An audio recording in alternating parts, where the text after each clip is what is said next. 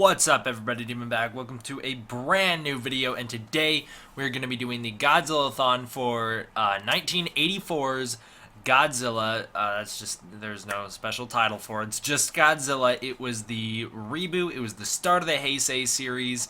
I'm so glad we're done with the Showa series because honestly, the longer it goes on, it just gets hard to watch. It's so repetitive. So it's good to get this mix up. You really get taken back to the way Godzilla was when it very first started out. I think this is a very much needed return to form at this point in the series, and I'm glad that they took it in this direction, making it more serious again. This movie is really kind of a political movie. Much in the way that Shin Godzilla is. Shin Godzilla is kind of the spiritual remake of this movie, and we'll talk about that a lot when we get to Shin Godzilla, but for the most part, Godzilla 1984, it really is a much needed return to form. So this movie ignores everything that happened after the 1954 movie, so you only have Gojira came before this, and then this one comes, so this is the sequel. And then everything else from the Showa series is no longer in this continuity. This, like I said, this is the second era. This is the Heisei era. So this is honestly one of my favorite eras, especially because I'm not very familiar with it. Now, that kind of is a problem with this movie because I'll get into my personal connection to this movie, seeing as though it's kind of interesting. I hunted this movie down for years and years and years. I tried so hard to find it because it wasn't being distributed in America back when I was looking for it. It recently got a release on Blu-ray, but before that, I actually wound up getting it on DVD a few months before it was released in America on Blu-ray. Now, I looked for this movie forever. I could never find it. This is the last Godzilla movie I ever got, and that is still true to this day. I still have not received my copy of Shin Godzilla. It hasn't come in the mail yet, so technically speaking, Godzilla 1984 is the last Godzilla movie I ever got. It's also the last one I ever saw before Shin Godzilla, so I don't really have any deep emotional connection with this movie, which is kind of a problem because the fact that I don't have a deep connection with it, and the fact that I hunted it down for years and years, and then when I finally watched it, I realized it's not a very fast-paced or entertaining movie. I was a little bit disappointed. So watching it again, I think the first time I watched it, I really liked it. I didn't have any problems with it, but watching it again, there are some major issues that we'll talk about here. It's not a bad movie by any means. I like it, but there are some major issues that stand out when you watch it. We're going to go through the plot like we always do. It's a really in-depth plot like usual. So we start out, we have this awesome opening where you just see the Japanese writing for Godzilla come on screen very slowly. You see volcanoes erupting in the background. It's great. I love it. The English cut does something similar to that. And also, we're not going to talk about the 85 version with Raymond Burr in this review. That will actually be saved for next week's Godzilla-Thon. So, volcanoes going off, it's really good. That also ties into the plot because months later, a ship wrecks near a volcanic area. The ship is investigated the next day. When the ship wrecks, though, there is a roar. You hear Godzilla's roar, and as it's revealed later, it was him coming out of the rock. So I think that's what we're supposed to assume. The ship is investigated the next day, but no one is found. No one's found on board. Some dead bodies are found eaten away. They're just kind of rotted corpses, and they're all hollowed out or whatever, I guess you could say, because it basically everything got sucked out of them, and they're just these shells, human shells. It's pretty disturbing. So they turn up on the lower deck of the boat. This whole sequence is done very similar to the way that horror movies do their sequences, with it being very slow, very tension-filled. There's a great creepy atmosphere. This strange sea creature is found, and it attacks our main character who's investigating the boat. It attacks him, and it's actually killed by the only survivor from the boat. He was like hidden away inside this locker, I think. I can't quite tell. It's like a locker or a closet or a pantry. He's hidden inside of it, and that's where he survived the night. He actually kills the thing with a cleaver. It's revealed that it was like a giant sea louse. The interesting thing about it is that I don't know how many people noticed this, but it actually has Kamakras's roar, so it's kind of a cool use of a stock roar. The survivor reveals that the strange monster rose from a rock at night. It was just a massive monster. He keeps saying how terrible it was. The sea louse that mutated and attacked everyone on the boat, that killed everyone, it wound up coming off of this giant monster. The only survivor, his name is Okamura. He survived the shipwreck. He's the one who survived the shipwreck, and he actually identifies the monster as Godzilla. And I love the fact that they have photos of the 1954 attack that he's going through, and that's when he says, "Oh shoot, that thing that showed up last night, that was Godzilla." And then the government freaks out because obviously Godzilla caused a lot of damage in 1954, so now being 1984, 30 years later, they're really worried that Godzilla is going to come back on shore and cause a ton more damage. So it turns out the sea louse grew so big, because it was like a 3-foot sea louse, and then we actually hear about 5-foot sea louses later on, so it turns out that the thing grew so big because it was feeding off Godzilla's radioactive blood, which is a really great use of the radioactivity. One thing that this movie does really well, I think, is gives you a really good fear of nuclear energy, and that is exactly what the very first movie did. It was basically a warning about nuclear bombs. This movie is still that exact same thing. It is just an allegory on nuclear bombs. And the sea louse and Godzilla himself, as well as the Russians, what they do later on in the movie, is just really good at setting that up. Now, the sea louse, the fact that it grew so big because of radioactivity, it was mutated, and then it came on board and killed all these people, obviously establishes a fear of what nuclear radiation can do to a creature. Obviously, that's not realistic, but in the movie, that's what they're afraid of. And it is trying to exploit the fears of the audience, who are also worried about that kind of thing. So I just think this movie does a really good job at connecting the allegory back to the original 54 movie, but at the same time, this one's also kind of more political than the 54 movie in a lot of ways. The 54 movie didn't dive into politics at all, really. You had Yamane, who was upset because they were going to kill Godzilla, but that was more scientific than political. You had one good scene of people arguing whether to announce the fact that Godzilla was created by the atomic bomb or not. That was probably the most political thing we see in the whole movie at the press conference, and that's when Yamane kind of gets upset at everyone. In this movie, the whole movie is politics, and that's kind of a problem because I don't find it interesting like I do a Shin Godzilla way, where I'm really invested in the politics and I actually care about it. I don't think this movie does as good a job at making you care about what's happening as Shin Godzilla did, and I know a lot of people don't like what Shin Godzilla did, but for me personally, that one worked, whereas this one doesn't quite work as well. But overall, I do actually like this movie, so I don't want to come off as too harsh here. So it is found out that the volcano from the start of the movie is what woke up this new Godzilla. It's never actually specifically stated in this movie that Godzilla is a new creature and not the one from 1954. The English cut of this movie does a worse job at making it clear that this is a different Godzilla. And we'll get there next week, but you actually have to wait for later in the Heisei series for them to explain that there was a Godzilla in 1954 that got killed, then there was this Godzilla. The audience should know, like, if you've seen both movies, you should know that this is a new Godzilla because the original Godzilla disintegrated into bones and then eventually disintegrated into nothing. But this movie doesn't really ever make that clear that Godzilla died because they always talk about how this is Godzilla returning to Tokyo, whereas they should say this is a new Godzilla coming to Tokyo just like the old one did. That's one thing that I think even Godzilla Raids Again does a better job at, is distinguishing between the Godzilla from 1954 and the Godzilla from 1955. That movie does a really good job at making it very clear the one from 54, completely dead, this is a new creature. And even the final line of 1954 should explain this as a new Godzilla, because the final line is Yamane saying, if we continue to use nuclear bombs, then there will be another Godzilla. Here we are 30 years later, new Godzilla comes on shore. So I wouldn't get that confused if I were you. I know a lot of people are very confused about the timeline due to what happens in King Ghidorah. We'll explain that when we get there for our review in a couple weeks, but all you need to know for right now is that this is a new Godzilla. So, the Prime Minister he decides to put a ban on the press so they cannot talk about the appearance of Godzilla. This is a very realistic thing to do for the government to try and hide a situation for as long as possible in order to avoid panic. I really do like that. The reporter, the guy who investigated the boat from the start, his name is Maki.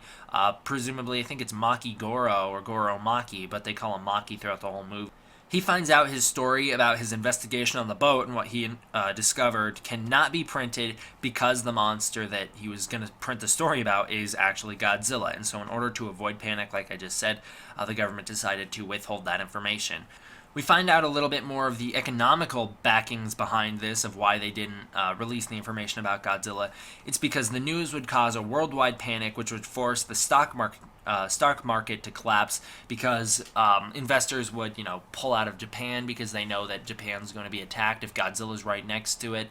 The people would stop buying stocks and they'd start focusing on basically either evacuating, getting out of the country, or survival. And so they're really worried that there was going to be an economic downfall if Godzilla comes on land. We never really necessarily get into the economics of what happens after Godzilla shows up in the later Heisei movies, but we do get into more of the scientific background of what happens as a result of Godzilla showing up, and that is really well done in the Godzilla vs. Biollante from 1989. That we'll get there in 2 weeks from now. So for now, Goro goes to talk to this professor. The professor's name is Hayashida. He goes to talk to him about Godzilla. So the professor explains that in 1954, both his parents were killed by Godzilla, which is what made him a scientist. At first, he wanted to study Godzilla so that he could find a way to kill him. Now he realizes that Godzilla is not necessarily the bad guy after all. He is just a product of human mistake. And I really love the fact that he says men are the only real monsters. So, after time, he stopped wishing to kill Godzilla, but instead now he wants to just study Godzilla, which is also a very interesting thing. And it's a great parallel to Yamane, who wanted to study Godzilla. He really didn't want Godzilla to be killed because he knew that Godzilla was a valuable scientific discovery and Godzilla could be studied. There was a lot that could be done with Godzilla. And the fact that Godzilla survived a nuclear bomb, that is what Yamane wanted to know so badly, was how is that possible? Now in this movie, you have a character who basically says, his character's name, like I said, is Hayashida. Hayashida basically says, all right, this thing can't die. Like, there's nothing we can build that will kill it. Actually, we find out later in the movie that's not true, because they essentially do kill Godzilla. But he says, nothing we can build will kill this thing. This thing's basically indestructible. We're all pretty screwed with the weaponry that we have, so there's no real point in trying to kill it. The only thing we can do is try and figure it out and study it. And then Raymond Burr, his character in the English cut, I know I said I wasn't going to talk about it, and I keep subtly mentioning it, not so subtly, I guess. But in the English cut, Burr basically gives a very similar speech about how Godzilla's a force of nature, and you should probably try and not kill it because you're not going to succeed. So I think that's also really well handled. So Goro explains to Neko, I believe that's her name, she is the sister of Okamura, and he explains to her that her brother is still alive and is in isolation due to him seeing Godzilla. They don't want all the news getting out. They also don't want the survivor. They don't want his story getting out, and the fact that the boat sank, or not necessarily sank, but was the crew was killed because of Godzilla. They basically keep him in hiding because they don't want to cause a panic. Russian nuclear sub is attacked by Godzilla, who sets the Soviets on red alert. This is a really great thing, too, because he sets the Soviets on red alert against America. This is very shortly after the Cold War. So America and Russia, there was still extreme tensions between the two countries. Now, America is actually blamed for Godzilla attacking the sub, which is a very real world. Now, back then, like I just said, there was a lot of tensions between the two countries. So when Godzilla shows up, they assume it's just a new type of American submarine, and they try to sink it. They try and bomb him. But Godzilla just keeps coming at them, and then they think that the submarine's going to wind up ramming them, and they're all worried, and then Godzilla actually just destroys the submarine and sinks it. First of all, nuclear subs will come back into play in a later movie in this series, and they will have a very different effect on Godzilla, because in this movie it doesn't affect him at all. He just keeps trucking along. But in the later movies, it's actually going to mutate him further. So I'm interested to know why in this movie. Maybe just they never thought of it, but in this movie he doesn't actually get affected by it, where in the later movie he does. But what I'm trying to say here is this is a really great real world moment where it's great for the reason that it would actually happen. If some giant monster that he couldn't identify came at the Russian sub back then, they would guarantee blame us Americans. The thing is, though, that it's not necessarily a happy real world connection, because that's not a good thing. The Cold War didn't end on a positive note, and you know, it didn't. No one necessarily lost or won.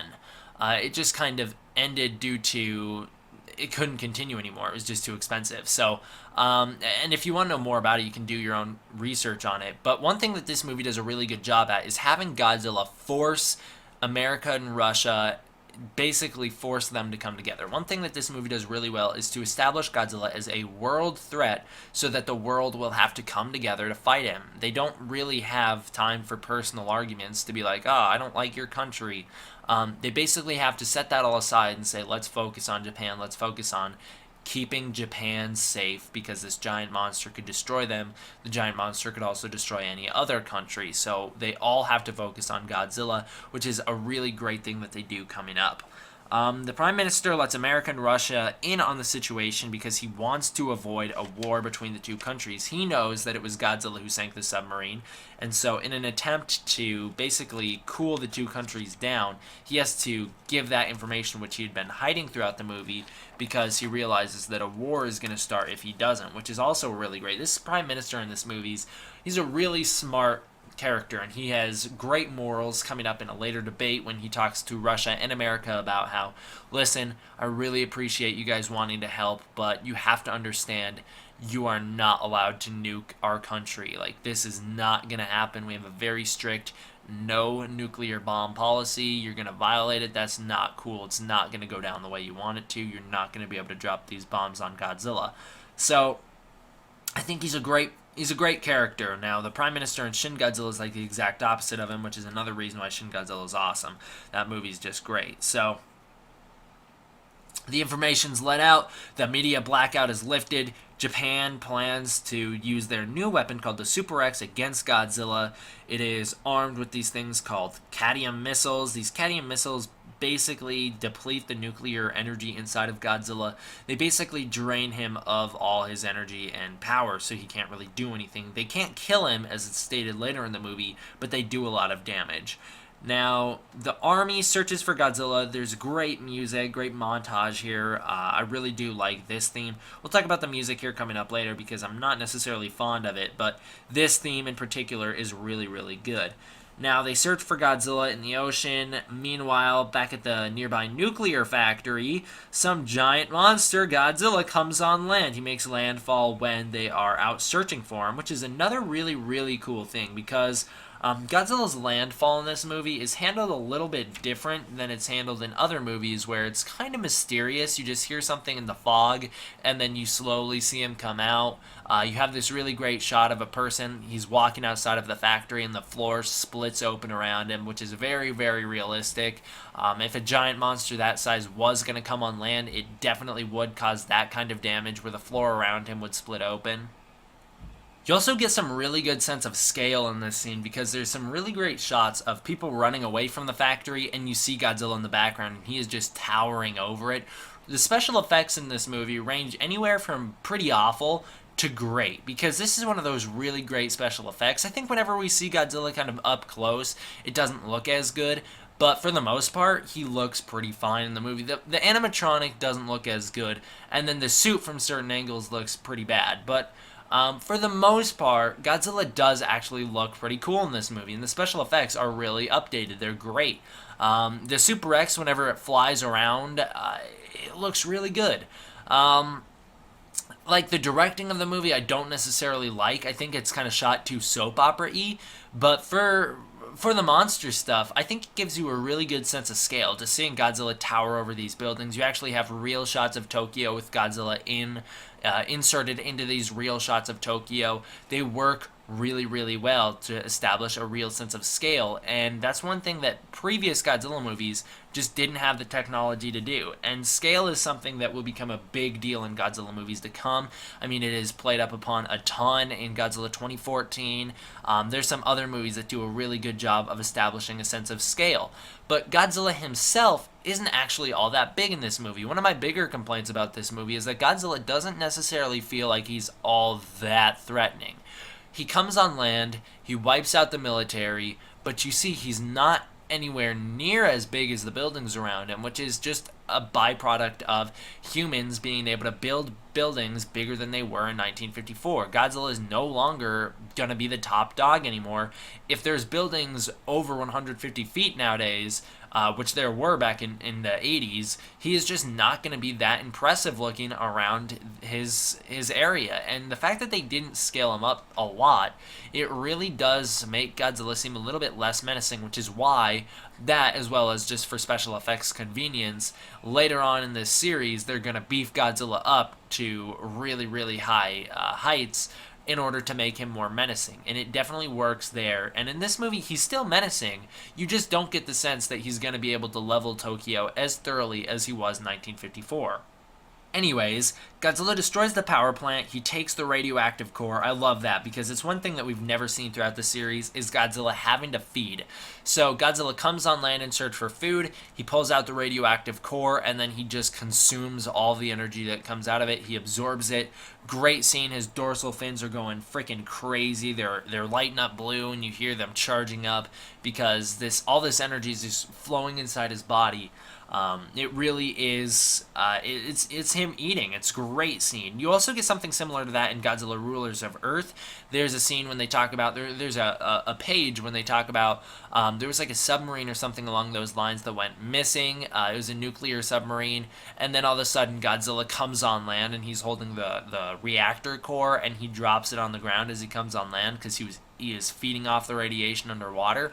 It's so well done because I don't know, I just really like that. I like that aspect, and I love the fact that the dorsal fins, which it's never stated why they are the way they are up until Shin Godzilla, and even then, Shin Godzilla's biology is vastly different from previous Godzillas, so you can't really compare the two, but it is kind of implied that all the Godzillas, their dorsal fins kind of work as almost, I don't know, a ventilation system for the radiation. Maybe that's where it comes in and out. Because anytime he does his atomic breath, you see them light up. They charge up on his back, and then the breath comes out of his mouth. But in Shin Godzilla, it's also explained that that's a ventilation system for not only his blood, but the nuclear fission inside his body. So I really, really think that's great. That is so great. So the fact that you see them all going crazy when he's eating this is a really nice little detail that I'm glad made it into this movie. Some birds fly past Godzilla, and then he decides to turn and start following them. We find out that Godzilla has a homing beacon inside his body, inside his brain, just like birds do for natural migration. So Godzilla, his brain basically, or at least the main navigation systems of his brain, basically works the same way birds do. So when he hears the flock of birds fly past, the frequency that they're transmitting for navigation, it affects his brain, so he decides to follow them as well. That's something that they use to exploit him as a weakness later on. It's pretty interesting. It's never played up on again in this whole series, which is interesting given the continuity base that this series has, which is very, very deep with continuity and everything flows together really well. Although they never play up on this angle again of Godzilla having this bird brain where he can, basically they can exploit it as a weakness anytime they want, which is him just being attracted to the frequency that these birds transmit because that's just kind of the way his biology works. They also explain that it's because dinosaurs are the most closely related to birds are in terms of evolution, so it makes sense that he would have the same sort of navigational system as birds. Pretty interesting. We don't really get a lot of information about the biology of Godzilla throughout this movie. Later on, we'll get some more information about like the secondary brain that he has and stuff like that. But in this movie, we don't really get a ton of it. We just get the fact that yeah, there's a little thingy in his brain that is similar to birds. So the human cast figures out that they can force this volcano to erupt. They can force a volcanic eruption by planting some explosives inside the volcano. Then they plan to lure Godzilla into the volcano and trigger the eruption. So it's a very interesting plan, again created by scientists. One thing that this movie and 54 also do is have the military kind of do stuff that maybe works or maybe doesn't. With the high tension wires in 54, didn't really work, but then Godzilla does seem to be annoyed by like planes and jets and stuff when he's going back into the water. In this movie, the Super X does actually nearly kill him. So I mean, the military does their job, but in both movies, it's actually scientists who have to come to save the day. In 54, it's Serizawa with the oxygen destroyer. He actually takes his life when using it, whereas in this movie, it is Hayashida and his bird transmitter that gets Godzilla into the volcano. So I'm going to kind of skip around through the plot here just to get rid of all this kind of worthless stuff. It's really deep and interesting from a political, allegorical standpoint, but I don't necessarily think it works as well in this movie as it does in movies such as 54 and Shin Godzilla. So there's a lot of political talk. There is just a ton of... It's like boardroom meetings from the UN where they're talking about like, oh, we gotta blow up Godzilla or whatever. But it is, for the most part, uninteresting. So I'm gonna skip through about 20 minutes of the movie and get to get to the part when Godzilla makes landfall in Tokyo Bay. So Godzilla heads towards Tokyo Bay. Like I said, this is after all this discussion about how to proceed with Godzilla. He heads towards Tokyo Bay, where the military plans to... basically, they plan to ambush him. They set up this huge... I don't know how to describe it. Like a roadblock. They basically set up a roadblock where there is this massive lineup of tanks, a whole bunch of new weaponry. There's jets that are flying around Tokyo Bay, and then there's a Russian boat there that's armed with a nuclear bomb, or it's connected to a nuclear bomb that is controlled by satellite and is up in space. That's going to be a major plot point here in a second, because Godzilla comes to the military blockade. He wipes it out. So first thing he does, he attacks the jets because they attack him. There's some really weird things that he does. Like, I like it because it looks okay. I think the biggest downfall with this sequence is not only the sound design, but the pacing. That's something we'll talk about in a minute. But the sound design, you just don't get a sense of power from anything happening. The explosions all sound really muted and dull. They just kind of have a kind of sound to them. Godzilla's atomic breath used to kind of be more high-pitched and powerful. This one's just kind of... It's kind of lame. But Godzilla, like, spits out these tiny little versions of the atomic breath where he just kind of opens his mouth for a second and it just kind of flows out for a brief second. And they blow up these jets. So he destroys the jets. He dives into the ocean, causing the destruction of the Soviet ship in the area, forcing the nuclear missile to launch. There's a Russian on board who really tries to stop it, which is something we'll talk about next review. He really tries to stop it, but he fails. He winds up getting exploded and killed in the boat. Godzilla, for the first time, devastates the military with the atomic breath. It destroys everything. So Godzilla's atomic breath up to this point in the series has never really been that powerful.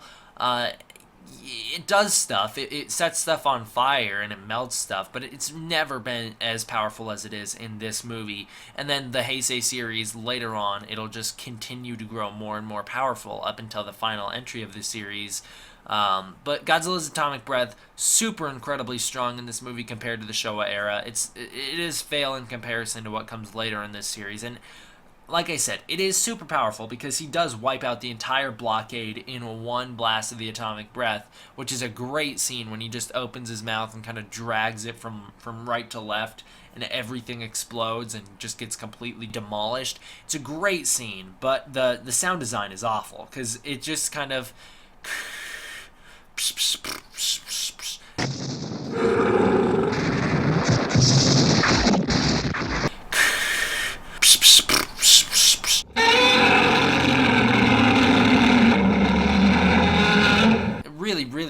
I don't like it. They should have done something better.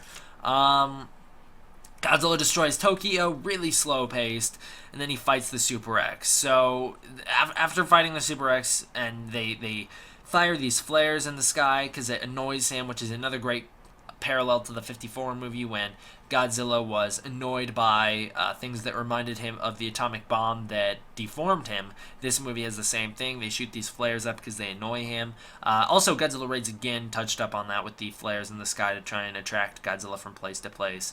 So Godzilla gets all mad and starts roaring. They fire these cadmium shells into his mouth. They explode, deplete the nuclear energy inside of him, and then he falls over because he's all pooped out, and they basically kill him. They knock him out at the very least, and then Hayashida says they can't kill him that easily, but you look at Godzilla, and it's like, yeah, if they continue to shoot these bombs, like, let's say they had 50 of these cadmium missiles, Godzilla would have definitely have died. So Godzilla's down for the count. One thing that I noticed was this scene really is slow. It's not... The 54 attack goes by really quick, and he destroys Tokyo super thoroughly. In this movie, you get the sense that Godzilla destroyed some stuff, but you never really see a ton of destruction on screen. You more of just see buildings broken around him after you cut to him after being on the human characters for a while, which is why I decided to attempt to try and make this scene a little bit more entertaining, because, like I said, it's slow-paced.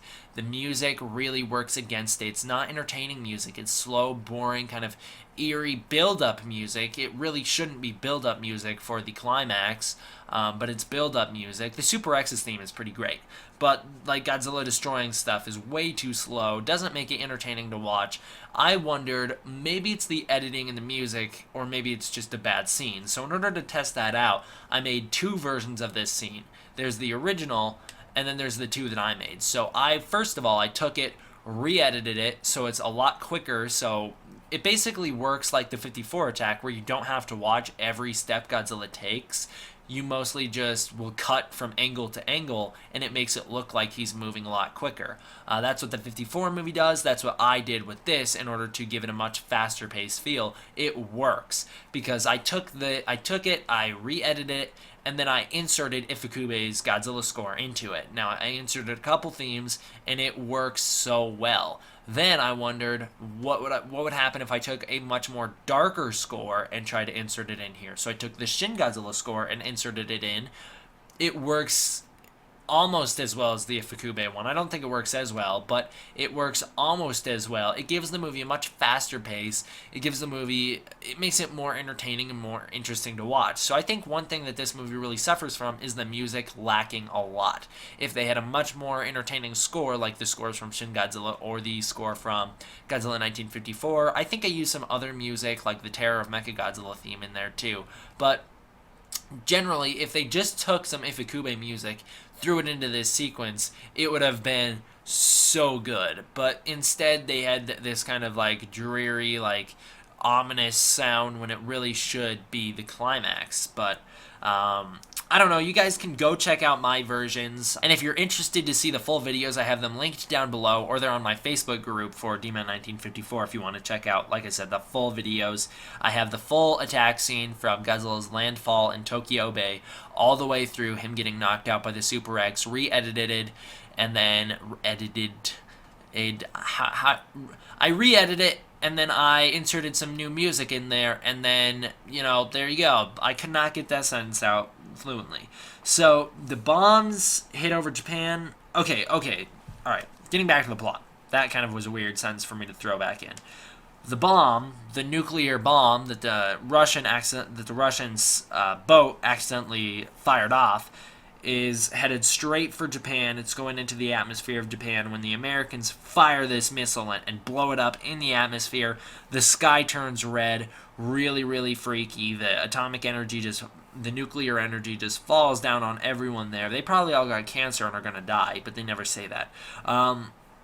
It revives Godzilla. It's great. So Godzilla stands up again. He's all re-energized. He fights the Super X, destroys it. He knocks it on the ground, which is great, and then he takes this big, huge building and throws it onto the Super X. It's awesome. That's one of the best scenes in the movie.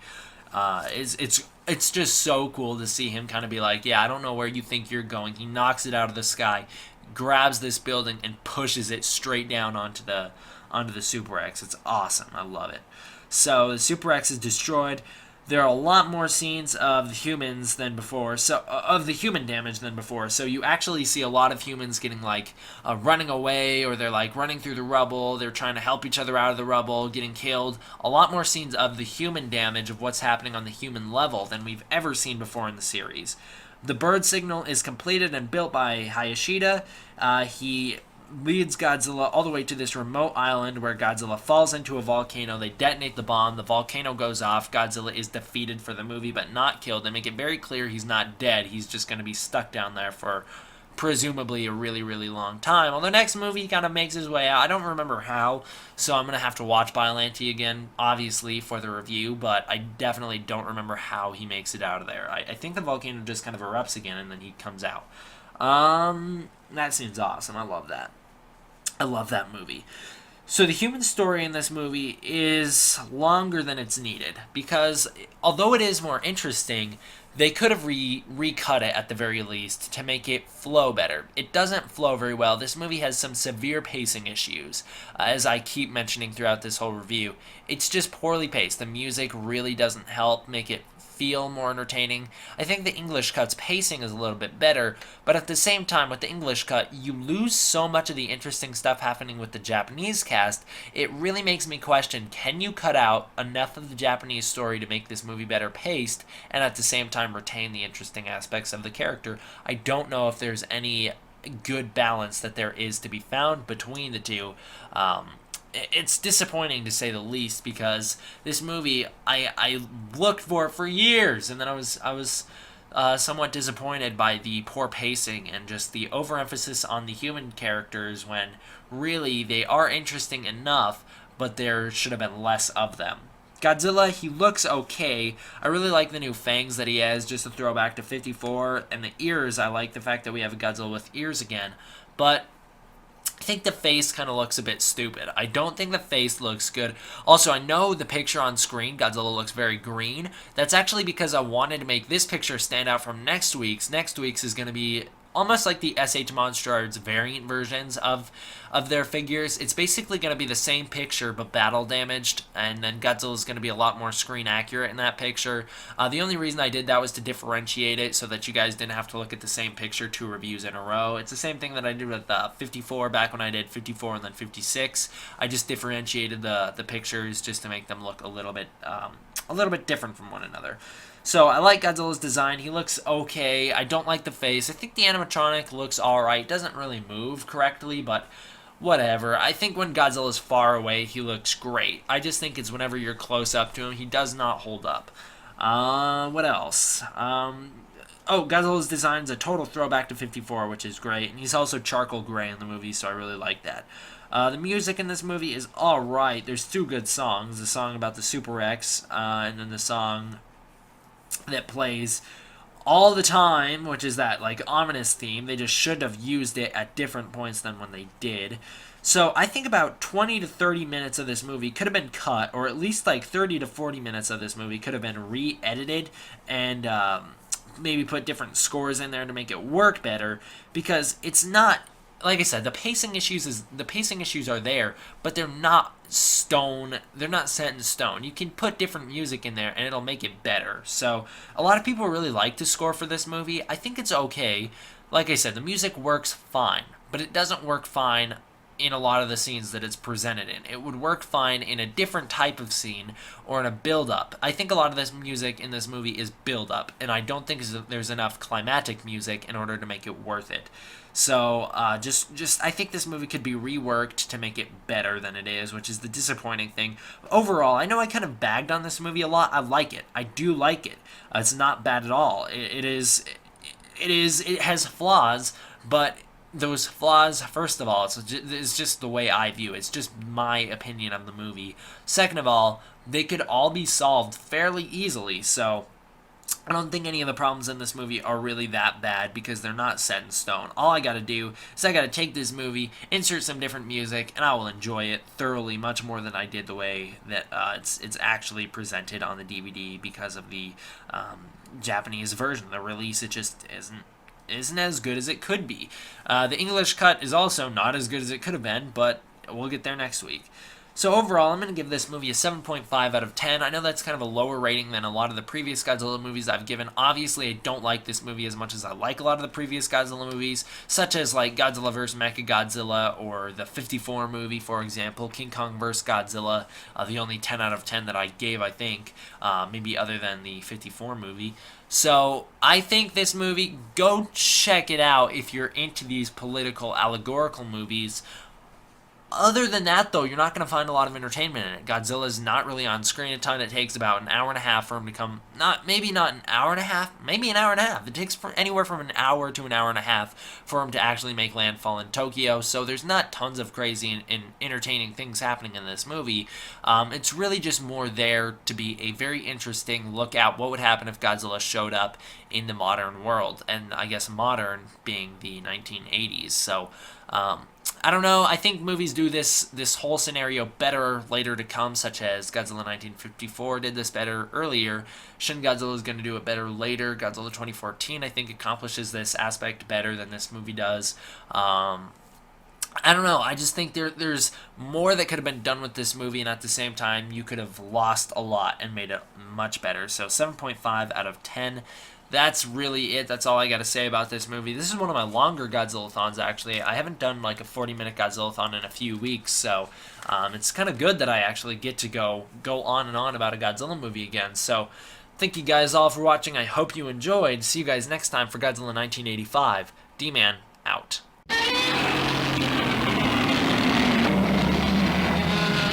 What's up, everybody? D-Man back. Welcome to the 19th episode of Godzilla-Thon. This one shouldn't be too long at all. This one's actually going to be rather quick. We've already reviewed this movie before, Godzilla 1984. We did the Japanese cut. This is the English cut. There's almost nothing different about it, so I'm going to kind of blow through this one. Like I said, this is Godzilla 1985, aka the English version of 1984 with Raymond Burr. It's pretty good. So, let's get into it. Mine, the VHS, by the way, it starts out, there's this weird animation. If any of you guys have this, it's called Bambi Meets Godzilla. It's about a minute of drawing of Bambi sitting on screen, and then Godzilla's foot steps on it. It's really weird. So, we get a fiery, epic intro. The Yamata Maru sank by Godzilla.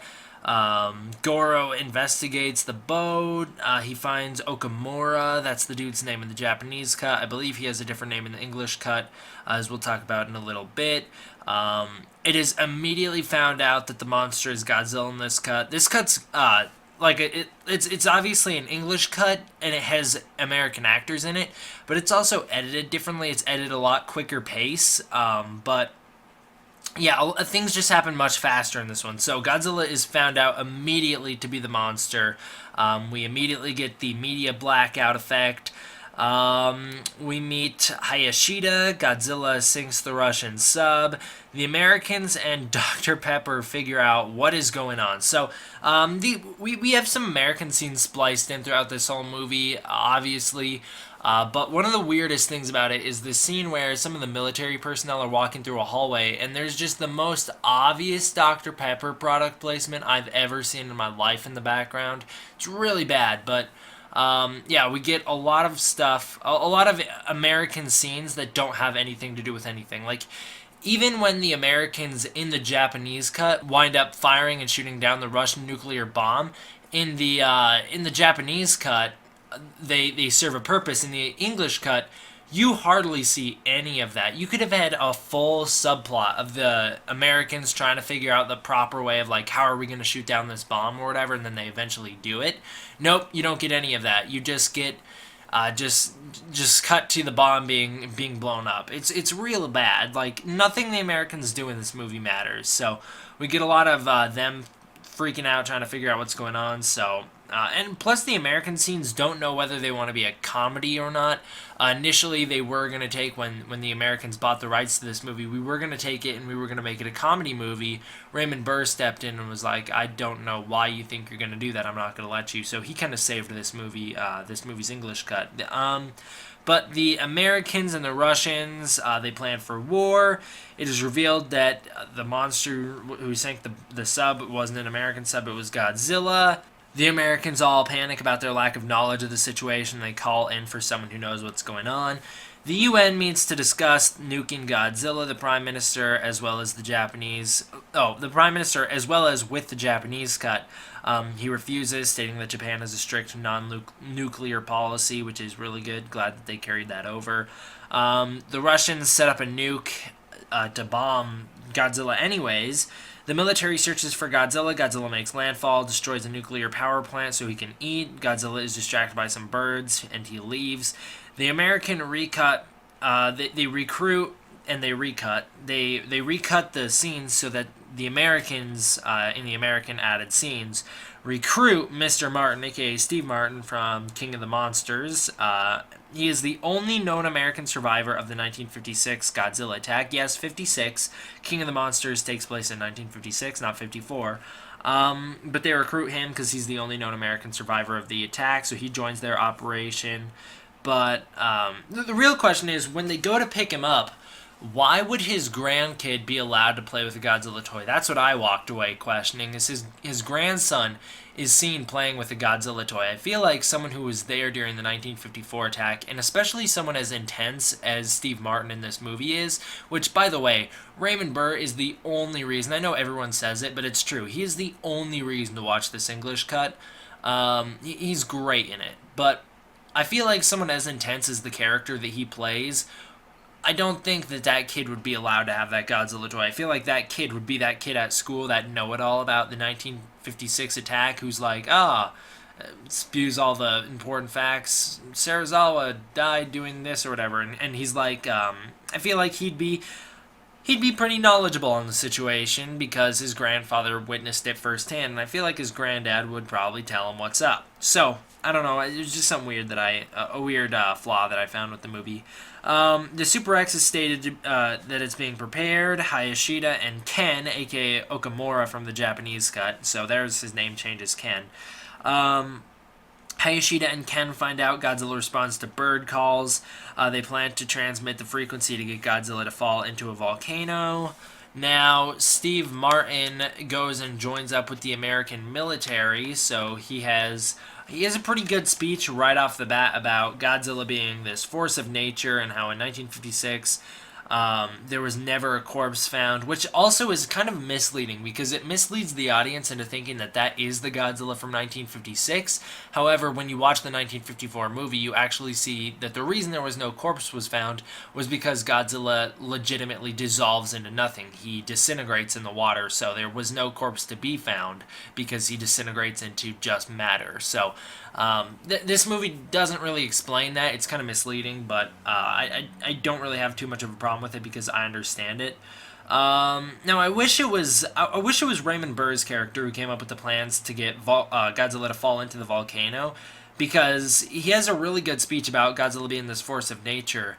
And I think it would be really cool if he was like, and the only way to stop a force of nature is by God giving you another force of nature, something like that. And then if he was to be like, that's why I proposed the plan that we should find a way to get Godzilla to fall into this volcano, and then you have Hayashida be like, oh, we're working on this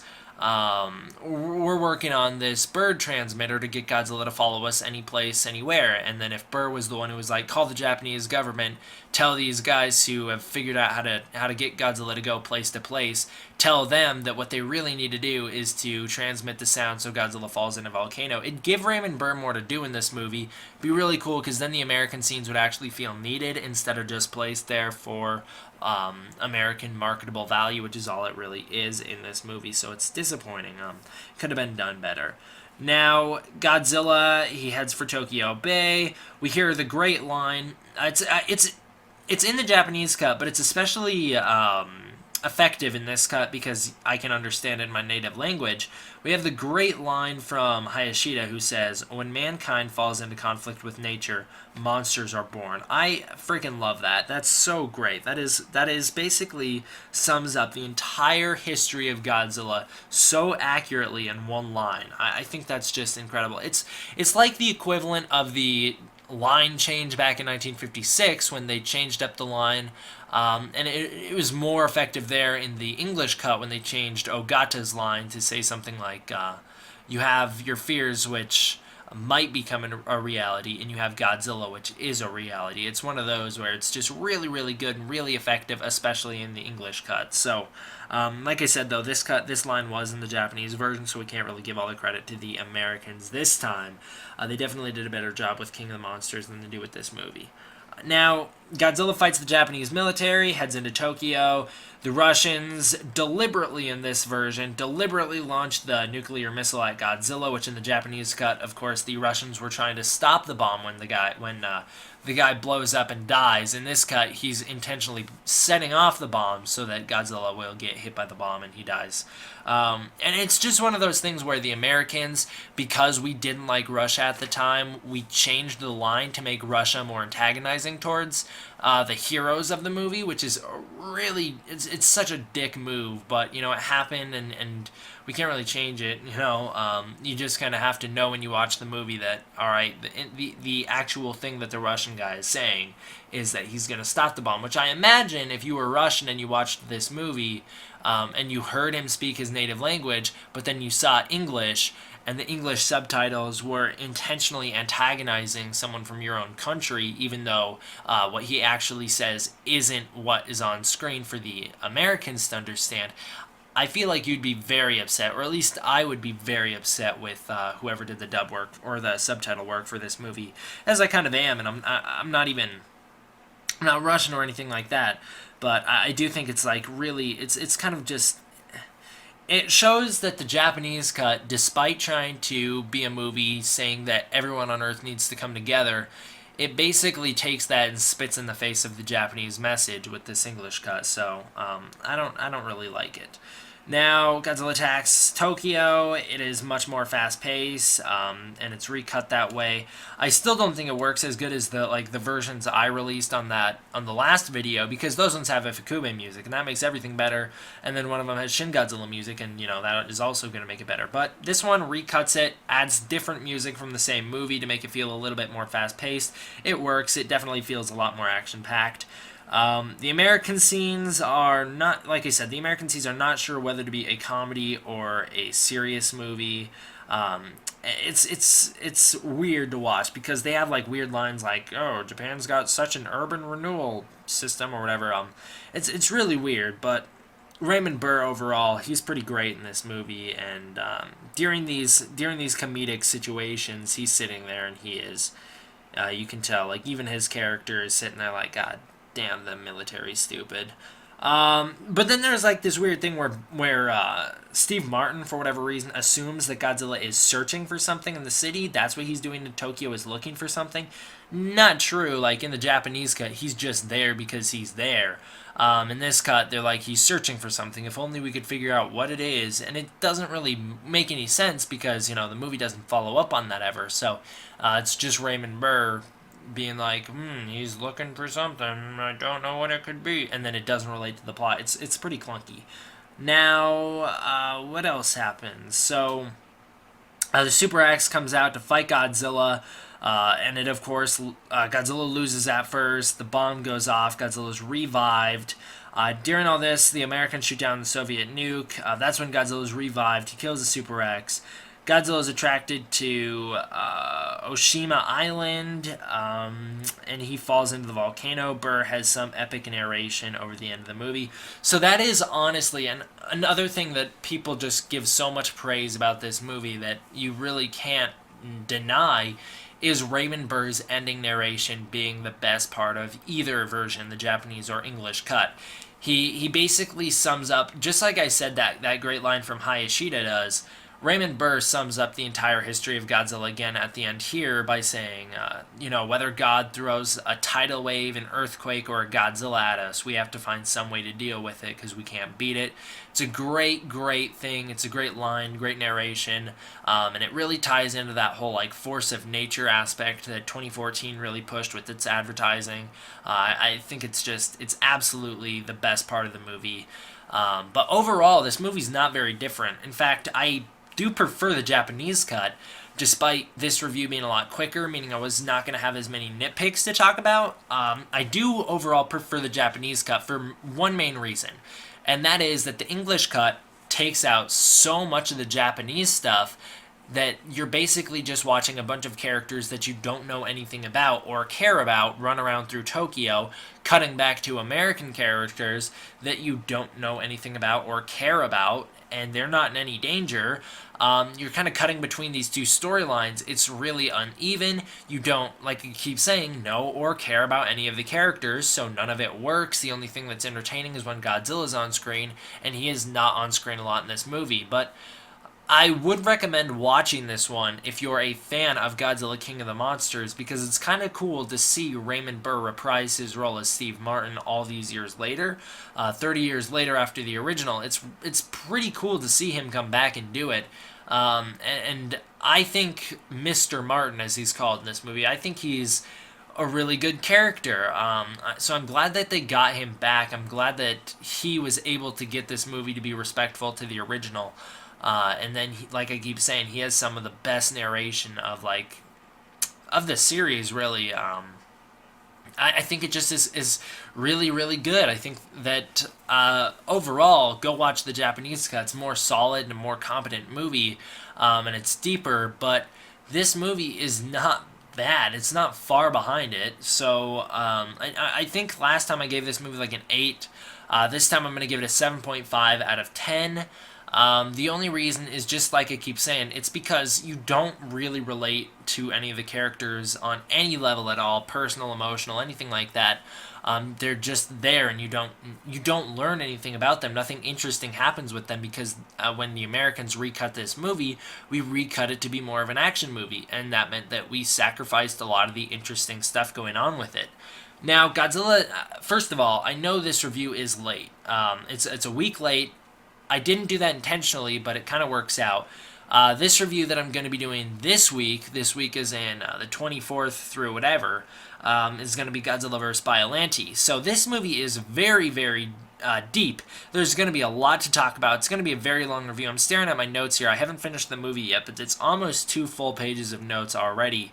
Usually I fill out a page and a half of notes for Godzilla-Thon, but this one's already 2 pages, and I still got 30 minutes of Godzilla vs. Biollante left. So if you're disappointed in this short review, don't worry about it. Next review is going to be a lot longer.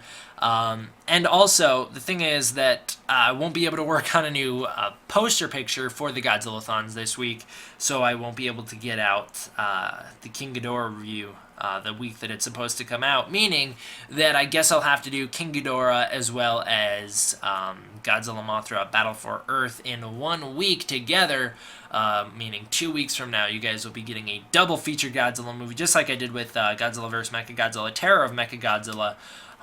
But yeah, guys, that's really all I have to say about Godzilla 1985. If you're curious on why I was not able to put out my Godzilla-Thon, don't worry about it. I will be doing an explanation video on basically the lack of videos, as well as some updates on the channel and a little bit of thank yous, as well as what I want you guys to do for me in order to benefit yourselves. It's going to be an update video. For now, that's all I'm going to say about it. So if you guys see an update video in these next few days, definitely check it out. It's going to be very important.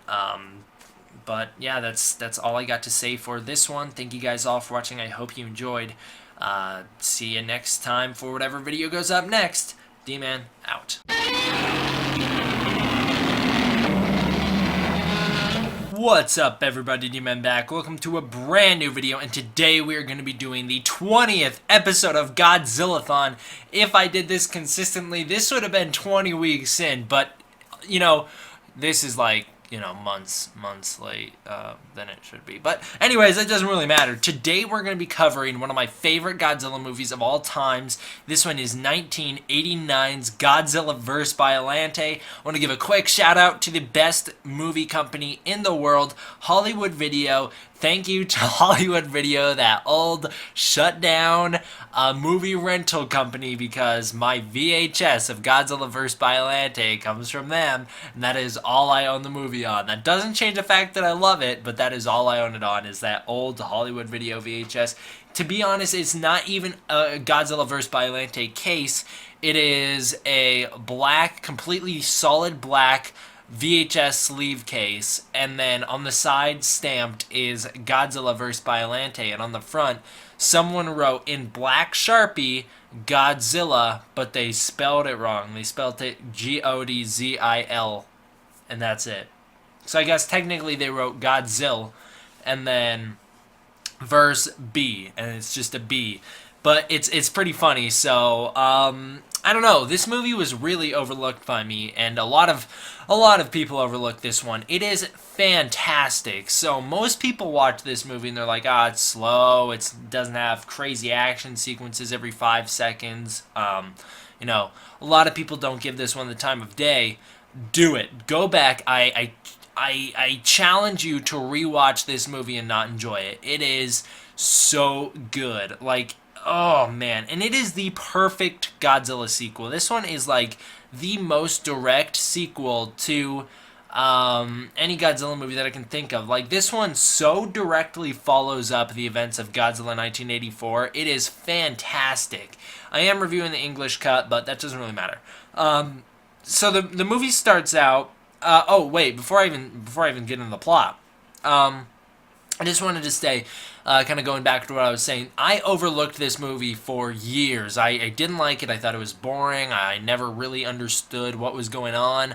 I just generally found it dumb. I didn't think it was one of the better Godzilla movies. But then around 2015, when I did Godzilla-Thon, I don't quite remember if that was my first year doing Godzilla-Thon or not, but I've been doing Godzilla-Thon for a couple years now. But when I got to 2015, this is the standout year for me. I know because of the girl I was talking to around the time I watched this movie. That's kind of the way I base my time frame for Godzilla-Thons off of, is who I was friends with at the time. And I just remember 2015, it was towards the middle-ish / end of the year 2015, I really got into this movie, because I remember watching it on VHS, or at least having it playing almost every day after I got home from school, and then I'd always be texting her. So I guess that's my personal connection to this movie. Is this I don't know, I just really got into it around this time frame. It's around the same time frame that I really got into Destroy All Monsters, and I was really interested in Neon Genesis Evangelion for the first time. It was around that time frame.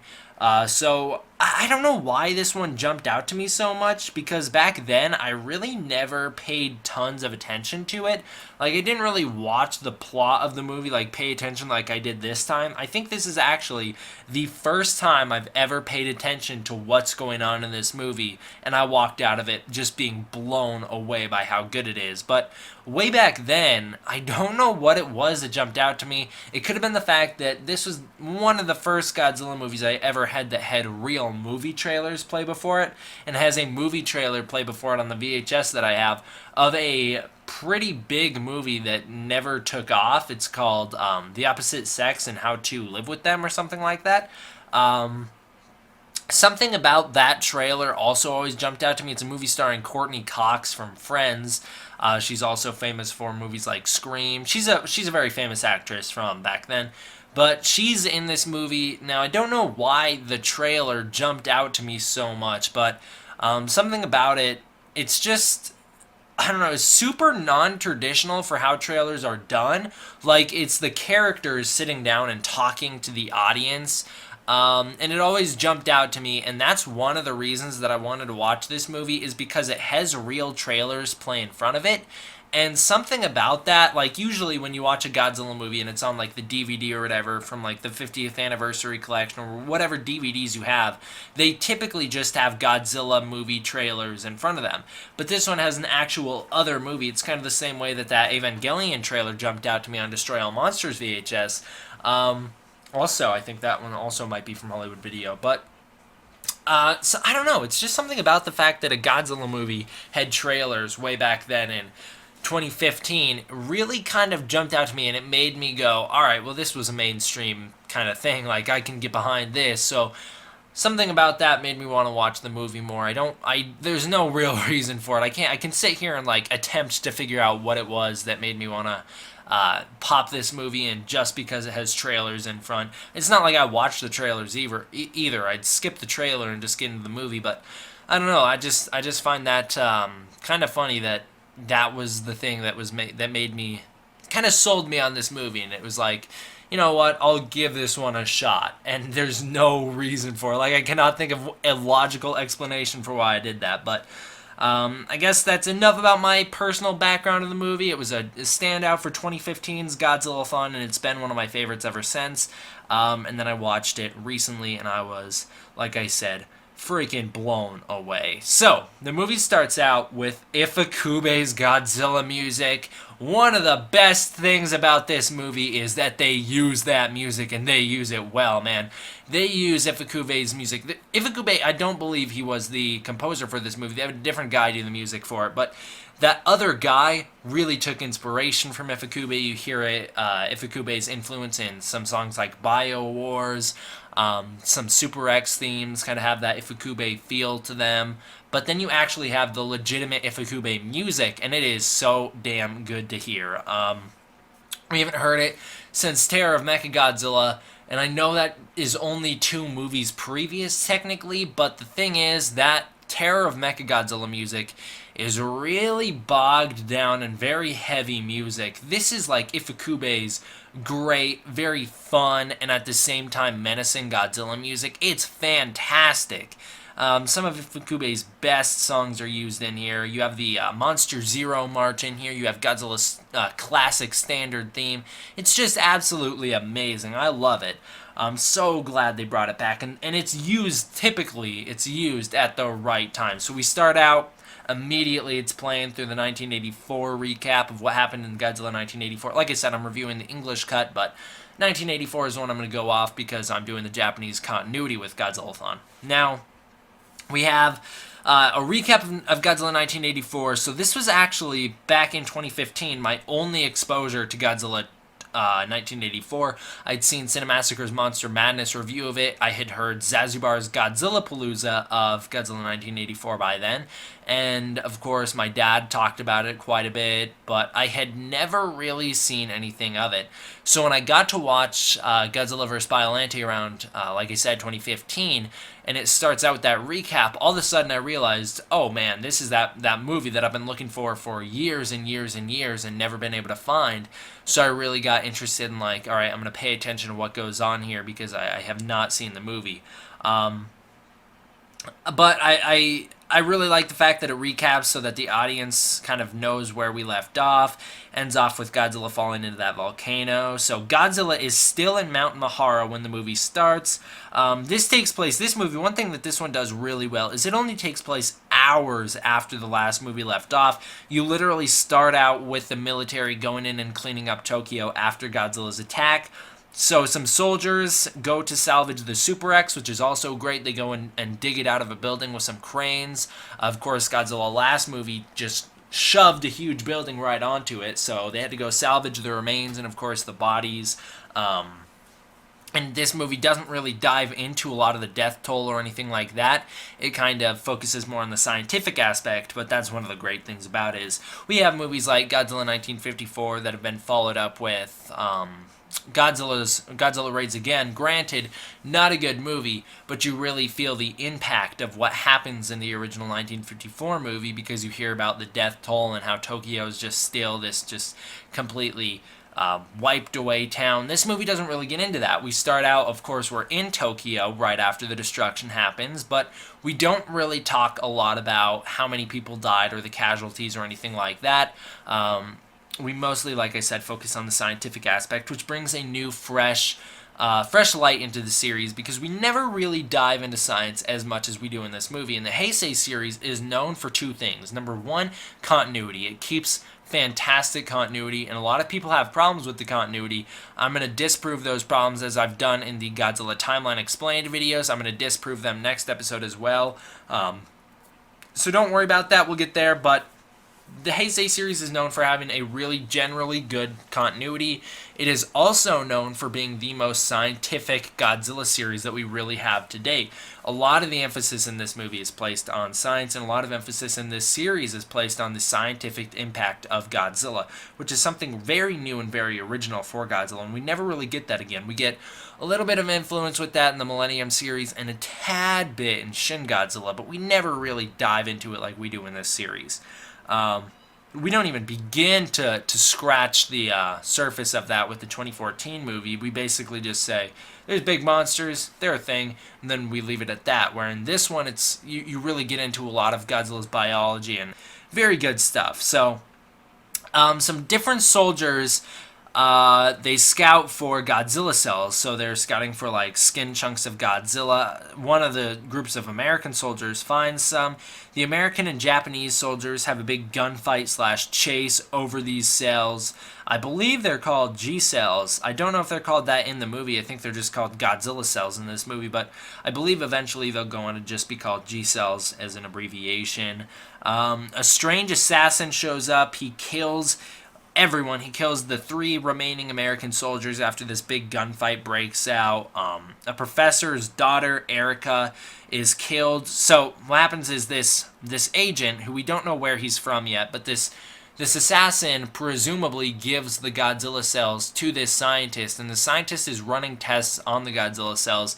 A huge explosion happens at the laboratory, and his daughter is killed. We find out what happens at that laboratory later on in the movie. So she's killed working on the cells as the bomb goes off at the lab. Miki Sagusa, our big, huge, kind of overarching character for the Heisei series, is introduced in this movie. She's a telepath. She's really young in this movie, so she's called into action 5 years later. So now the movie takes place 5 years after 1984. Obviously, that was just to try and keep it up to date with when the movie was coming out.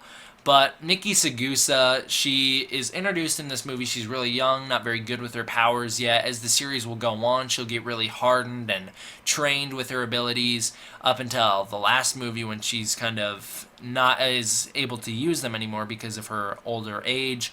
But she is a telepath. She can communicate with Godzilla, and she can do some other really interesting things. One thing that we don't really ever have in Godzilla movies is the supernatural element. We have it with Mothra and the Shobijin, however you want to pronounce that, and then the Earth's cosmos, as they're known in the Heisei series, but we never have that again. We never really have a supernatural element up until GMK, and that's it. So it's interesting to see this supernatural kind of superpower introduced into this series. It's much like when Friday the 13th in Friday the 13th Part 7 New Blood, all of a sudden we're introduced to a telepathic character named Tina. It's kind of like that, where the series has gone on for so many years, they introduce this new kind of change to it, which is a supernatural character other than the main villain, which in Friday the 13th is Jason in these Godzilla movies. As of this point, it's still Godzilla. So Miki Sagusa is called into action to communicate with some roses because for whatever reason the professor has this strange suspicion that his daughter Erica's spirit is inside the roses.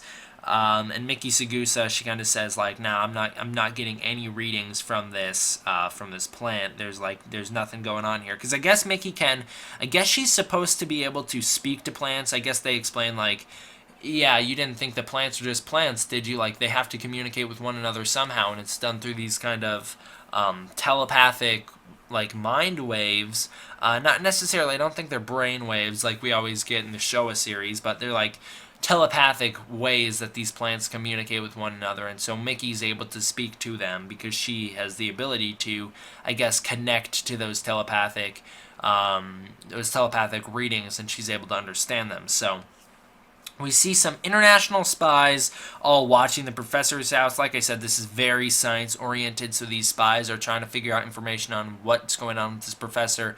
Obviously, he has experience with Godzilla cells, which is what kills his daughter because of the bomb. So they're all trying to figure out, like, is anything important going on with this guy?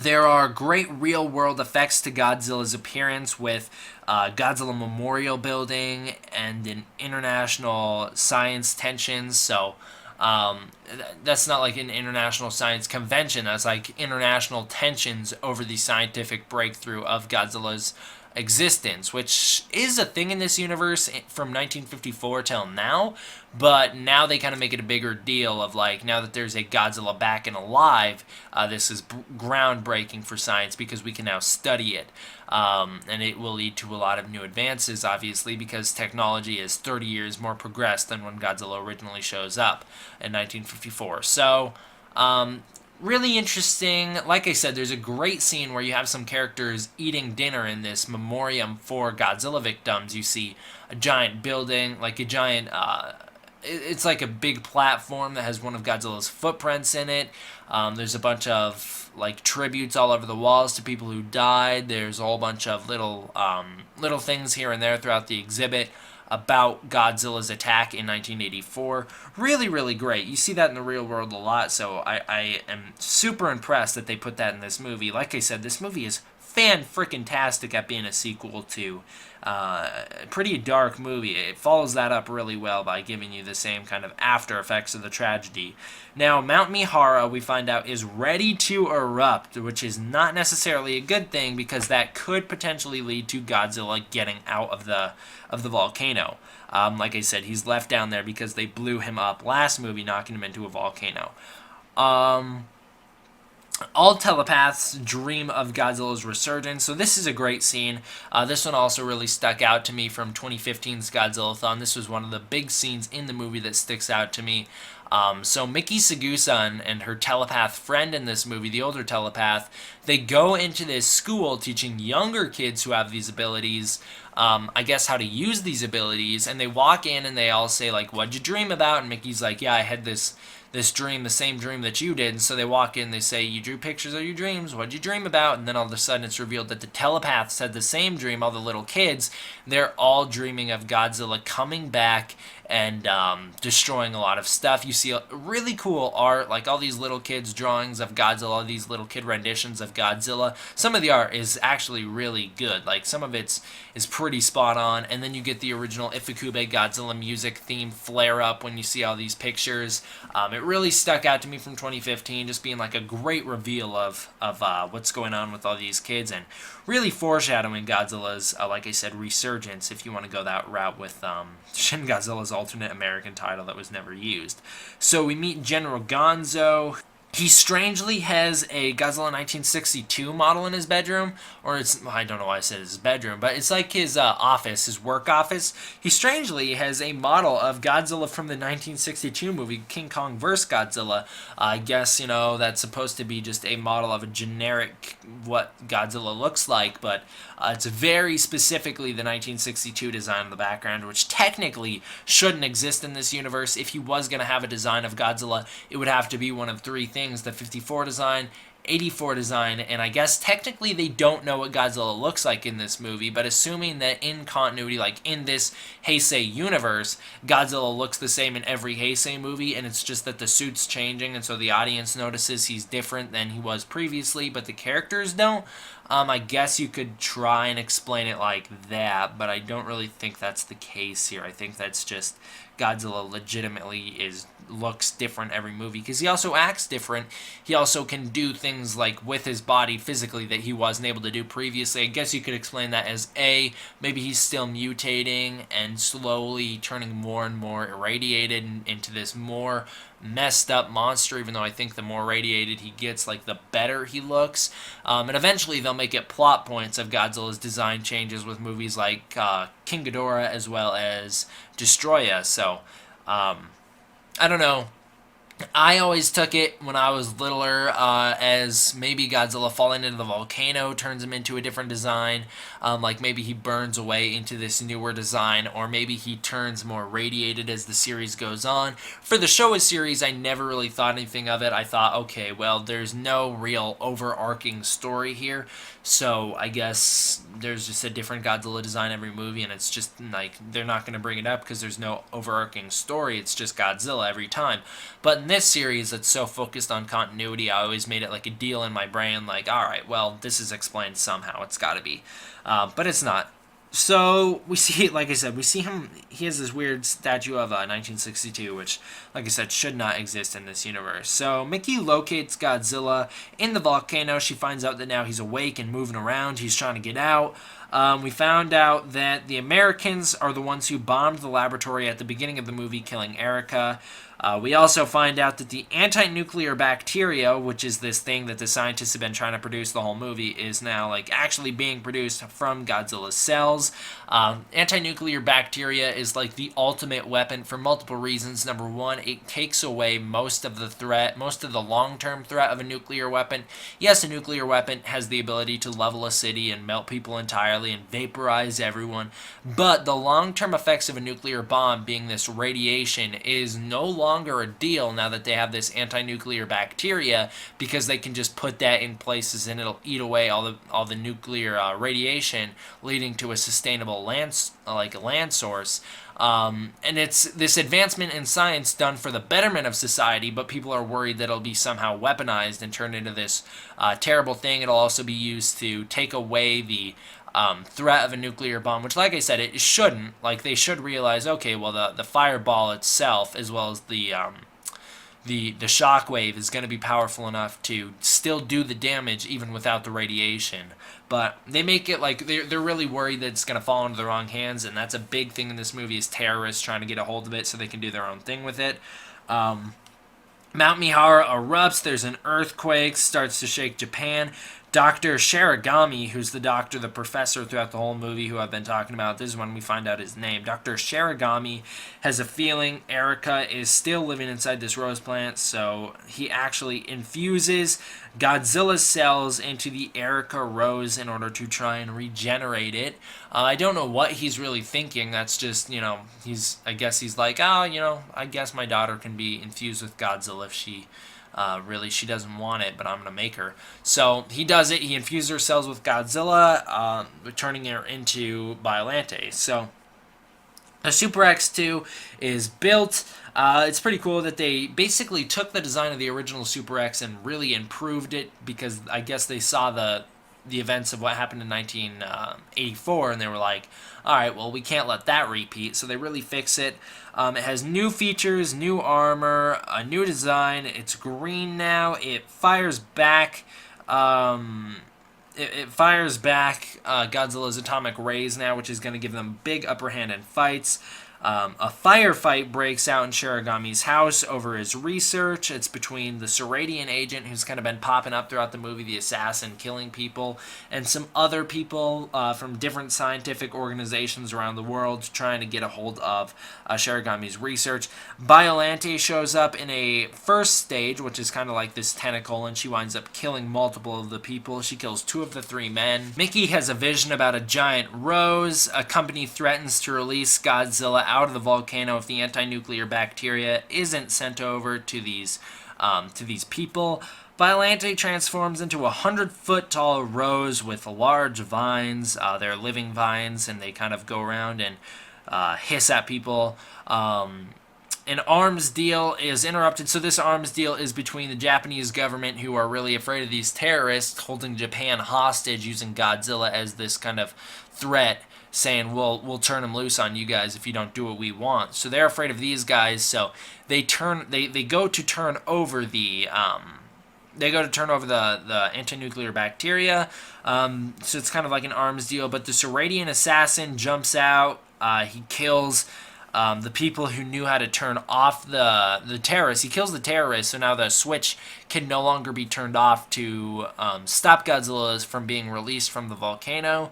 The Seradian agent gets away with the anti-nuclear bacteria. Now the volcano goes off, bombs go off at the volcano, Godzilla is released, the government loses, like I said, the government loses its anti-nuclear bacteria. The Navy ambushes Godzilla, who kills them all. Super X2 launches an attack on Godzilla. Because of its new reflector beams to Godzilla's atomic breath, they actually somewhat win the fight. They're able to hold them off for long periods of time because, like I said, the front of the Super X2 opens up into this reflector dish, so when Godzilla blasts his atomic breath at him, it kind of charges up the dish and fires it right back at him. So every time he uses his atomic breath, he's getting hit with it. And he doesn't have any physical attacks that he can do to the Super X2, so he has to resort to this atomic breath, which just keeps backfiring on him, and anywhere he tries to go, they show up and fire missiles at him until he fires the atomic breath, and then they fire back at him. So they really got him beat in this movie. They really have the system down on how to beat Godzilla, and if it weren't for the Super X melting on accident, like if it weren't for the reflector dish not being able to hold up to a certain amount of blast from the atomic breath, they would have won this fight, which I find really interesting. It's just like in the original movie, had the Russians not accidentally set off that nuclear bomb above Japan, the Super X won. The Super X with the cadmium missiles would have won. They would have beat Godzilla, which I always find really interesting is how the Super X's in these series always have the upper hand on Godzilla, and it's through some sort of unlucky mistake that Godzilla is able to win. So the military claims Godzilla is advancing on Tokyo in order to close the airports so they can keep the anti-nuclear bacteria in the country. This is also a very, very interesting thing. It's a very good political decision that one of our main generals makes in the movie. He decides, he's a Super X pilot, he decides because the bacteria can't get out of the country, otherwise it's going to compromise everything that they did with the research on G cells. They actually decide to lie to the Japanese public, which we see a lot in modern day, of the government lying to the public in order to try and clear something up or make something look better in the public eye that the country did to try and condone its acts, which I find really interesting, that the fact that we get that in this movie too, with the Japanese government lying to its citizens in order to protect from this international terrorist threat. Biollante overcomes Erica's spirit. Now Erica's spirit is completely gone and Biollante's in control. Biollante attracts Godzilla to the, I don't know what bay it is, but she attracts him to some sort of bay. Super X beams melt and Godzilla lands some really good shots on the Super X, forcing them to retreat. Now the Super X is in very badly damaged condition. Godzilla makes landfall and advances on Biollante. Godzilla kills Biollante with the atomic breath. Her tentacles try and attack him. She's still in this rose form at this point in the movie. Her tentacles attack him. He fires his atomic breath, and you see great scenes where he's decapitating these tentacles, and heads are going flying. He fires off all the rose petals, and it's like this little mouth on the inside. And then he eventually blows up Biollante, and this big orange goldish spirit goes up into the sky, and Shiragami basically says, "Uh-oh, Biollante just turned immortal." I don't know why he assumes that, because she doesn't. She dies at the end of the movie, but he's like, "Oh, she became immortal." And I guess it's somewhat true, because she does come back to life after this point. But Godzilla wins this first fight, no problem. The telepaths locate Godzilla swimming away from... he goes to find nuclear energy. They locate him swimming away from the bay in order to find some. The military loads up... they load up at Nagoya, so Godzilla can basically, they assess, alright, Godzilla's in this location, the closest nuclear power plant is in Nagoya, he's going to make landfall there in order to get his energy and eat, but actually Godzilla basically turns away from the military blockade and the ambush, and he heads straight to Osaka, which is super interesting, the fact that they're like, oh, every single troop we have is in Nagoya right now. We cannot do a thing about Godzilla heading to Osaka other than get like 5 people there, and that's not going to go very well. They really messed up, and I love that because the military strategy in this movie, although yeah, it's the right call to do to go to Nagoya, it's the most logical decision. Godzilla still outsmarts them, which is great. So Mickey attempts to communicate with Godzilla and basically tries to turn him around, but actually doesn't really succeed. She winds up passing out. I guess it somewhat works because Godzilla doesn't kill her or sink the boat she's on. He just turns away and swims away. The Japanese take the anti-nuclear bacteria back. They get it back from the Seradian agent, not Asian. One of the most impressive scenes of this movie that always sticks out to me is this amazing scene of the Seradian agent looking out the window and viewing Godzilla start to attack Osaka. Godzilla's right in front of him, and he's like literally the street in front of this building, and the guy's looking out this window. It's a great shot, very, very huge window. This dude is just standing there looking out, and then he turns around and walks away, and he just goes, "God damn," or whatever he says. And Godzilla starts to destroy Osaka in the background of the scene through the window. It is incredible. The special effects in this movie are so amazing. So, it's just such a good shot, and Godzilla starts to attack Osaka. There's one of the best shots of this movie now. Supposedly, the Godzilla suit was too heavy to move through the city, so what they actually did was put the city on a platform and move it around Godzilla. So when Godzilla's walking in this fantastic undershot of Godzilla slowly walking through the city, explosions are going off by his side, he's destroying everything. It looks really amazing. Supposedly, the way they did this was by putting the buildings on a platform and rolling them towards Godzilla and keeping the camera steady and just having the Godzilla suit move side to side, making it look like him slowly walking through the city. That is, if that's true, that is incredible. The special effect is seamless. It looks amazing.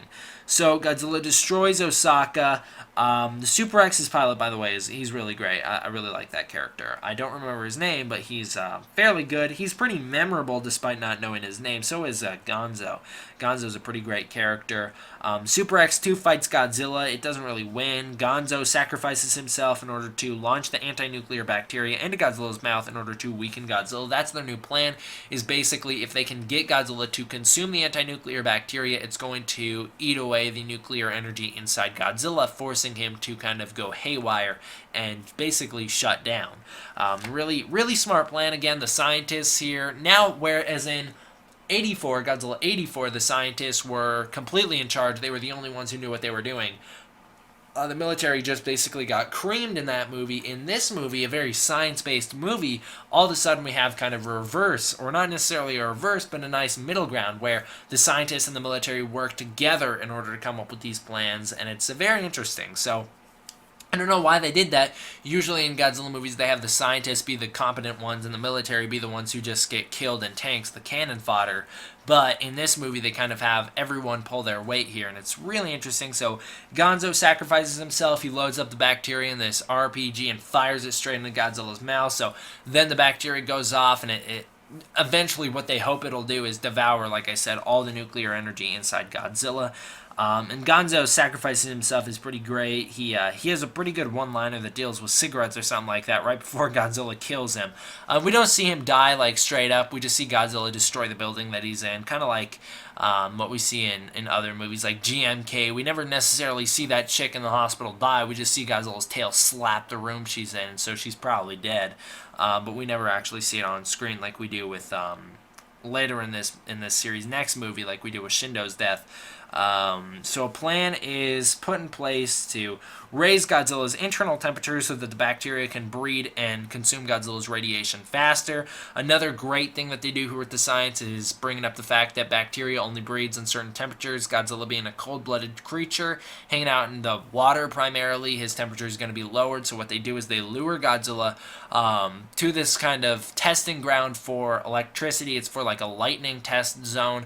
They bring him there so that they can ambush him with maser tanks and all this crazy stuff to intentionally get him to blow stuff up so that his internal temperature will raise. So Godzilla is, he does exactly what they plan. He's attacked at like I said, at these like lightning generators. All of a sudden, Biollante spawns in out of nowhere from the sky, or from the ground, or wherever she comes from. I don't remember. It was like 2 days when I watched this movie. I'm sorry, but it's a pretty great scene when Biollante shows up. Godzilla and Biollante fight. Biollante, Godzilla's blasting off for her tentacles. She's biting him with all of them. She's making him bleed. He's making her bleed. There's a scene when she like impales Godzilla's hand, Gamma 3 style, straight through the hand, crucifixion style. It's pretty brutal. Godzilla's bleeding everywhere. It's not like Godzilla vs Mechagodzilla style blood, but it's like you see spurts, not like crazy like you see in Godzilla vs Mechagodzilla or the late Showa series, but there's some stuff there. It's more like 2014 where it's there, but it's not necessarily like at the forefront of what's going on. Godzilla blows up Biollante's red gooey middle, and that doesn't really work this time like it did when she was a Rose. This time she has this new like atomic breath style ability where she spews acid all over him using her tentacles and her big huge crocodile mouth. Now she's no longer a Rose, she's her final form, her famous form, the one on screen right now. That big huge, as people call it, like Little Shop of Horrors kind of form. And she fights Godzilla. Pretty fantastic fight. It's not very crazy like a lot of the fights that a lot of Godzilla fans want. It's no destroy all monsters or anything like that. It's pretty mellow compared to a lot of that stuff, but it's very cool to watch nonetheless. I really enjoy this fight sequence. If you couldn't tell, like I said at the beginning, I'm a big fan of this movie. So the bacteria takes effect. Godzilla retreats. Biollante dies. She floats up into the sky in that golden mist. Erica is freed. She now separates. Shirogami is shot and killed by the Seradian assassin. And Godzilla winds up killing the Seradian assassin, I think. I don't remember how he dies. So he either dies by Godzilla indirectly, like Ghidorah the Three-Headed Monster style, or they actually do kill him, I think. Maybe they blow him up in one of the lightning stands. I don't remember. I'm sorry I don't remember that detail. It just kind of slipped my mind. I didn't write it down in the notes, but right as I was trying to come up with how he died, I know he dies, but I don't remember exactly how it happens. But Shirogami is shot and killed, but he ends the movie happily. He's like, yep, I get it. You know, we stepped out of line when I tampered with science, when I created Biollante, but you know, now that we know when man steps into conflict with nature, monsters are born. We gotta learn, we gotta change, and then he's killed. So it's a pretty good ending for him. His character arc's done. Godzilla swims away. The end of the movie. It's a great movie. So let me break it all down for you. Human stuff. Super interesting. Just one of the most interesting human stories of Godzilla history because it is so focused on like the scientific aspect and we never really focus on it this hardcore. It's great. I don't know why you wouldn't be interested in this human story. It's fantastic. It's solely focused on Godzilla. You feel his impact from minute one of the movie from what happens last movie and you never stop feeling Godzilla's impact. This one's all about him despite him not being on screen the whole time. Biollante is great, so the monster stuff is great. When Godzilla's on screen, he's amazing. The Godzilla attack on Osaka is one of my favorite of the Heisei series. Like I said, Biollante is pretty cool when she's doing stuff outside of her Rose form, when she's killing those people in that laboratory, and when she's in her final form, she's pretty cool. The music is pretty good. The new music's fine, but the Ifukube music really amplifies this score, makes it really good, makes it better than what it would have been without that. Special effects wise, it is just a masterpiece. I really don't think any of the special effects don't hold up. Even Biollante's design is super new and creative for Godzilla. We never see anything like that before. We never really get anything crazy like this again. And just the crazy wire work that goes into puppeteering each head and making Biollante move. Very, very impressive. The special effects in this movie are top notch. So I really, really, really recommend this movie. It is, I can't recommend it enough. It's fantastic. I can't say that enough. It is just, like I said, the standout Godzilla movie from 2015. I know before that point, I never bothered with this movie. I thought it was dumb. If it was on, I was not paying any attention to it. 2015 hit, and all of a sudden I got pulled into it. Even I want to mention Godzilla's design really fast. Godzilla has a new updated design. This is Godzilla's most standard design. We see this design carried over throughout the whole Heisei series with only minor differences. My favorite Godzilla design of all times.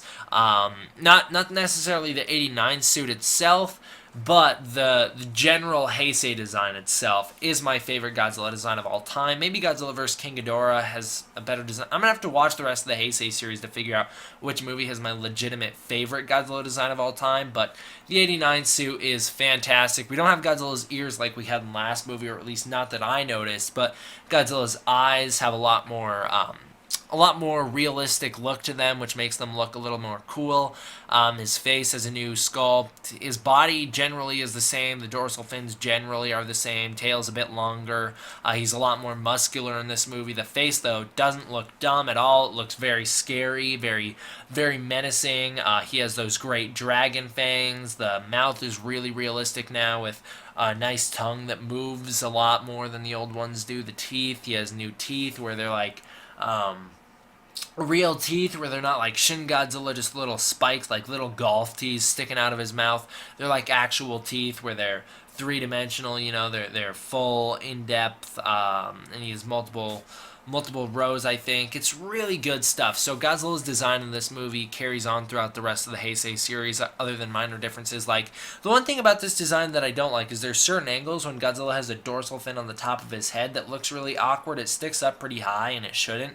Luckily, the angle that I used for the picture that I based off for Godzilla-Thon, the thing that you guys are all looking at, doesn't have that. So, I don't know, Godzilla he looks fantastic in this movie, and that great design carries over, and it makes the Heisei series very, very, very good. So, guys, I'm going to give this one a 9 out of 10. It blew me away. I was not expecting to like it as much as I did. I really should have paid attention to this movie before this point, because it's fantastic. Like I said, 9 out of 10.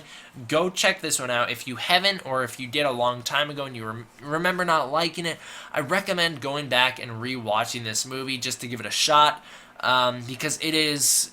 Definitely watch 1984 or 85, whichever version you own first, because it'll make you appreciate this one more, because this one directly follows that one. But you're doing yourself a disservice if you haven't seen it. I know this movie's kind of making a little bit of a comeback in the Godzilla community. It's very underrated, but recently a lot of YouTubers have been giving it the praise that it deserves, as I have tried to do here.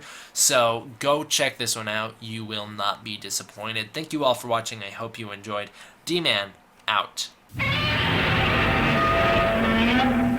What's up, everybody? D-Man back. Welcome to a brand new video, and today we are going to be doing a new Godzilla-Thon. So let's get into the next Godzilla-Thon, shall we? This one's going to be Godzilla-Thon for Godzilla vs. Ghidorah 1991.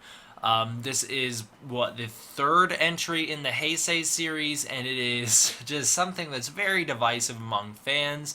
I recently released a video called Godzilla vs. Ghidorah Time Travel Explained. I plan on doing a follow-up to that video where I plan on doing a Godzilla vs. Ghidorah Time Travel, put simple, because the video that I put out was very, very convoluted. There was a lot of thoughts to go around in there. It is accurate. Don't worry about that. It is accurate. I guarantee it, despite how much debate is caused due to the video. But, you know, that doesn't really matter here. For this review, we're just going to be focusing on the movie. If you really want to know, what the deal with the time travel is, go watch that video. And if the follow-up is out by this point, if the Put Simple is out by the time you're watching this, which if you're watching this when it very first goes up, it won't be, but maybe you're watching this later down the line, you might want to go watch that one as well. But for now, let's get into the actual review of this movie. So, getting into the plot, a submarine in the future discovers the carnage of a dead King Ghidorah. We find out Godzilla killed King Ghidorah in the 90s. A UFO is spotted over Japan back in the 90s, 1992 to be exact. One thing that I did actually get inaccurate in my Godzilla King Ghidorah time travel was that I kept saying 1991. That's just because it's not like I didn't know that it was 92.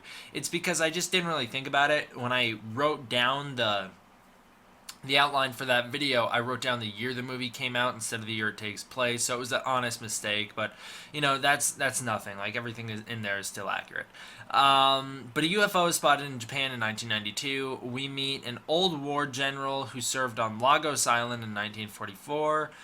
He claims that some dinosaur saved him, and he like runs this dinosaur exhibit, or he's at least at this dinosaur exhibit. He's basically screaming at people in a museum. Really weird. He says this dinosaur killed American forces and saved him. Miki Sagusa locates Godzilla under the ocean.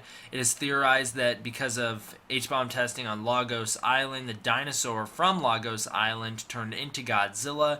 A helicopter is destroyed as it approaches a UFO, which is also weird because they never address that. So you have multiple helicopters. We never see them like blow up or anything, but they like go missing near this UFO by these people from the future. Now, the people from the future aren't bad guys yet in the movie, so first of all, why are they killing off soldiers? Second of all, how come the Japanese government doesn't want to address this in the entire movie? It's kind of like a plot hole. I don't really understand. Basically, this UFO kills off some Japanese soldiers, and they're like, well, I guess because you say you're good guys, we'll believe you. Now we meet Major Shindo, who was also on Lagos Island. He knows of the dinosaur. There's photographic evidence of the dinosaur. They name it the Godzilla-saur. The military forms a blockade around the UFO. One thing that I also really like about this movie is the setup. The setup's really good about this movie. Lots of mystery on what's going on with the UFO. There's very good, you really feel it. You really feel like the weight of it when you see all like the military blockade around this UFO. They're all panicked, like what's going to come out of there. They have no idea. Up until 3 holographic people beam down: Wilson, Glenn, and Emikawa. Is that her name? No, it's just Emmy. I don't know why I wrote Emikawa. That's the chick from what's the movie? Emikawa, Namikawa. That's what I'm thinking of. She was in Invasion of Astro Monster. No, it was just Emmy. I have no idea why I wrote Emikawa, to be honest with you. But Emmy, that's her name. So Emmy and M11, he's not beamed down yet, but he's on the ship. He's like this cyborg dude. There's also some other cyborgs on the ship, and possibly some other humans on the ship. We just never meet them. We just see them kind of get beat up later on in the movie. So they reveal they're from the year 2204. They claim that they are from the Earth Union and need to warn Japan's prime minister about something. They claim Godzilla will destroy nuclear power plants, causing widespread pollution, and it'll basically destroy Japan, make it uninhabitable for hundreds of years. Terasawa, our main character, is called upon by the Prime Minister's office because the people from the future have a book that he wrote called The Birth of Godzilla. Now this book, as we'll discuss in the upcoming Time Travel Made Simple, is not accurate because according to Terasawa, although he does predict that the dinosaur on Lagos Island will turn into Godzilla, he predicts that it'll turn into the Godzilla from 1954, and that the Godzilla from 1954 is the same Godzilla who's attacking Japan currently, or at least attacked Japan in 1989. Now, Godzilla vs. Destoroyah proves that that's not true, but we'll get more into that in the future video, so don't worry about it. Just for now, they believe the book is correct. There's a 90% chance, according to M11, that the theories are correct. Terasawa, Masaki, this dinosaur expert, and Miki Sagusa go back in time with the people from the future, or at least with Emmy and M11. They go back in time to 1944 on Lagos Island. They go there to teleport the Godzilla-saur away from Lagos Island in order to basically erase Godzilla from history. That's the plan, is that they're going to erase Godzilla from history.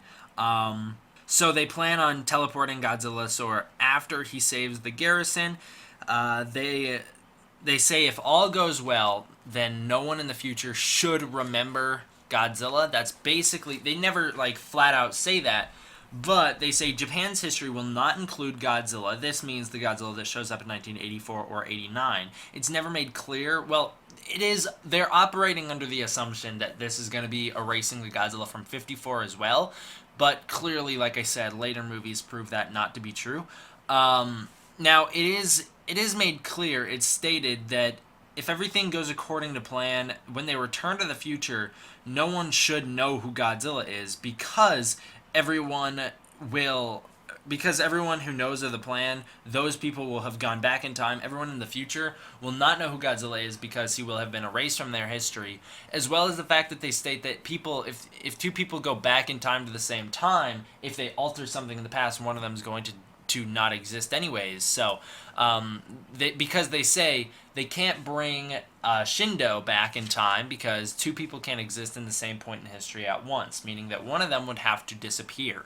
Then they state one of them is going to disappear no matter what, because when they alter events in the past, events in the future will change with them, meaning that the Shindo they know in the future will no longer exist. Clearly, later on in the movie when we meet Shindo again, he still is the same character. He has all the same memories, all the same feelings. He knows the people. They know him because the plan doesn't work. And we'll talk about that later. So, we meet three little pets called Dorats. They're like, supposedly, they tell them that, you know, they're good for morale, basically, is what they say.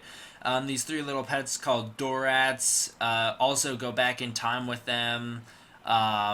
There's this weird Major Spielberg moment. Now, there's a couple of them, okay? So there's this one when this guy called Major Spielberg, he notices a UFO fall from the sky, and that's supposedly supposed to be like, because he's supposed to be the father of Steven Spielberg, that's supposedly the inspiration for E.T., and then later on, he sees the dinosaurs he sees Godzilla on the island, and he's like, that's a dinosaur island, or whatever. So maybe that's supposed to be the inspiration for Jurassic Park. It's really odd. I don't know why they put it in there. It's super weird. I don't like that moment, but it's in there. M11 wears this stupid helmet. God, M11's my least favorite character of this movie. He's really dumb. So he wears this stupid helmet. He runs around all awkward and like slow-mo or whatever.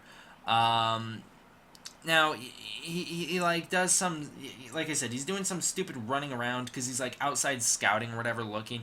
They do this like weird dumb like where he's either moving in like normal speed but they speed up the background around him, or they do this weird thing where they clearly just had the guy, they're like, we're filming you, run, and then he runs, and then they put it in fast forward, and it looks super bad. I don't like M11. Nothing about him is good. He's like this weird Terminator character. Like, literally later on, he's, like, got robot parts exposed. He's, like, chasing this car. It's like $6 Million Man and the Terminator, and you'd think, oh, like, those two things coming together would be kind of cool. Nope. Really dumb. Really, really dumb. So, he goes around to scout. The next morning, the Americans, they're in this battle on Lagos. They're doing this push for the island. The Japanese start to lose. Suddenly, Godzilla appears, kills the Americans. A few days later, they teleport the dead animal to the ocean, where he is exposed to radiation in the 1970s, turning into Godzilla. In 1984, Godzilla comes on land. The events of Godzilla 1984 happen. In 1989, Godzilla is released from the volcano. The events of Godzilla vs. Biollante happen. And in 1992, the events of Godzilla vs. Ghidorah pick up with the people returning to the future. The Dorats are, well, actually, before they go to the future, the Dorats are left on the island to be exposed to radiation on Lagos, so something's wrong when they get to the future. For some reason, they return to the future. Everyone still knows who Godzilla is and what he has done in the past. It is noticed Godzilla is not gone from his previous, or it is noticed Godzilla is gone from his previous location. If you're wondering why Godzilla is not in his previous location, go watch the Time Travel Explained. King Ghidorah enters Japan. So basically, what they announce, what the people from the future announce, is essentially they wanted King Ghidorah to be left on the island, the Dorats to be left on the island, so that instead of Godzilla being born on the island on Lagos, this monster called King Ghidorah would be born on Lagos, and then they could use King Ghidorah to destroy Japan in the 90s. When Terasawa and Emi get back to the future. Now, I'm not quite sure why they waited for everyone to get back to the future. I guess they just did, but like it's never explained why they didn't decide to destroy Japan earlier. Because I guess the best reason why they didn't destroy Japan earlier using King Ghidorah is because I guess because I can't think of a good explanation, because I guess the reason that they didn't use King Ghidorah to destroy Japan before then was because they weren't there. They needed to be there in order to control him. I guess the Dorats had mind control devices in them so that when they turned into King Ghidorah, they would stay dormant somewhere up until the people from the future got there and were able to control them in the 90s. Now, why the people from the future didn't immediately start destroying Japan right when they got back. Unknown. Maybe they just wanted to pull the carpet out from under Emmy because she clearly is taken off guard. She doesn't understand that they're going to destroy all of Japan. I think she thinks that they're just going to use King Ghidorah as like this terrorist thing, like or they're gonna like blackmail Japan and be like, you better, knock your stuff off, or we're gonna use this giant monster to destroy you. Because she's like, hey, don't destroy Japan, because she clearly doesn't understand what they're gonna do when she gets back to the future. But that doesn't really matter anyways, because Godzilla shows up no matter what. So Emmy is starting to have second thoughts. Emmy fills Terasawa in on everything that's going on. It turns out in the original timeline, Japan becomes this ultra power, controlling Africa, South America, and then a lot of Asia, and basically Japan just becomes this world-dominating power, more powerful than America and Russia and Britain and all these other countries combined. So, in order to stop that, they release King Ghidorah on Japan so that he can cause so much damage that they're going to spend all their time rebuilding their economy and everything like that instead of becoming this superpower. A plan is made to put Shindo's nuclear submarine. I guess Shindo has a nuclear submarine. It's never stated why. I don't even know quite what Shindo does. He just seems like a businessman, so I'm not sure why he owns a nuclear submarine.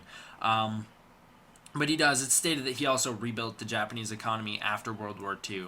But he's got this nuclear sub. He's going to send it to where Godzilla's previous location was. And he's going to plan to blow up the Godzilla sword, turning it into Godzilla, because they all assume that because the people came back to the future that the plan worked. Now, Miki Sagusa realizes Godzilla still exists. A long time ago, a nuclear submarine, this is when we find out about the nuclear sub in the 70s, a long time ago, a nuclear sub crashed in the Bering Sea in the 1970s, creating Godzilla. This is why Godzilla still exists from 1984 and 1989 in this timeline. M11 captures Emmy. Shindo's sub is destroyed by Godzilla in the Bering Sea, where Godzilla is currently located.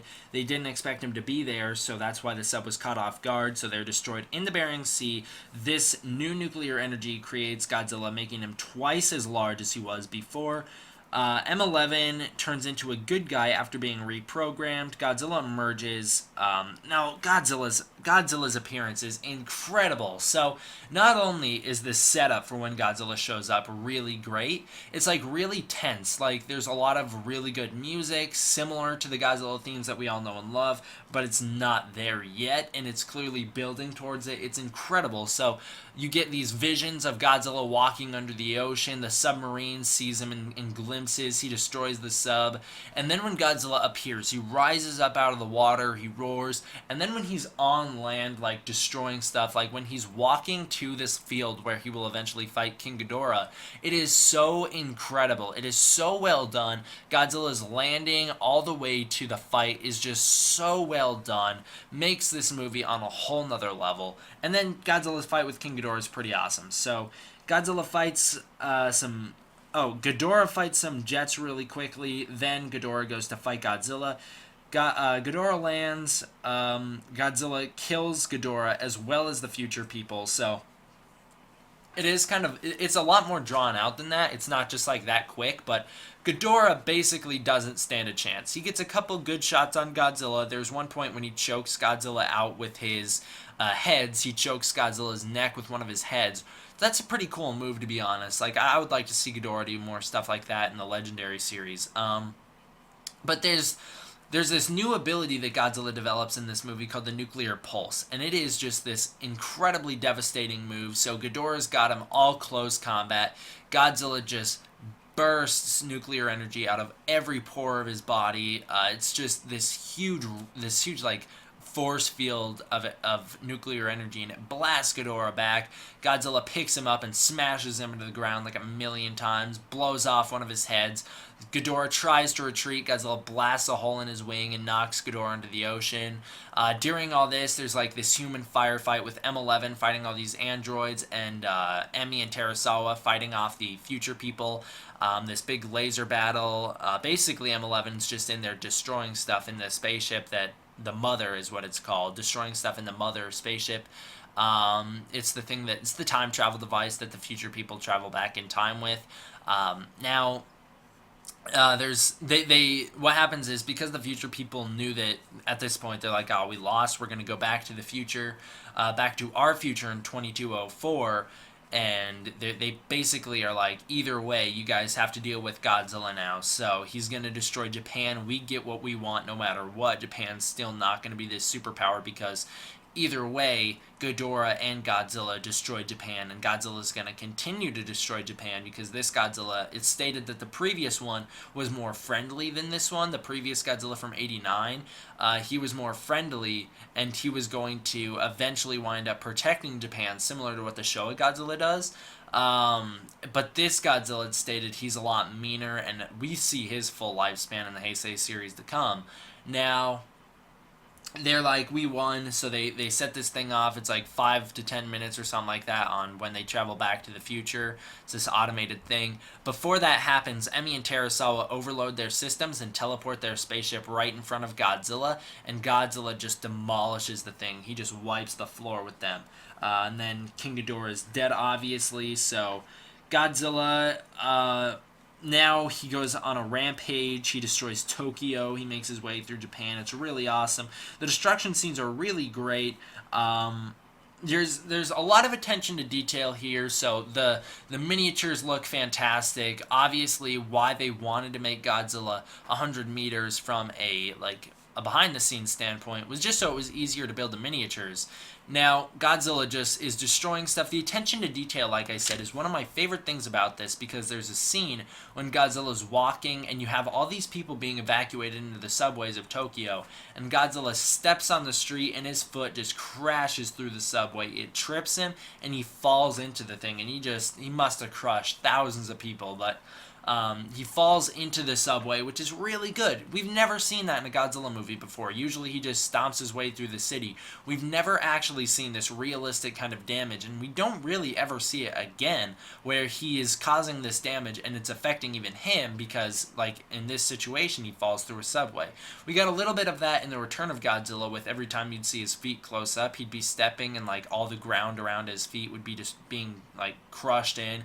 Footprints everywhere. We never really get that level of a detail in these movies before, and I don't even think, like, Legendary's Godzilla, of course, we didn't really get to see a ton of up close aftermath of what was going on, but even in Shin Godzilla, all we got was, like, far back shots of what happened, and like, aftermath.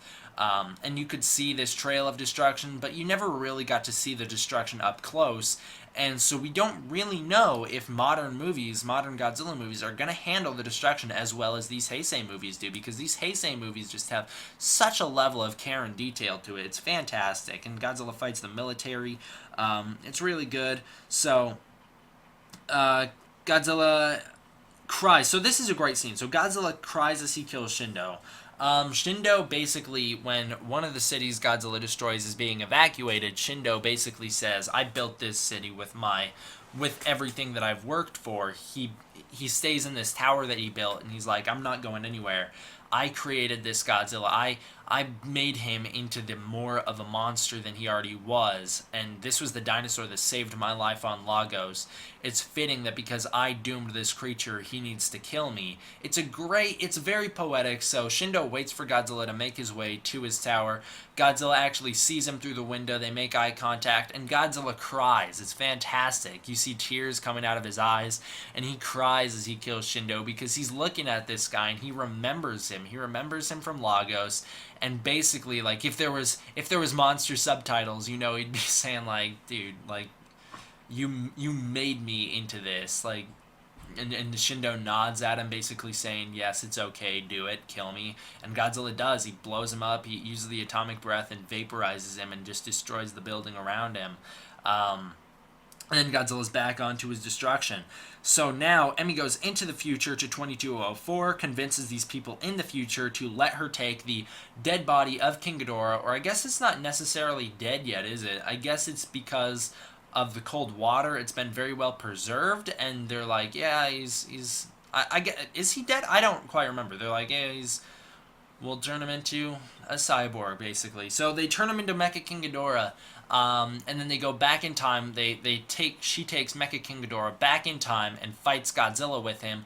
Mecha King Ghidorah, he's okay. He's not like a Mechagodzilla. It's not like a full mechanized version of King Ghidorah. It's a cyborg King Ghidorah. He's got some metal, some tissue. And like his middle head is a robot because Godzilla blew it off. It shoots this like rainbow beam, and then he's got like metal reinforcements on his wings where Godzilla blew holes in them. His legs and his tail are all mechanized, and his whole chest is mechanized. Emmy's inside of him, controlling him and fighting Godzilla. It's really cool. So the fight it's not as long as I'd like it to be, but it is pretty cool. Like, they're using all these crazy abilities with King Ghidorah. And then Godzilla's just getting blasted. He's using the atomic breath on. This is where the beam battles in the Heisei series really start, so there's a lot of beams going on. Mecha King Ghidorah has some cool, like, attacks. There's this chest thing that opens up and shoots this giant, like kind of like a grappling claw onto Godzilla and just starts electrocuting his body. This will eventually be turned into some technology that will kill Godzilla in Godzilla vs. Mechagodzilla. It's that thing that cripples him in that movie, the whatever that's called. I'll get there. But they use that. They capture Godzilla basically. Mecha King Ghidorah lifts Godzilla up into the air, flies him over the ocean, and then Godzilla blasts King Ghidorah out of the air. They both fall into the water, and Emmy lives. She goes back home to the future after basically being like, "Hey, Terasawa, I'm your ancestor," which is really weird because they have like this weird flirty relationship through the whole movie. Then she, at the very end, she kind of like drops that bomb on him and is like, I'm your ancestor and I've known it all along. And he's like, okay, well, I guess this girl that at the beginning of the movie I was in love with, I have to marry so that you can eventually one day be born. And so that's what happens. Now, the movie ends with an underwater shot of Godzilla. He wakes up, he roars, he shoots some atomic breath, and bubbles come out of it. And that's the movie. Godzilla's alive. So, Godzilla vs. King Ghidorah, what do I think? The human story it's good. I like the human story. It's very complicated. I don't necessarily like the sci-fi stuff. It is a bit heavy on the sci-fi, not in the same way as Invasion of Astro Monster with, like, space, but this one's a lot more into time travel and robots and androids and just a lot of weird stuff. I'm not totally into it. And then it does cause a lot of debate because I don't quite know why. It is super simple. When you watch the movie, they spell it out for you what happens. They tell you flat out how things happen. But I guess it just creates a lot of debate because people are stubborn and they don't want to let go of their ideas. If they, I don't know. They just want to write it off as bad writing. It's not. Everything's explained in the movie or in a movie to come, and that's not bad writing. If something's set up in this movie, even if they didn't think about it, like even if it's a plot hole in this movie and they explain it in a later movie, is it really a plot hole? Because it's the same like showrunner, if you want to say, who heads the Heisei series. He comes back for almost all the movies. I believe he's not back for Spacegodzilla, but he's back for almost all the movies. If he's going to explain the problems with this movie, that's just him going back and fixing the problems so that now in the future, which is current day for us, we can all look back on this series and say, yeah, it's all explained right there for us. I guess the only problem is if you're looking at this movie alone. That's the only problem. If you're looking at 1984 all the way through King Ghidorah, those three movies, or I guess 1954 through King Ghidorah in the Heisei timeline, those four movies, that's where the problem comes into play because people shouldn't know who Godzilla is. It is still explained that Godzilla is created.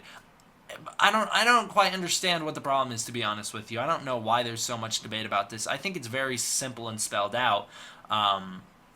I guess no matter what, the Futurians, I guess that's what they're called, no matter what, they're going to, like, Godzilla is going to be created. No matter what they do, Godzilla is always going to be created and attack Japan in 1984. It's just one of those things that's going to happen. And the Godzilla 1954 is his own thing. So, I don't know where all the controversies and debates come in with this movie. But, you know, there's a lot of it. I've seen it in the comments. There's a lot of it. So, yeah, I don't know. There's no plot holes in this movie that I can actually think of that you cannot explain, other than if you're going to be like, why did Emmy make this like romantic like lead Terasawa on kind of relationship with him, only to drop this bombshell on him later that she's his ancestor. And then, some other minor plot holes that aren't timeline related, like aren't time travel related that much, like that one. Those are the only things that you can be like, yeah, that's bad writing. They didn't explain that, because everything else is explained. It's all there. It's all there for us. Like I said, I'll definitely do a defense video for the for the timeline video I did, and go check that one out whenever it comes out. So, now getting into the special effects really quick. The special effects are incredible. They are so well done, so well handled. Everything looks really great. It's whoever was doing the special effects, don't quite remember, but they were on their game for this one. The kaiju action is fantastic. I'm not really bothered that there's not too much of it. I mean, there's obviously a lot, but like there's not as much as you'd think. It's not like a Showa movie. Like, I don't know what Showa movie has a lot of action in it. It's not like that was a terrible example, I guess, because I couldn't think of anything. Godzilla vs Gigan, I don't know. It's not like one of the ones where there's action all the time, but when there is action, you really feel it, and the kaiju stuff is really good. Godzilla shows up pretty far into the movie, to be honest with you. But that's not a bad thing. You still feel his presence through the whole movie. You still hear about him. The Godzillasaurus scene long before he is. But you still feel Godzilla's presence in this movie. It's great. And I think the kaiju stuff in this movie is very well done. In later Heisei movies, I don't think it'll be as good. Once we get more into the stereotypical Heisei, like beam battles, this is where it gets a little bit samey. But this movie is still fresh. I love it. And the kaiju stuff is amazing. Special effects, amazing. The music, it's Ifukube. He's back. He brings it. He brings that heavy brass and bass that he's known for. We had someone composing his music last movie with Biollante. It was noticeable that it wasn't Ifukube. Like, there was a difference between Ifukube's originals and the versions that were played in Biollante, and you really hear that in this Heisei movie. In King Ghidorah, you really hear that, and Ifukube will be back for the most part for the rest of the Heisei series. Fantastic. His music is always amazing. There are some songs that suck terribly, like Godzilla on Lagos Island, the Godzillasaurus song. I hate it. I can't stand it. But then there are a lot of good ones, like Farewell, My Homeland, Godzilla, or A Sign of Godzilla is one of my favorites. Anytime Godzilla appears, Godzilla vs. King Ghidorah song is a really good one. King Ghidorah's theme is pretty great. For the most part, the music in this movie is fantastic. Now, overall, what would I rate this one? I'm going to rate this one an 8 out of 10. I do love it, clearly, but there are some things, I don't know. It's not one of the ones that I always want to watch. I don't really want to watch this one often. This one's okay to watch every now and then. I don't know why. I just don't like to watch this one too often, whereas other Godzilla movies, I can watch those all day. But it's just something about this movie. I just can't watch it too much. So that's really it. I don't know. 8 out of 10, it's a good movie. I don't know, guys. If you're left confused about this timeline, don't be. It's fairly simple. So thank you guys all for watching. I hope you enjoyed. See you guys next time. D-Man out. Oh my god, could it really be? Is this actually the return of Godzilla-Thon? Yeah, it is. I took a couple months off there for summer, so Godzilla-Thon's back. And of course, I forget the episode we're on. Episode 22, I believe. So yeah, I think it's 22. So this time we're going to be reviewing Godzilla vs. Mothra from 1992. Now you might be like, hey, why didn't you call it, what's the English title? Or like Godzilla Mothra Battle for Earth or something like that. If you haven't figured out by now in Godzilla-Thon, I refer to the movies by the Toho International title. So if you're new to Godzilla-Thon, go back and watch the old ones. If you're not, welcome back. And if you're new but you're like, screw the old ones, I'm not going to go back and watch them.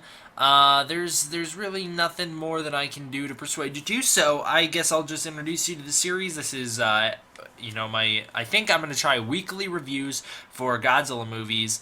We're going to be taking an in-depth look at every Godzilla movie, and basically I just run through the plot and give my thoughts on each individual event, that kind of thing. So it's a bit complicated, but I think it works out fairly well for getting all my thoughts across on the movies. And then, of course, if you are new and you don't know the plan is every few years I will go back and redo Godzilla-Thon with a different format, and it'll just be a way to kind of show how my opinions change on the movies over the years and things like that. So, getting straight into this one, you're going to have to bear with me because it's been like quite a while since I watched this movie. I tried to record this review right after I watched the movie, but there were problems. I never actually wound up getting the time until now. So I never got to do the review for this movie, and I actually wound up being, like, I'm a lot of movies ahead of Godzilla-Thon, so some details are going to be fuzzy for these next, like, I think 2 or 3 reviews, but just bear with me, because it's been a little while since I've seen them. So if I get some details wrong and you want to be like, D-Man, you're an idiot, go ahead and tell me. So let's just start right off. A meteor hits the Ogasawara Trench. A typhoon hits, revealing a gigantic egg. I was going to say age, but that's not what I wrote. It's egg.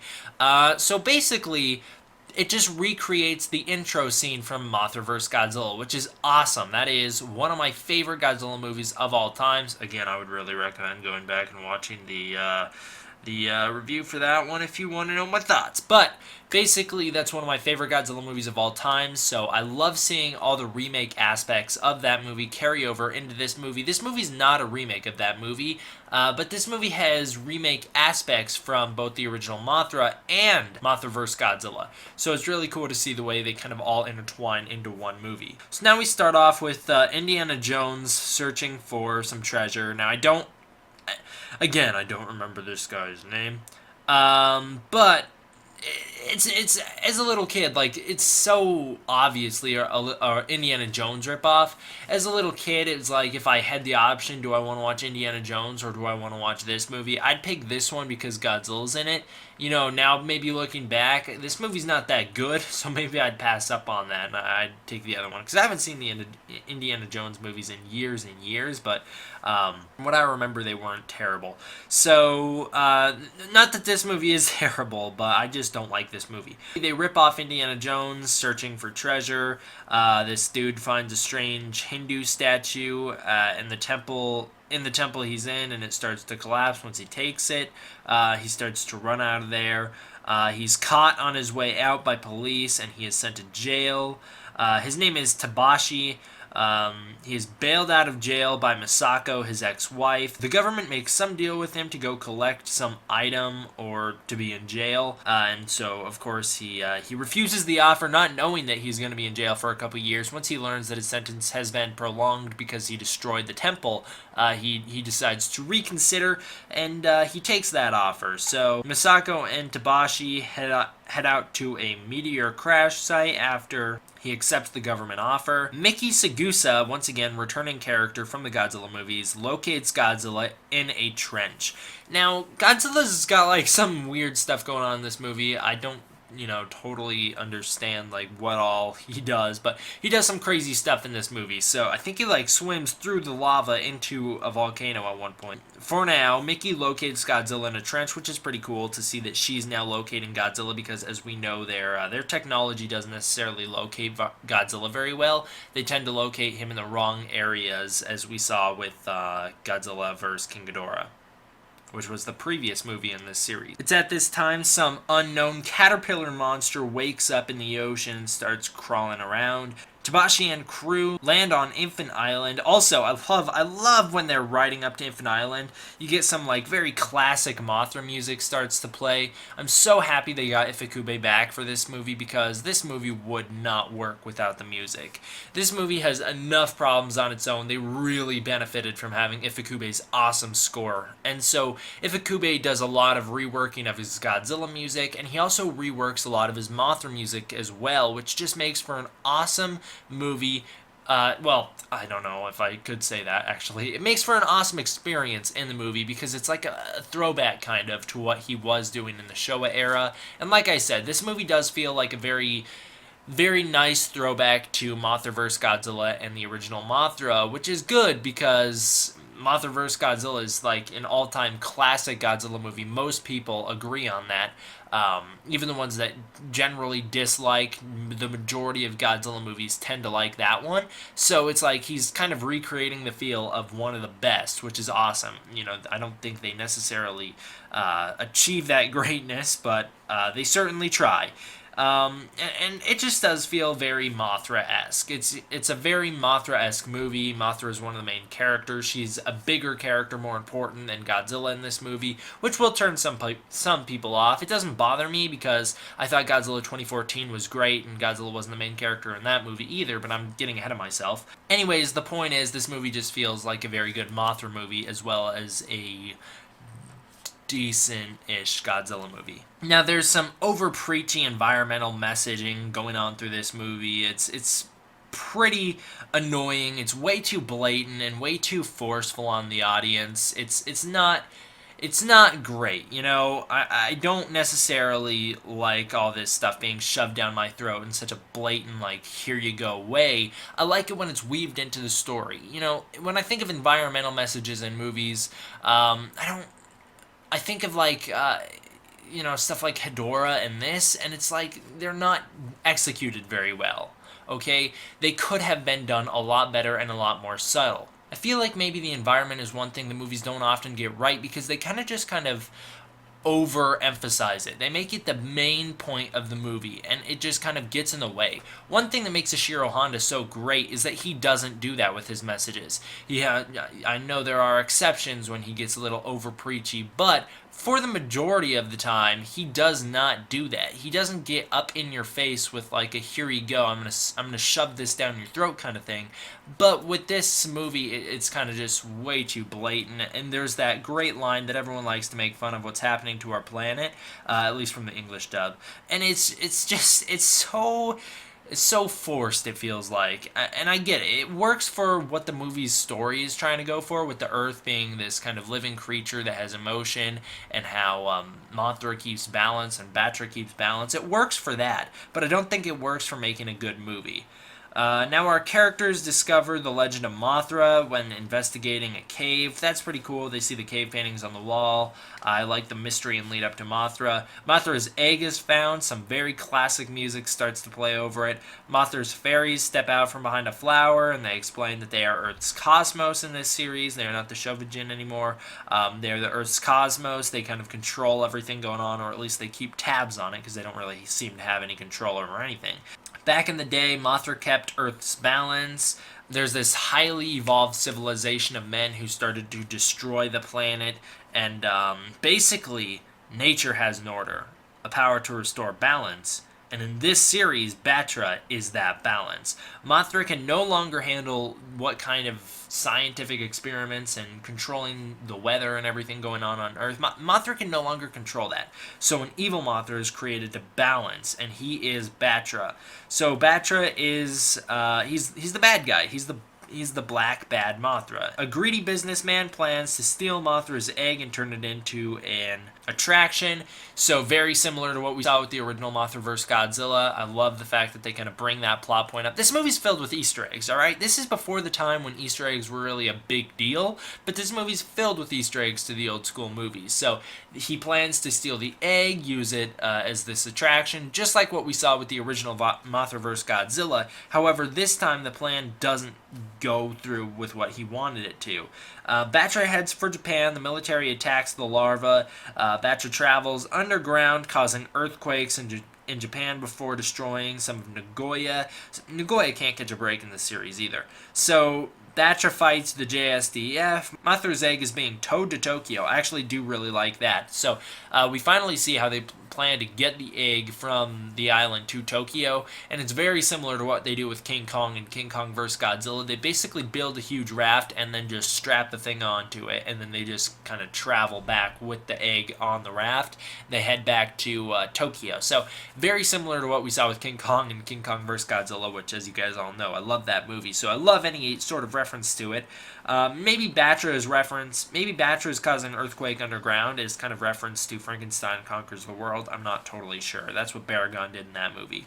Godzilla approaches the boat that's traveling with Mothra's egg. Tabashi and the businessman get into a fist fight over whether they can release Mothra's egg. Basically, Tabashi wants to unstrap it from the boat in order to get away from Godzilla, who's gaining speed on them rapidly. The egg hatches when Tabashi's trying to release it. Godzilla attacks the larva. Mothra vs. Godzilla in a water battle. We don't get very many water battles in the Godzilla franchise, so it's kind of cool to see. I'm not a big fan of water battles. I think they kind of just are a little bit distracting, but Godzilla has a cool battle with Mothra in the water. It's pretty sweet. So Mothra swims away, and she's like doing all these dodges. Batra joins the fight out of nowhere.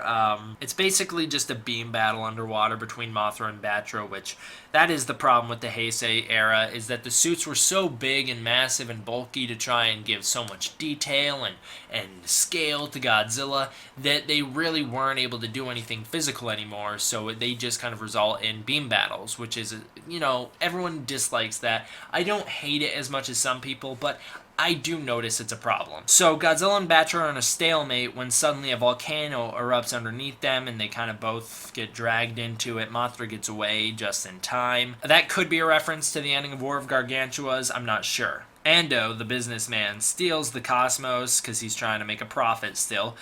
He's kind of motivated by the fact that he's just incompetent. He wants to prove himself. So he's really adamant on keeping the egg, and that's what results in the fist fight with Tabashi. And all he wants to do is to prove to his boss that he's worthy. So he steals the Earth's cosmos, and that's a definite reference to the original Mothra, in which they were taken for an attraction, and Mothra had to come into the city to retrieve them. So he takes them. Tabashi keeps running away from his daughter so that he doesn't disappoint her, because at this point in the movie, he thinks that she thinks he's a cop. However, we later find out that she knows he's a burglar all along and just would like him to be a cop, so that she writes these letters as if he is one, so that maybe someday he'll turn around and become a good man. The Cosmos put out a prayer for Mothra to rescue them. It's just one of their songs. Awesome. I love all the Mothra's songs in this movie. The Cosmos disappear. Tabashi stole them for two reasons. Number one, he wants to get them away from the businessmen. Number two, he also wants to turn a profit because he wants to, provide for his family. Now, Mothra plows through a military blockade and Tokyo, and she heads for the Cosmos looking for them. She's kind of the bad guy at this point in the movie because she's destroying Tokyo and fighting the military. However, she doesn't do too much aggressive. She kind of just moves in one straight line. Akasaka is a military general or some high-positioned officer played by Takarada, which is awesome. I love seeing him back. Of course, Akira Takarada played Ogata in the original Godzilla. So it's great to see him back. He's a main character throughout the whole movie. We never really find out what his real position is. He's just kind of the guy in charge.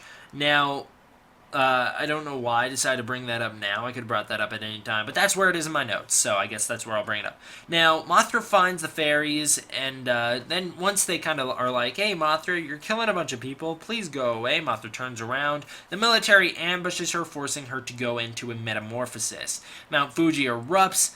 Ando fights Maritoma, the leader of the business company, because he's finally got some courage and standing up to the dude who's been putting him down the whole movie and he's trying to prove himself to. He gets in a fist fight with that dude. Mothra is cocooned in the Capitol building in Tokyo. Godzilla wakes up and is back in action. Apparently, so this is what I was talking about earlier. Apparently, when the volcano erupted, he swam through all the lava erupting out of Mount Fuji, and now he's just in the center of Japan, trampling through there, which is a really cool idea. And it also explains how Godzilla was able to survive in 1984, because apparently if he has the power to swim through lava, it clearly has no effect on him. And in 1984, they trap him in a volcano, and then he kind of just swims around through there until he's released in 1989. Now in 92, he is trapped in another volcano, but this time he swims out of it and erupts out of Mount Fuji. Now, why didn't he do that the first time? Find like another exit strategy from the volcano he was trapped in 1984. I don't know. And also, why did they never think, oh, hey, let's use those bird calls to just trap Godzilla in another volcano and just this time hope that a terrorist doesn't wake him up? Again, I don't know. They never explained that in Biollante, but here we are. Mothra hatches. Batra evolves suddenly without needing to go into metamorphosis. She just like transforms in the middle of the ocean and starts flying away. Godzilla fights some jets. Godzilla heads towards Yokoyama. Mothra vs. Batra, the two of them fly around and fight each other in the air. Special effects on them are not great. It's kind of just they're kind of clunking into each other and they're shooting beams at one another. It's not great. Yes, Mothra also has a lot of different powers in this movie. She now has pollen that shoots out of her wings that will harm Godzilla. She had a little bit of that in the Showa era, but they never really explored it. This time it has like electric abilities to it. She has her normal pollen that she shoots out of her mouth, the webbing, and then now she also has some lasers that shoot out of her antenna. Batra has all sorts of purple beams that comes out of his body. He's kind of like Shin Godzilla in a way, except he doesn't shoot them out of his tail or his back. Now, Godzilla heads towards Yokoyama. I already said that. The special effects on Godzilla's rampage are amazing. They're very well done. Real city shots with Godzilla inserted in the background to really give some scale. They weren't really able to do a ton of that in the old school Godzilla movies. They did a little bit of it in Mothra vs. Godzilla, and it looked pretty good. But in this movie, they do a lot of cool stuff like that. Legend says Mothra beat Batra in the past, but nothing in this movie suggests that she's strong enough to do that, which leads me to believe that this movie didn't really think about that prophecy when they wrote this movie. Because they state that Mothra is strong enough to beat Batra without any assistance, and yet in this movie we see Batra just, basically she gets her butt handed to her. Batra just destroys her. So, I don't know what the deal was. I guess Mothra's just like, this is a different Mothra, obviously, years and years later, but I guess she just weakens with age or something. Maybe the Mothra species has gone soft since then. I'm not sure. Anyways, there's some sound effects that are strangely missing in this movie. For instance, there's a lot of times when Godzilla will open his mouth and it'll appear that he's roaring, yet no sound will be heard. There's a lot of footsteps missing, and they've also done some replacement sound effects to Godzilla's atomic breath. They've gone from a much more high-pitched normal sound to a much more low-pitched dull sound. I've heard some other people complain about this before, and I never really, noticed it. When I heard their reviews, I was like, whatever, right? But then when I was watching this one, I came to the same conclusion all on my own and was like, geez, they really done goofed with these sound effects, right? So then I went back and was listening to some other reviews, and I heard some people mention similar things, and I was like, oh, hey, would you look at that? I guess, I don't know what the deal is. I guess they just replaced the sound effect, and it just didn't work out how well they thought it was going to. That was very weird. I said that super weird. I'm sorry. I'm out of practice. Haven't made a video in a while. Mothra gets knocked out. Of course she would. Batra fights Godzilla on his own. The speed of the monsters is way too clunky and gives me a Godzilla Raids Again vibe. It's almost like they filmed it a little too quickly, and so monsters are just clunking into each other and Godzilla's kind of hugging them. It's very weird. I don't like the fighting in this movie. The close combat fight's weird, and the beam battle is overused throughout this era. Kind of a lose-lose situation. I wish they handled it a little better with maybe some slimmed-down suits. Although I do kind of like the massive size of Godzilla. I do think he gets a little too fat next movie, but this time I think the design is pretty okay. I don't think it's too fat yet. Mothra has a beam attack, like I mentioned. She starts to use it a whole bunch now. Godzilla vs. Mothra and Batra. Mothra and Batra share power once they're weakened. They've teamed up by this point. Godzilla is beaten by poison dust and lasers that Mothra releases on him. Batra dies carrying Godzilla out to the sea. Godzilla bites him a whole bunch and blasts him with the atomic breath until they both fall into the ocean, and Batra's dead. It's very, very similar to what happened in the last movie with Ghidorah carrying Godzilla out to sea and Godzilla blasting Mechagodzilla until he broke and malfunctioned. They both fell into the ocean together. So it's way too similar to that, but what are you gonna do? Mothra creates some sort of seal in the sky to remember Batra by, I guess, or maybe to take on the responsibility of attacking a meteor. I'm not sure what Mothra does, honestly. She creates some big seal in the sky that's a Mothra symbol, and then she goes out to space. in order to stop this meteor that's been kind of brought up throughout the movie that's headed towards Earth. It's going to hit Earth and destroy everything.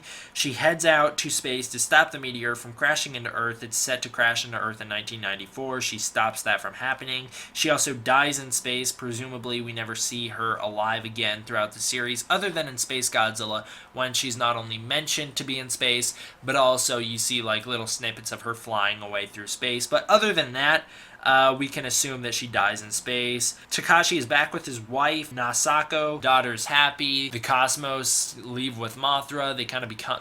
I think they become her antenna, if I remember correctly. It's weird. But that's it. That's the end of the movie. So I think the human stuff is not that good. I think the human plot is a little too redundant. It's a little bit of a ripoff of Indiana Jones at the start. I do enjoy all the jungle, like, fun aspect of it, but I don't think it's good enough to carry this whole movie on its own. I think that it's a little over preachy. We don't have enough good human characters. I think Tabashi's fine, and his wife Masako's okay, but I don't think outside of them we have any good characters in this movie. We have Takarada's character, and of course I like just the actor. I don't really like the character. He doesn't have a lot to do. Mickey also doesn't have a lot to do in this movie. You'll notice I haven't mentioned her a lot. She'll get a lot to do next movie, but she hasn't done too much this movie, so it's a little bit disappointing. The kaiju stuff's not that good either. The special effects are pretty great, but overall, I think the sound design is not that good. There's a lot of missing sound effects, and the Godzilla beam is very... it's very disappointing compared to what it usually is, but the kaiju stuff, it's over clunky.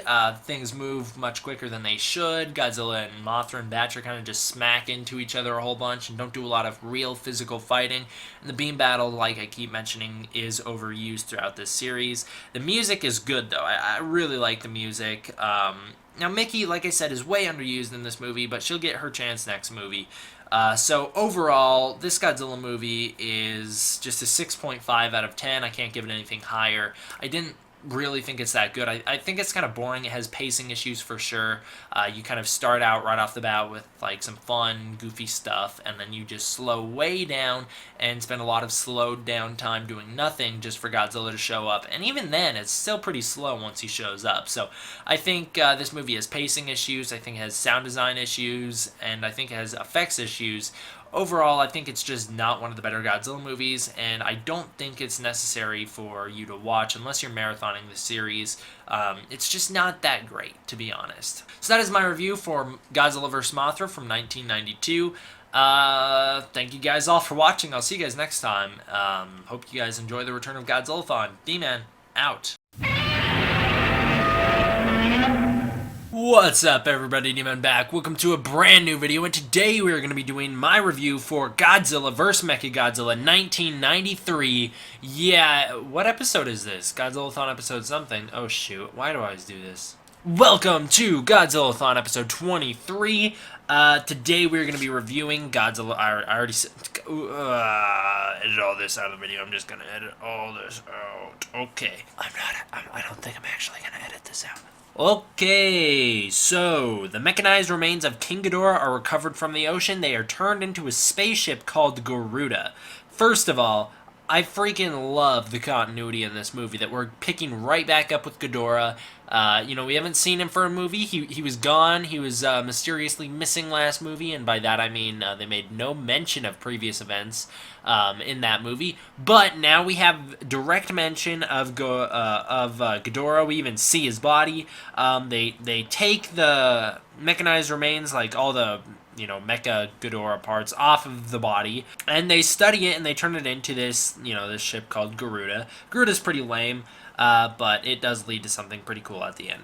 So the rest of Ghidorah is studied, not the monster, but the mechanized parts of him are studied and turned into Mechagodzilla. Now, I would just like to say that the DVD I have of this movie has some garbage subtitles. Half the time the subtitles aren't even on.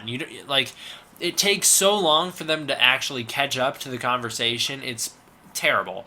And the Japanese Blu-ray that I just got for my birthday, it doesn't have any subtitles at all. So pretty much I have only really seen the English version in full, because watching the other versions, there's I can pick up on some of the Japanese and everything like that, and I can, context from the subtitles, and the words that I know, but there's still portions, like big patches of this movie that I have no idea what they're talking about. It's a little disappointing for that reason. This is one of the only times in recent memory that I have to give Ifukube a huge shout out during the plot synopsis, because his intro music, Mechagodzilla's main theme for this movie, is one of the most instantly recognizable Godzilla themes of all time. It is so different and so defined. It's awesome. It's epic and everything. I love it so much. It's so cool. It's very, like I said, very different than anything we're used to. Very stylized. Feels very Russian, very Tchaikovsky. It's awesome. I freaking love this song. So it's one of the greatest Godzilla songs ever, and they even bring it back in Shin Godzilla for the ending credits. I don't know why. That movie was a Showa throwback, but I guess they were just like, you know what, this song's awesome, so they just put it in there because it is awesome.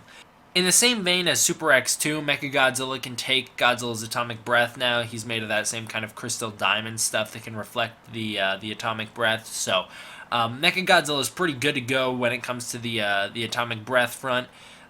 We meet Kazuma Okai, our main protagonist. Okai is the one who designed Garuda. He is transferred to G-Force, which is like an ongoing joke kind of thing in the movie, is that he kind of sucks it up over at G-Force. He's always doing the wrong job. I don't know. It's not very funny. This movie's okay. This movie's not bad. It's not good. And I do have reasons why I think that. It's not like I'm just like against this movie like for no reason. Like usually I feel like I do a pretty good job in this series of justifying why certain movies I find good, and why certain movies like this one I find to be not so good, I find not so good. And this movie I don't think is bad by any means. I think this movie's fine. It's just there's some really noticeable problems. Anyways, the ongoing joke doesn't really work in my opinion. I just don't find it funny. There's a great training montage. This one actually is kind of funny, involving a special Godzilla class where they're teaching all about Godzilla. And basically throughout this whole training montage, we're just seeing Okai just get beaten up. And also, I think I'm pronouncing his name wrong. I don't remember how to pronounce his name. It's been a while since I've actually sat down and watched this movie. I just went back and watched a whole bunch of the monster scenes today, but I definitely do not remember names and how to pronounce them. So I'm just gonna call him Okai, and if I'm pronouncing it wrong, whatever, it doesn't matter. It's it's a name of a character in a movie. Who cares? I pronounced San from Kong Skull Island Sam for my whole entire review, and no one got mad. So it doesn't matter. It doesn't matter, alright? Meanwhile, on Sawgell Island, there is a pterodon egg that's found on an island. There's the bones discovered. 2 eggs are discovered, actually. One of them is hatched, though, and the other one's intact. Rodan, one of them, the one that hatched was Rodan, and he flies over the island. The other egg starts glowing red. Rodan hatched from the first egg and thinks the other egg is his brother, which is kind of his plot of the movie, is that he's trying to reunite with what he thinks is his brother, but it actually turns out to be a baby Godzillasaur. So it's kind of cool. They're giving Rodan a personality, but they really dumbed him down from the Showa era, especially in terms of look. He looks really bad. I don't like this Rodan design. I don't like his fire ability later on in the movie. His uranium beam. I don't like that. I don't like this characterization of Rodan. He's annoying. He's annoying and he looks dumb, and the special effects don't hold up on him. The puppet that they use, it doesn't really look that good. I just dislike Rodan in this movie altogether, which I know is going to disappoint some people, because I know a lot of people who really like this Rodan incarnation. The Showa era does it very well with Rodan's motivations and everything, because you start out with the original Rodan movie, he's in love with this mate, he destroys the city, sure, but he's just, he's eating the Mega Neurons, he's just trying to live his life, right? And then he's killed, and from that point on, in Ghidorah the Three-Headed Monster, he's like, yeah, screw these humans, they killed me, and they killed my mate, more importantly, and I'm going to kill them. Now, in this movie, you just have him kind of be like, hey, there is an egg near me. And he's just, I don't know, he doesn't really have a good defined characterization in this movie for me. And like I said, he's very annoying in my opinion, because he looks dumb. I don't like to look at him, which means when he's on screen, I'm annoyed. I hope that makes sense. So Rodan flies all over the island. The other egg starts glowing red. It is explained that because the island that the eggs are on was originally used to dump nuclear waste, Rodan was irradiated and turned into Godzilla's size. Otherwise, he would just be a normal-sized pterodon or like a flying dinosaur. He would have just been a pterodactyl otherwise, but he turned into Rodan because the island was radiated, which is weird for a couple reasons. Number one, you have normal people running around on the island without hazmat suits. Number two, you'd think that if the island was really used to dump nuclear waste, then someone who was dumping that nuclear waste at one point or another would have been like, oh my god, two giant human-sized eggs right here. Whoa. I think we just found like a major discovery. Crazy. But, you know, that never happens because of plot convenience. This movie's not very well written either. But like I said, I don't hate this movie. The music especially is a redeeming quality that really saves this movie in my opinion. So Godzilla shows up out of the ocean to fight Rodan. Overall, it's a really bad fight scene. It's very slow paced. The music doesn't necessarily help it, which I know is funny because I just said Ifukube saves this movie.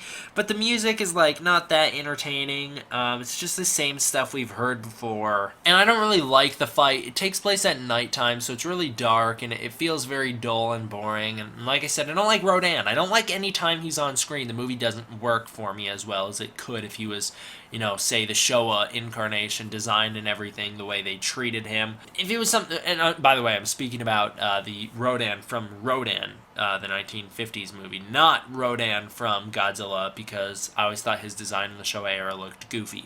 But anyways, what I'm really getting at here is that the fight scene isn't very well paced, and the special effects, though they're okay, they're not at their best because Godzilla's just too fat in this movie. He's really fat in this movie.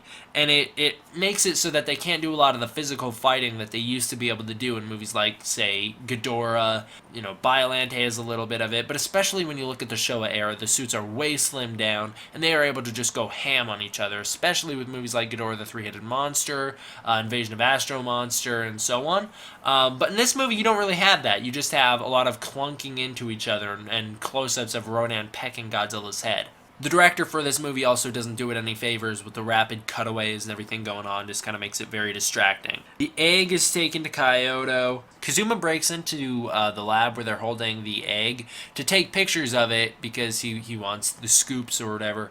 So he breaks in to take pictures of it, and then he steals stuff. And then he's confused later on in the movie when he's treated like a criminal. And, you know, it's like he stole stuff and he broke into this place. And he's always like, oh, man, I'm just trying to be a good dude. Why does everyone got a bag on me? He's a really unlikable protagonist, in my opinion. And I know it feels like I'm crapping on this movie the whole time. I'm not. We'll get to the end, and the ending kind of redeems this movie for me. Or maybe towards the middle, it really starts to pick up for me. But overall, it's just, I don't like a lot of this movie. I don't like a lot of the beginning half of this movie, or probably the first two acts I don't think work very well. We find out the egg turns red when the creature inside is distressed. The egg imprints on Azusa. Again, I don't remember how to pronounce these names, so my bad. Mickey connects with the creature inside the egg. Mickey goes back into that telepath class that we saw in Godzilla vs. Biollante, where they all drew the pictures of Godzilla, and they were all like, we dreamed about him. She goes back into that class. It's different students this time. And there is an odd cameo from the Mothra fairies, who are now human-sized, and they're just kind of hanging out there. The telepathic waves that are being transmitted from the egg emit this strange music that plays and is discovered by the kids. When played aloud on some sort of computer program, the egg explodes. Then it hatches out a baby Godzilla-saur, and it is probably the best Godzilla design in terms of a baby Godzilla that we really get in the entire franchise. Minya looks god-awful, alright? This design, although I don't like it best, I actually like next to movies best, and I know that doesn't make a lot of sense to people because a lot of people hate that design, but this design actually looks like a freaking dinosaur. It looks like Godzilla, and it's funny to look at it because you know deep down, like when you're watching the movie, you're like, wow, that is the actual size of the normal Godzilla suit. And just because they're not doing any special effects to make it look bigger, it looks human-sized. And it's like, it's really weird to think about that What if they just copied and pasted Godzilla's design, and they just had a... What if they just used the same suit? Like, it's crazy for me to think about. What if they just had Godzilla, human size, like, interacting with the people? I know that'd look really weird, but I can't. That's something that I like thinking about. It's just weird. It's just weird for me to think about. Anyways, baby Godzilla looks good in this movie. That's what I'm trying to say. Junior looks better, but this guy looks good. So we find out this is a non-aggressive, non-radiated Godzilla baby. Godzilla comes ashore looking for the egg. Godzilla is awesome in this movie. There's too much of him. And we'll talk about that later. But he is awesome. There's scenes of him destroying this factory. They look amazing. He just blows that thing right up. It's awesome. Godzilla looks super cool in this movie. And he acts cool. Like I said, he's a bit too fat, but like it works for the massive size they're trying to go for. It just doesn't work for the action sequences with the fighting. Mechagodzilla is launched. This time he's controlled from the inside, a difference from the original Showa Mechagodzilla, who's controlled by remote control or Katsura, depending on the movie. And this time Mechagodzilla is a good guy too. Also, this time his design sucks. He's got this stupid face, this dopey expression, and a really short tail. I don't like this design of Mechagodzilla. He looks more metallic, I guess, if you want to go that route. But personally, I prefer the 75 Mechagodzilla a lot more. He just looked better. He looked more menacing and looked more like Godzilla, in my opinion. And I know that doesn't make too much sense for some people, and I keep saying that, don't I?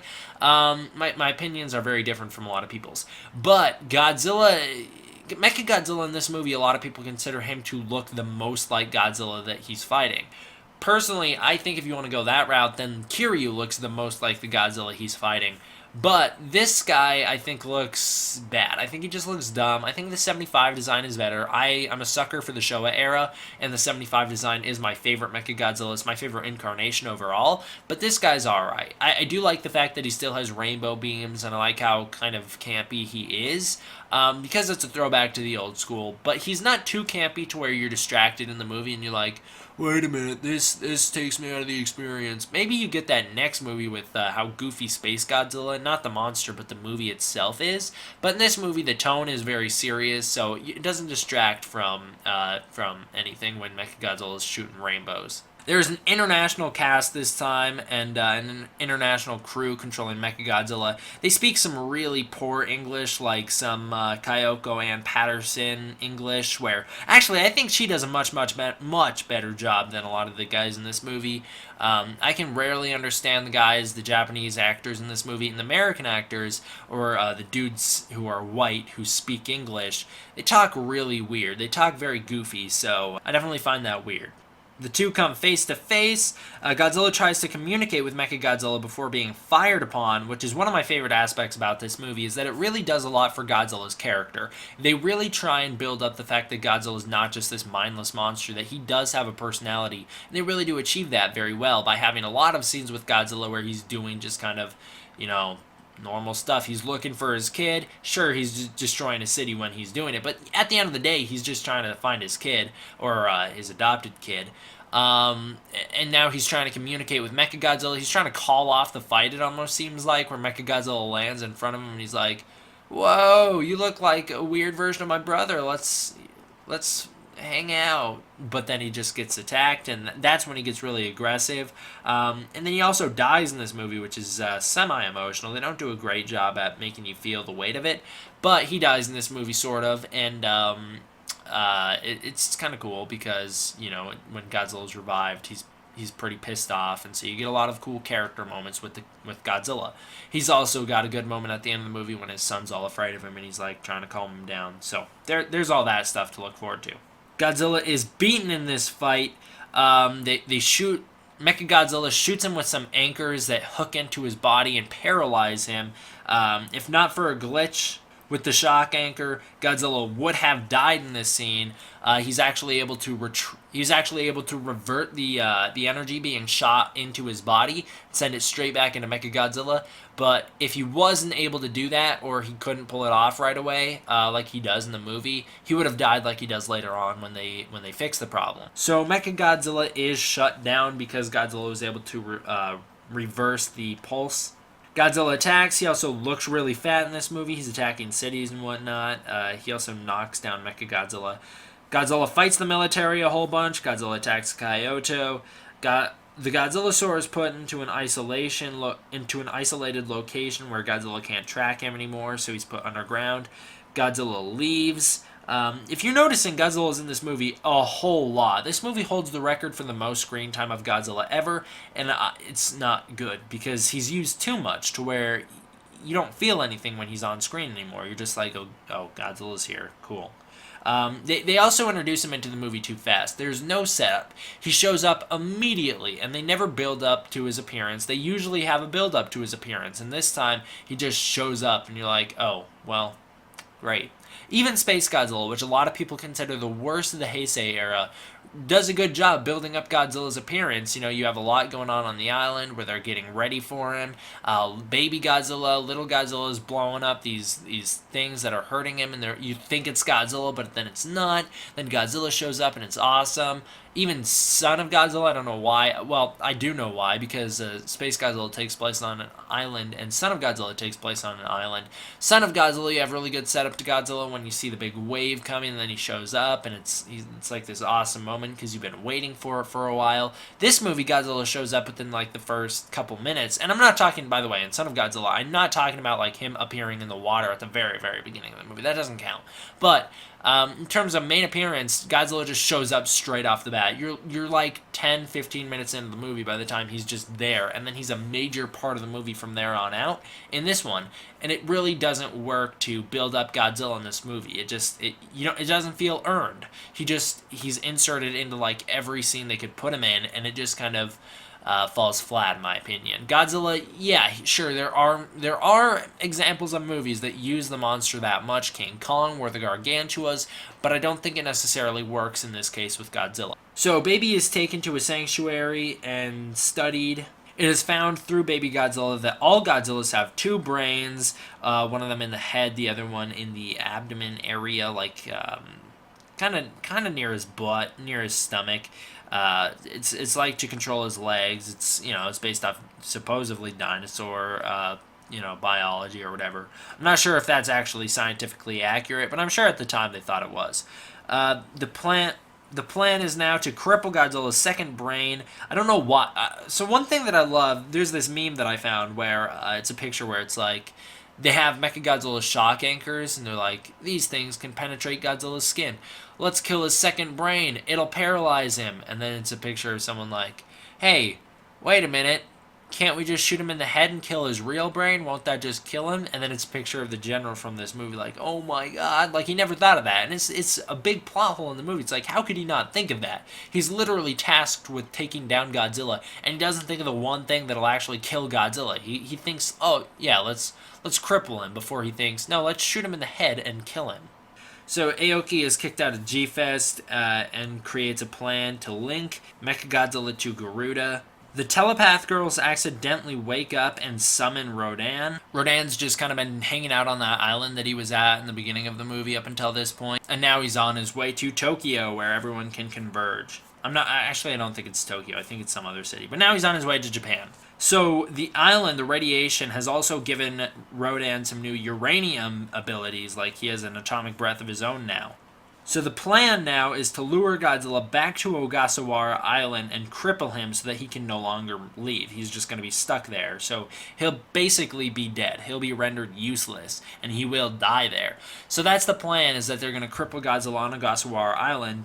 In the middle of all this, Rodan intercepts this plan. He kidnaps Baby Godzilla. He picks him up in this crate. Mechagodzilla and Garuda attack Rodan in the middle of a city. Mickey has her second thoughts about fighting Godzilla. This is the first time Mickey shows some emotion towards Godzilla. She's in G-Force by this point in the series. But either way, it sure is good to see her getting some actual action and a main place in the plot for once. Because one thing I talked about last video is that she's very underutilized in this series. She's one of the only reoccurring characters throughout an entire series of Godzilla movies. You have Mirai from the original Showa era. He shows up a couple times. You have other semi-reoccurring characters that will show up here and there. But you don't really have anyone like this. You don't really have Mechagodzilla in every series where they'll be there every movie and they'll be, a main character every movie. And up till this point in the series, she's just kind of been there. She hasn't really done too much. So it's great to see her finally getting something to do. She's now the pilot of Mechagodzilla. She's one of the co-pilots of Mechagodzilla, which is really awesome. Rodan is nearly killed by Mechagodzilla. He's blasted into a building and he's knocked out for quite a while. Godzilla shows up and Godzilla and Mechagodzilla fight. The fight is pretty clunky, so it's a lot of beam battles, but anytime it's fist to fist, like close combat, it's just them kind of hugging.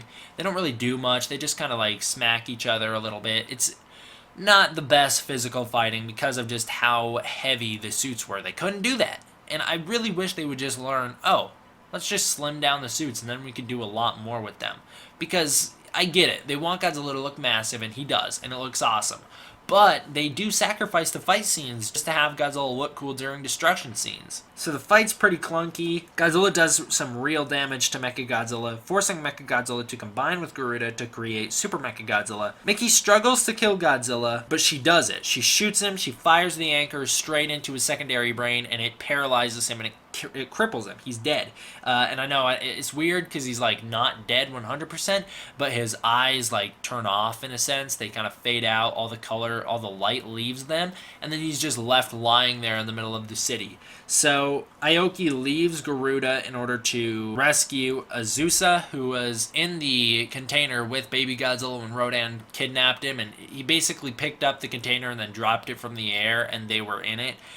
So Aoki goes over to save them, and Garuda's left pilotless. Rodan sees that Baby Godzilla was not his brother, but in fact Godzilla's kid, so he gives his life to Godzilla, which was a really cool scene. Rodan lands on Godzilla, and then you slowly, it's a pretty slow sequence, you slowly watch Rodan fade into Godzilla, and like, it's pretty awesome. So he transfers all his life essence into Godzilla, and it supercharges Godzilla. It repairs the brain. There's a cool scene of Mickey looking through these glasses that let her see Godzilla's secondary brain, and she watches it repair itself. And then Godzilla shoots up. He goes and attacks Mechagodzilla. It's awesome. This is the first time in the franchise's history the atomic breath has changed to real color. Before it was white, but it was always intended to be blue. Now it is, usually blue. This time, Godzilla is supercharged. He turns it red, and it is the most destructive atomic breath we have ever seen to this point.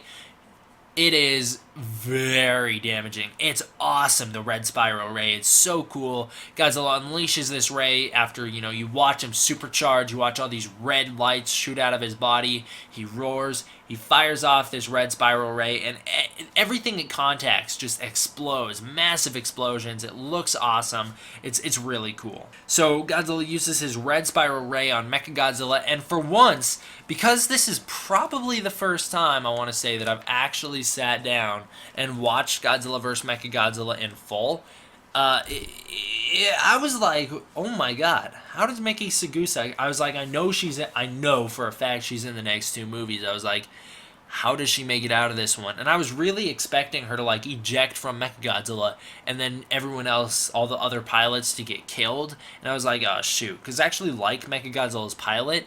Even though I haven't mentioned him throughout this review, I actually do like the dude who's in charge of Mechagodzilla. And I was like, oh no, like, are they going to kill him off? Are they going to kill off all these, these okay characters and that awesome character? I was like, how is Mickey going to get out of here? I feel like she's got to die. But it turns out that Mechagodzilla's head was actually best protected or something, so that when Mechagodzilla explodes, they're all fine inside the head, inside the piloting area. But man, Godzilla's devastation with that red breath is so cool. It's something that they use throughout the rest of this series. They use it again in both the next movies, and it's pretty sweet. I don't know why from this point on his breath isn't always red. I guess he just has to be enraged enough for it to finally get to that point of supercharged redness. So Godzilla tries to, get Baby to warm up to him. Baby's all scared of him. His eyes glow red, and they kind of like coax him into going with Godzilla. They're like, "Don't worry, he's your dad." And then I'm not totally sure what happens. So either that girl who's been hanging around Baby Godzilla the whole movie, who in the English cut always says "baby," I don't remember her name. I just said it not that long ago, but I like definitely mispronounced it. Anyways, that one chick, you've all probably seen the movie. That one chick, she goes to Azusa. She goes and I believe she says like to Baby Godzilla like, no, yeah, go with him. Or maybe it's Mickey, like, telepathically connects with Baby Godzilla and is like, go with Godzilla. I don't totally remember. You know, it's been a little while since I've watched this movie. Sorry. It's okay. Next review won't be like this. I watched Space Godzilla like not that long ago. Anyways, Baby Godzilla finally listens and heads into the ocean with Godzilla, and that's the end of the movie. The movie ends with both of them swimming away, and everyone's standing there staring off into the ocean, watching them swim away, and they're like, yeah, it's a happy ending. A whole bunch of thousands of people just died throughout all the cities that Godzilla just destroyed. Rodan, he did a lot of damage too, and Mechagodzilla was a failure. They're like, it's happy ending, yay! So that's the movie. I know it really does feel like I bagged on the movie the entire review, but I didn't intend to do that. I do actually find some of the ending fight of this movie to be very, very redeeming. The music, I think, is good.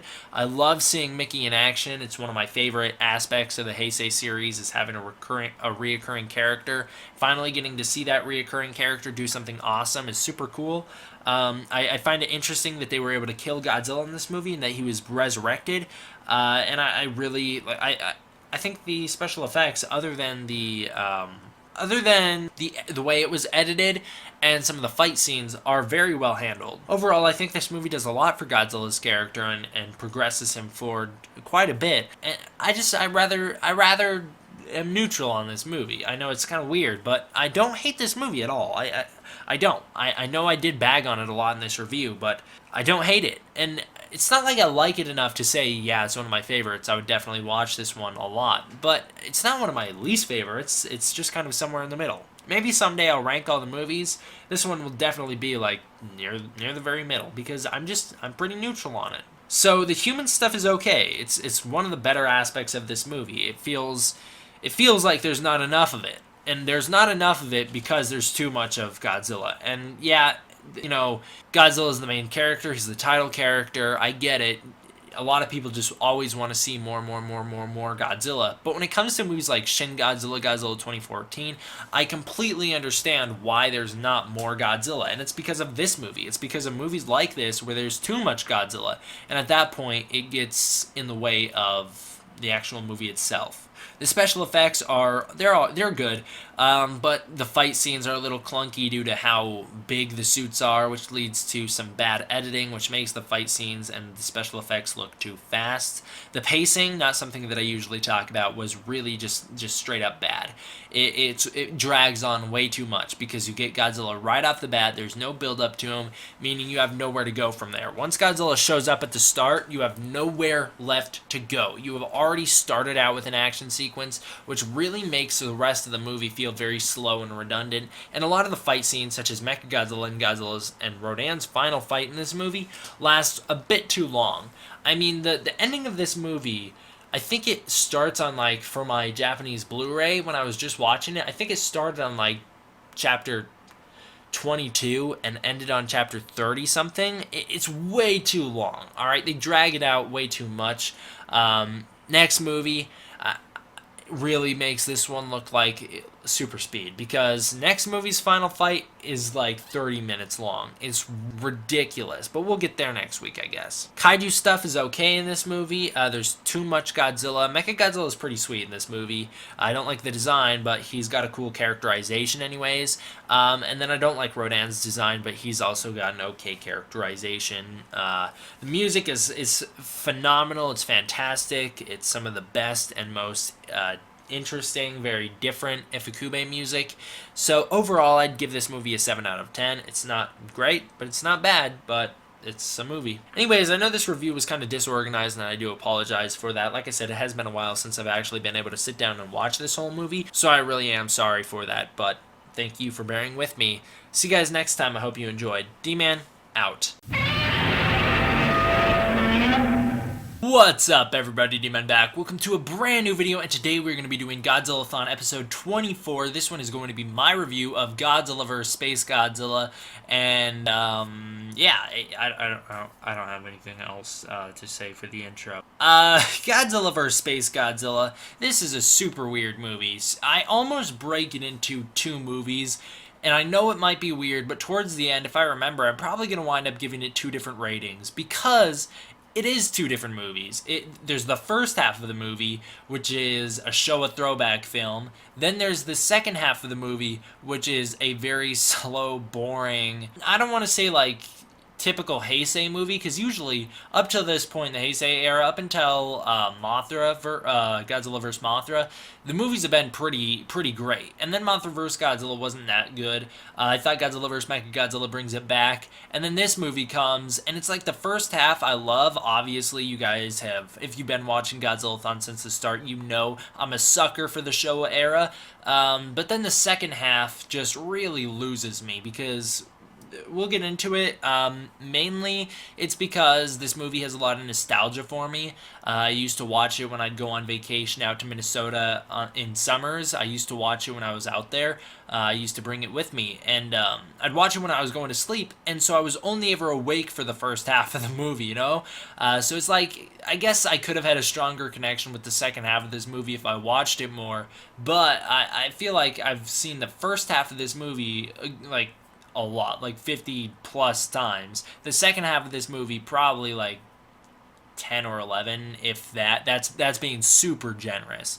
And then this is on a double pack DVD set that I got as a kid of Godzilla vs. Spacegodzilla and Godzilla vs. Destoroyah. And as a little kid, Godzilla vs. Destoroyah used to terrify me. That movie just freaked me out, so I'd always watch Godzilla vs. Spacegodzilla, but I'd never make it to the end. I'd fall asleep before then, and it's not because the movie's boring. It's just because I like to watch, or at least I used to like to watch movies when I go to sleep. Now I can't do that. It just keeps me up.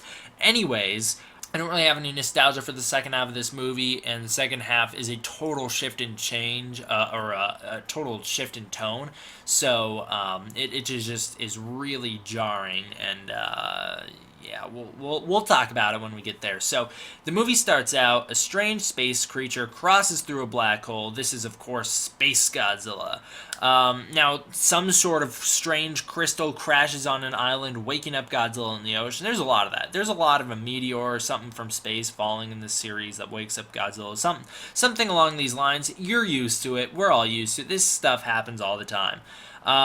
Mechagodzilla is turned into a Transformer Mothra. So, because he was annihilated last movie, which is awesome. I love the way that Godzilla just blows him up. That's awesome. Anyways, I don't know why I'm going off on the side note. Well, I do know why. It's because I'm talking about Mechagodzilla.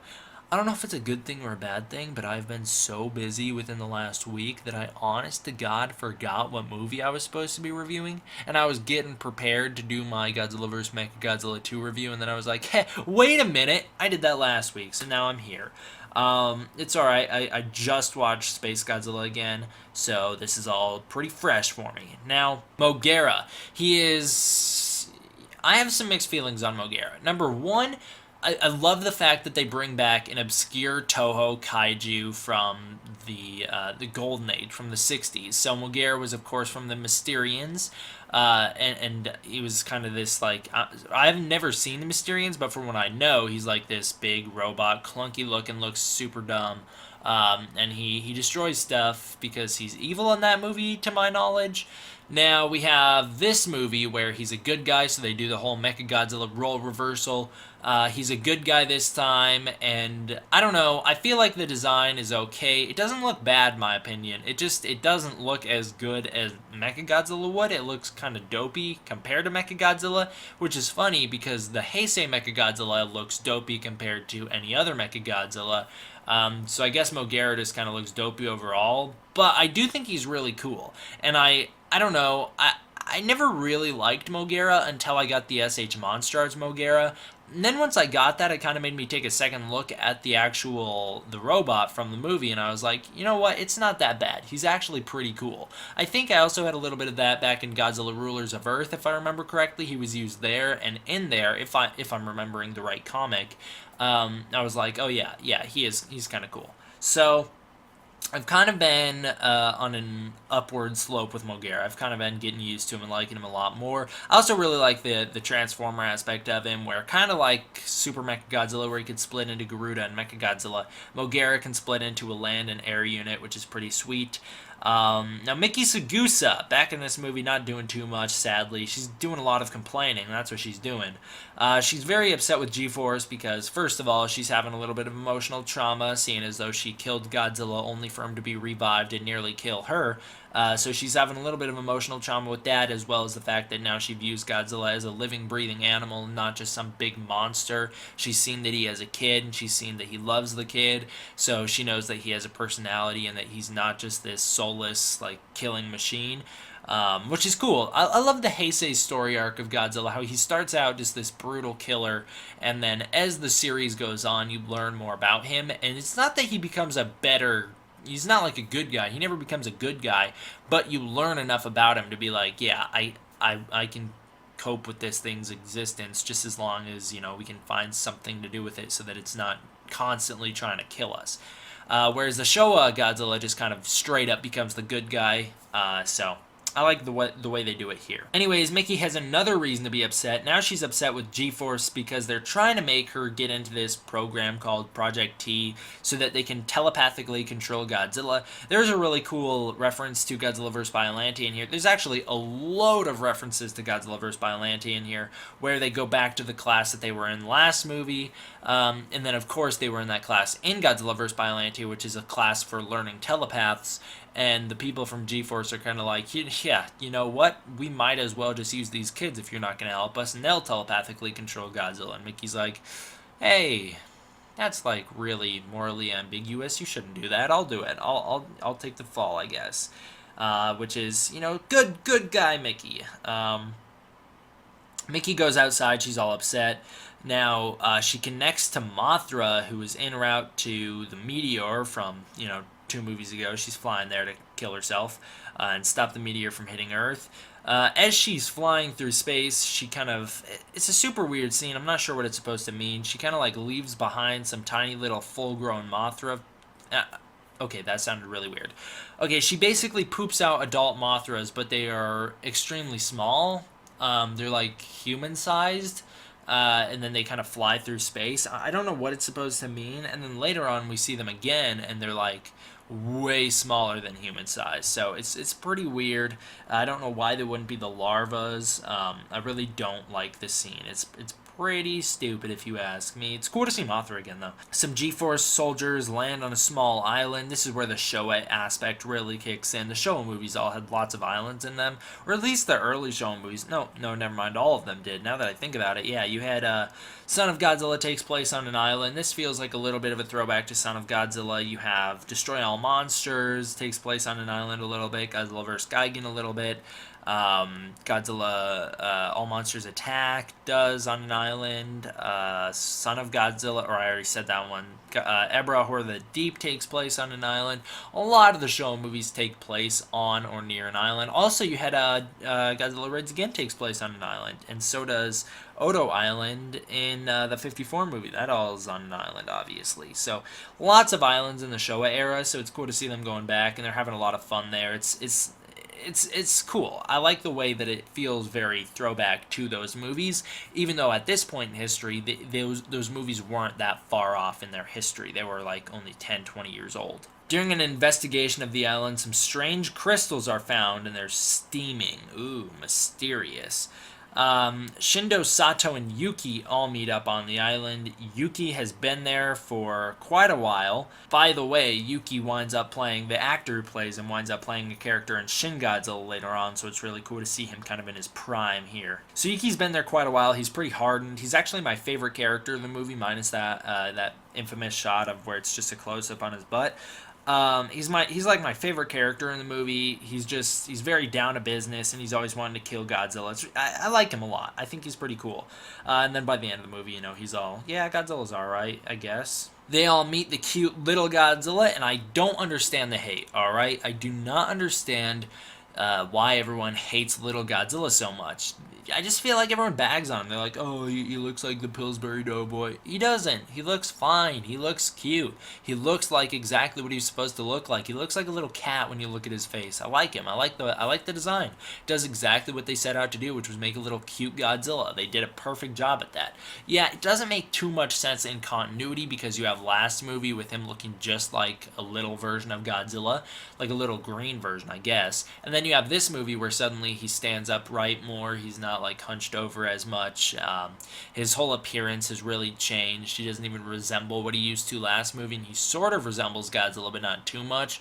I think it's cool to see how much he's grown. He's pretty much a full-grown adult Godzillasaur when you think about it, because the Godzillasaur shouldn't be that tall. Actually, I think little Godzilla might be a little bit taller than the Godzillasaurs themselves, if I'm thinking about it correctly.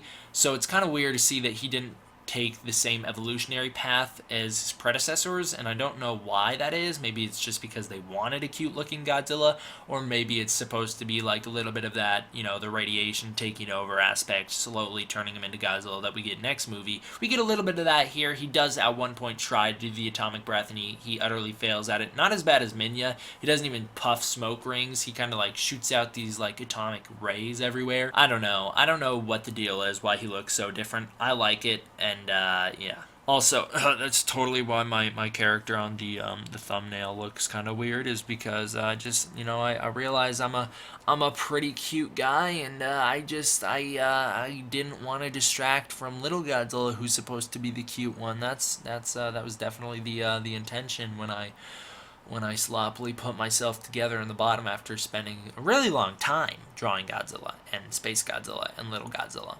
So when NASA's space station is attacked by some giant crystals, it's a pretty terrible scene. Like, it looks really bad. Special effects are not well done. We're just gonna move right past that. I don't have too much to say about it. A tiny Mothra transporting the cosmos shows up to Mickey. This is when you see it, and it's like not even human size, like super small, like smaller than the size of Mickey's head. I don't know what the deal is.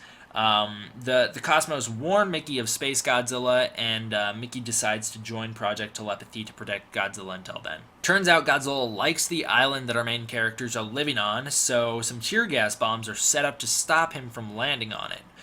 Which is also really cool because it's like, it's cool to think that Godzilla has a hangout place that he likes to go. I don't know. I just think that's kind of a cool idea that he has a home that he can return to. I like that. I like that thought. So, Yuki, the dude who winds up playing a character in Shin Godzilla, has a special bullet containing some of Rando Yaguchi's coagulant, apparently, because one shot and Godzilla is supposedly dead. It's pretty cool to think about the fact that someone has a magic bullet that can kill Godzilla, although they don't really get to show it off too much in the movie. So G-Force picks up on Spacegodzilla heading for Earth, and they all freak out. Mogera is sent out to fight Spacegodzilla in space. It's a space battle. It looks pretty terrible. The asteroids around them don't look great. The background is just pure black.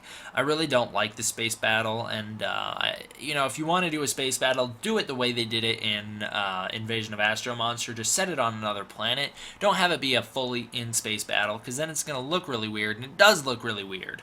Unless you're doing it in modern technology, you just can't pull that off. Project T is set up on the island that everyone's hanging out on. Little Godzilla triggers the landmines, which is a cool scene because you just see the pink smoke going off, and everyone's freaking out like, oh shoot, Godzilla's here, and they're all rushing into action, but he's not. It's a cool mislead.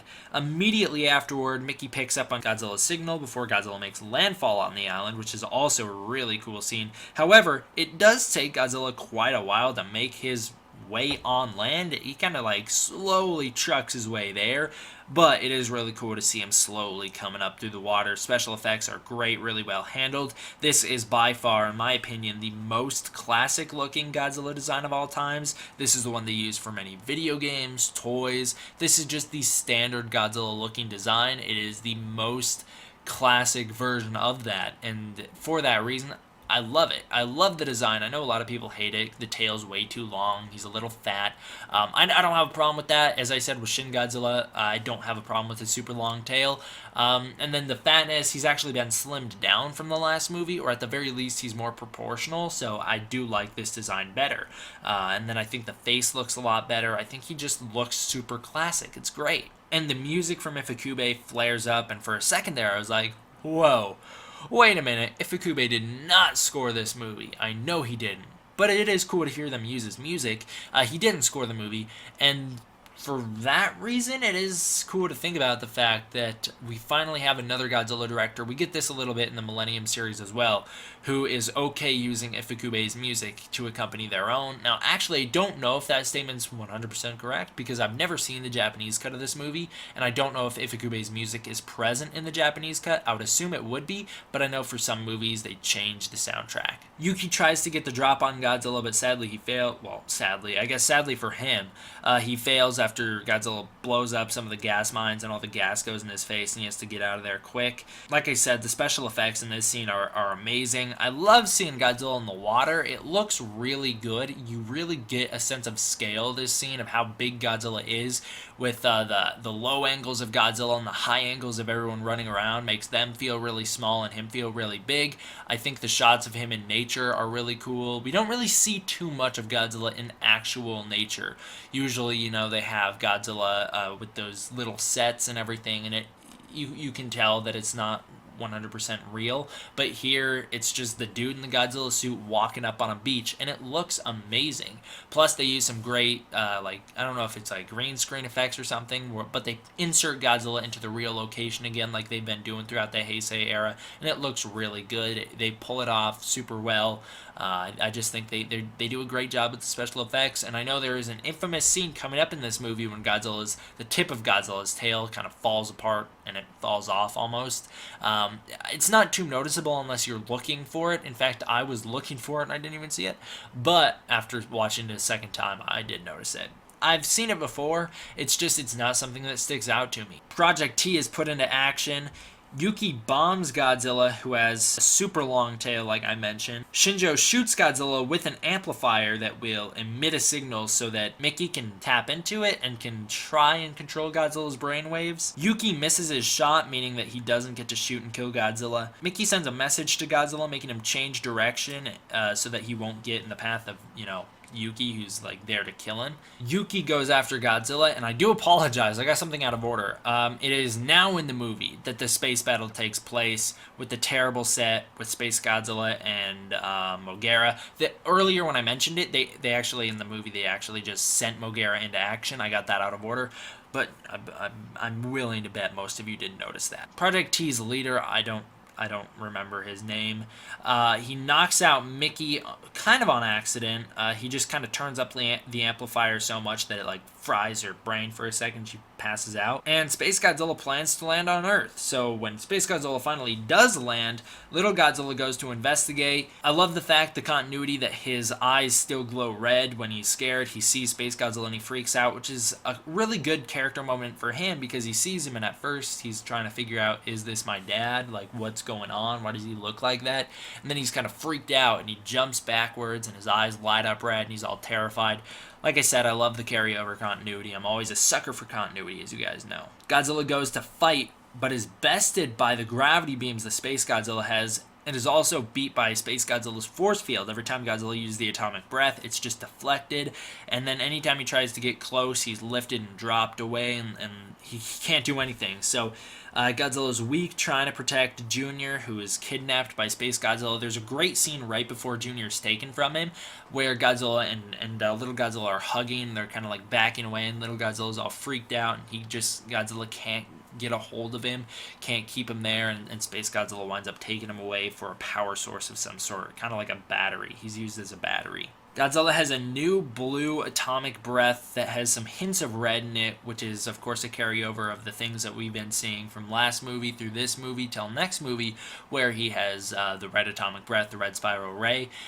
In this movie, he has this new atomic breath that shoots these kind of blue and red spirals. It's like a blue spiral atomic breath, so it's maybe stronger than the one that he's had previously. I'm not totally sure, but it looks different at the very least. And also, fun fact, remember a couple movies ago when I was bagging on how bad the new sound effect for Godzilla's atomic breath in Godzilla vs. Mothra was?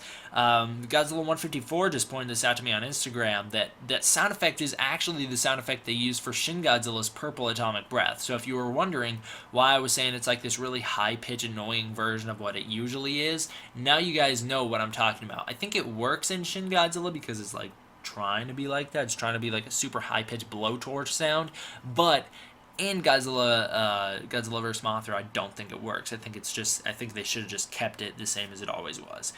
Anyways, getting back into Godzilla vs. Spacegodzilla, he leaves. He's defeated. He's forced to leave. Space Godzilla flies off, and there's nothing he can do about it. One of the leaders of Project Telepathy, Miss Gondo, is a relative of Gondo from Godzilla vs. Biollante. This is where we really, really, really find out that the movie still is in this continuity. If you're wondering how Godzilla vs. Biollante could have happened, how the events of that movie could have happened, how Godzilla could have killed Gondo, go watch Godzilla vs. Biollante because a lot of people skip that one, and it's a great movie. Go watch my review for it also if you haven't. It's a fantastic movie, so if you want to know all about Gondo and why he died and how he died, go watch that and go watch my review. But if you're like, how could this even be possible that movie still is in continuity after King Ghidorah when they go back and erase Godzilla from history? That's because they failed to erase Godzilla from history. When the Futurians come back, they transport Godzilla's body from Lagos Island to the ocean. All that does is prevent him from turning into Godzilla in 1954. He still turns into Godzilla, and he turns into Godzilla in the 1970s. He's awakened in the 1980s by a volcano, and the events of Godzilla 1984 and Godzilla vs. Biollante still take place. That's all still within the continuity. That never changes, no matter what. That is why in Godzilla vs. King Ghidorah, when they come back to the future, Mickey's still like, yeah, no, I have telepathy, listen to me when I'm telling you Godzilla still exists, I have his signal. And then when they go and send the nuclear sub to blow up Godzilla and turn the Godzillasaur into Godzilla, they're like, hey, wait a minute, Godzilla's already down here, and he's attacking us. So if you were confused about that, now you're not. If you really want to go in depth with it, go watch my Timeline Explained video. I totally go crazy in depth with it in that video. So we find out that earlier, Biollante's cells, when they fly up into space, carried Godzilla cells with them, of course, because she's a clone of Godzilla with some plant DNA mixed in. Now, this could have transported itself into a black hole that turned into Space Godzilla. Or the second theory they pose is that Mothra flies out into space and she's still carrying Godzilla's cells on her from their battle, and those cells transform into Space Godzilla. So they offer two very elaborate kind of ways that this could have come about. They never say which one's definitive. They kind of imply that the Mothra one is probably the definitive one. So Yuki becomes Mogera's new pilot. Shinjo and Sato are both beaten in their sleep on the island. They stayed back on the island. They're beaten in their sleep, and Mickey is taken away from them in the night. She's kidnapped. We find out that Yuki was Gondo's best friend, and that is why he wants to kill Godzilla so bad, is because Godzilla killed Gondo. Once again, I'm a sucker for continuity. I love it. Mickey was kidnapped by the leader of Project Telepathy. Again, I don't remember that loser's name. He's a really annoying character. I hate him. So he wants to use Godzilla as a weapon. Mickey's all freaked out about it. G-Force breaks in. They try and rescue Mickey. They have Shinjo and Gondo. They wind up fighting the Mafia, the Japanese Mafia, which is really cool, and they wind up fighting the leader of Project T. Now, Mickey levitates. She levitates this big, huge table, and and allows I don't know if it's Shinjo or Sato. I forgot which one it is, but she levitates so that one of them can shoot the leader of Project T or whatever. So it's pretty cool to see her using her telepathy in that way. She's even in the movie like, whoa, I didn't know I had that superpower, but it's pretty cool. So Space Godzilla kills Kubo. I guess that's the name of the Project T guy. I guess I did write it down. So I guess his name is Kubo. So he's not actually shot and killed. He gets away when Mickey levitates. Now he's killed by Space Godzilla, and Space Godzilla destroys everything. I believe Mickey summoned Space Godzilla to the area, but I don't totally remember. Space Godzilla heads to Tokyo. I don't know if this is right, but what I wrote down was Azuki is put in charge of Mogera because Yuki is saving Mickey. I don't know who Azuki is. Is that really a character's name? I have not said that name once this whole review, so I'm kind of confused. I don't remember if that's a character name or if I just heard the name in the movie and I wrote it down really fast and I just guessed on what the name was and I guessed wrong. I don't know. Now Yuki, Shinjo, and Sato pilot Mogera. Space Godzilla turns Fukuoka into his headquarters. The main tower there, I don't know what it's called, is turned into his power supply. Godzilla heads into battle. Yuki tries to attack Godzilla before he is knocked out so that Mogera can return to its planned course and attack Space Godzilla. Mogera fights Space Godzilla for quite a while. This is where the end battle starts, and the end battle is like 30 to 40 minutes long. Way too long for an ending battle. I don't know what it is with this movie and the last movie, but they just decided to draw that stuff out, and they draw it way too far out, especially this movie. So the end fight just drags and drags and drags. Mogera fights Space Godzilla for quite a while. Mogera goes down. He's nearly destroyed. Godzilla shows up to fight before he's gravity beamed away. He's taken out of the situation. Godzilla figures out where Space Godzilla's power supply is coming from, and he goes to attack the tower, which is really cool, a great display of Godzilla's intelligence. Mogera separates into an air and land vehicle so that he can do double damage. Mogera and Godzilla both take down the tower together. It's cool to see them working together, which is nice. Mogera comes back as one, blows off Space Godzilla's shoulders, which makes it so that he can no longer draw power from things around him. Mickey and Shinjo telepathically save Yuki, and he is saved from the destroyed Mogera. Mogera blows up. Godzilla supercharges himself, uses the awesome red spiral ray, just like he does in the last movie, kills Space Godzilla, and then the movie is over. Overall, the human stuff is really good. It's quite fun. It is a bit convoluted. There's a lot going on, like the Project T stuff that's really unimportant, but it's pretty fun. It's a great show, a throwback. The special effects are really good, minus a couple things here and there. Godzilla's tail and the space battle. The pacing is really bad. It starts off really fast and entertaining, but is way too slow by the end. Like I said, the 30-minute plus battle is just way too much. The kaiju stuff is pretty good in this movie, but the music is just alright. I don't really have an opinion on the music other than it's not great. I was really struggling, in fact, to find a song to use for the intro of this video. None of the songs in this movie I don't think stand out that much, other than Ifukube's stuff, and I didn't want to use his. So I had to wind up mix and mashing a couple songs. So if you listen to the intro again and you're like, it sounds weird, it's because I actually remastered one of the songs from the movie in order to get it to sound a little cooler so that it could, be a little bit more exciting for the intro. Now, like I said, I am going to give this movie 2 reviews. So for the first half, the show a throwback, I'm going to give it an 8 out of 10. Solid, good fun. The second half of the movie, I'm going to have to give it something like a 6 out of 10. It's just not that good, and I could have averaged them both and come out with a score, but I didn't want to do that. I just want to, just say this movie's not, I could just give it a 7 out of 10 or whatever, but I just want to say this movie's, not bad. It starts out really fun, but it just ends kind of bad. That's the only problem, is that the first half is good. I love it. A lot of people don't. A lot of people just hate the whole movie. I love the first half. It's the second half of this movie that I believe kills it. So, thank you guys all for watching. I hope you enjoyed. I don't know if the ending of this video seems kind of rushed, but I do have something that I have to go do for a little bit, so sorry if it did. I don't know. I don't know if it did, but thank you guys all for watching. I hope you enjoyed. See you guys next time. Hope you enjoyed. I keep saying that. I feel like I've said that 18 times now. D-Man out. What's up everybody, D-Man back. Welcome to a brand new video, and today we're doing the 25th episode of Godzilla-Thon. We are a quarter of the way to 100. I don't actually expect to do 100 episodes of Godzilla-Thon, obviously.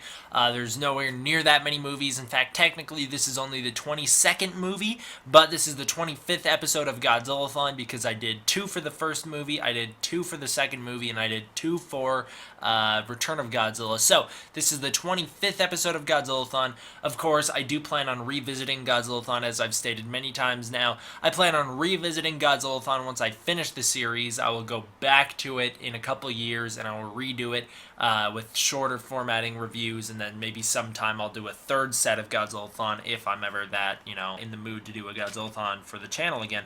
I don't know, but right now I do know we are on the 25th episode of Godzilla-Thon, and it's a good one. This is Godzilla vs. Destoroyah from 1995. Toho wanted to kill Godzilla off. They wanted to end the Heisei era. They wanted to hand over the. They basically were passing the torch to TriStar. They wanted to hand over the rights to Godzilla to America. They were done. They're like, you know what? We had the best run we could have. Let's let someone else do something with the character, and let's just be done. And that was their plan. Obviously, things didn't work out how they planned. But, man, it makes for a great finale movie. Getting into it, this will be the review for the English cut, by the way. I do not have the Japanese cut. I've never seen the Japanese cut of this movie, so this is the English dub review. The English cut, I don't know if they're cut any different, but this is for Godzilla vs. Destoroyah, like I said, 1995. Now, before I get into the plot synopsis, this movie used to scare me so much as a little kid. I can remember one night watching this movie and sleeping outside of the bedroom door of my dad's room because the movie freaked me out that much. But I still watched it when going to sleep because the way my house was laid out, I was able to lay down in the middle of the hallway and look downstairs at the TV where I had it playing. There's no way I can describe this to you for you guys to visualize what I'm talking about unless I actually were to have just showed you. But this movie scared me as a little kid. I always wanted to avoid this one. I always wanted to watch Spacegodzilla instead because this movie freaked me out too much. And also, I really disliked the music in this movie, which is funny because I have come to like the music in this movie quite a bit. And I also used to dislike the Terror of Mechagodzilla music, and I also came around on that one. And the funny thing is, that was also the finale for the Godzilla series. So I guess I just had something against the finale music. But the reason this music always stuck out to me, and it literally would give me a headache when I'd hear some of it, is because Godzilla dies. Godzilla dies in this movie, and I used to blame the pilots of the Super X. And anytime Super X3 was on screen and I'd be hearing the music for Super X3, it'd make me physically and mentally upset. I was so sad that Godzilla was getting killed that I would literally get a headache. I would get upset to the point where I'd get a headache just by hearing the music. Yeah, I was a little kid. I didn't cry. That's the thing. I didn't cry. I just get very angry. How could they do this to Godzilla? It was so unright to me as a little kid. I didn't really understand what was going on with the movie until I was older, and then I realized, oh, it's just, it's part of the themes of the movie, and he had to die anyways. Alright, and then one last thing before I get into the review, and I know some people are going to have already probably pointed it out in the comments saying, you're missing an O in the word Destoroyah. I know I'm missing an O in the word Destoroyah. I know it's kind of a dumb reason, but I spelt the name wrong for a reason. I spelt the name wrong so that I could fit it on screen, because otherwise it was gonna stick off screen, or I would have to move the whole set in front of Destoroyah's body more, and I didn't really want to cover anything up. So I kept it where it was at, and I just took away an O. So I know I spelled it wrong, and I'm sorry. It's actually spelled Destoroyah. So yes, it is spelled wrong, because I know I did it on accident one time where I spelled Mothra wrong or something like that way early back, and then I felt like an idiot. But this one was intentional, so I had to point that out so that you guys knew.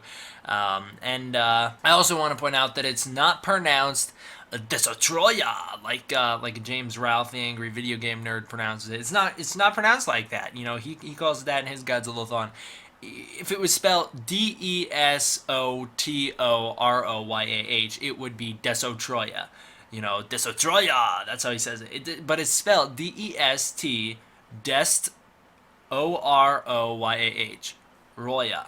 Destroya. It's Destroya. That is how it's spelled. And that's how I'm going to pronounce it. It's Destroya. Just like how it's spelled on screen, it's kind of spelled like how you say it on screen. It's pronounced Destroya.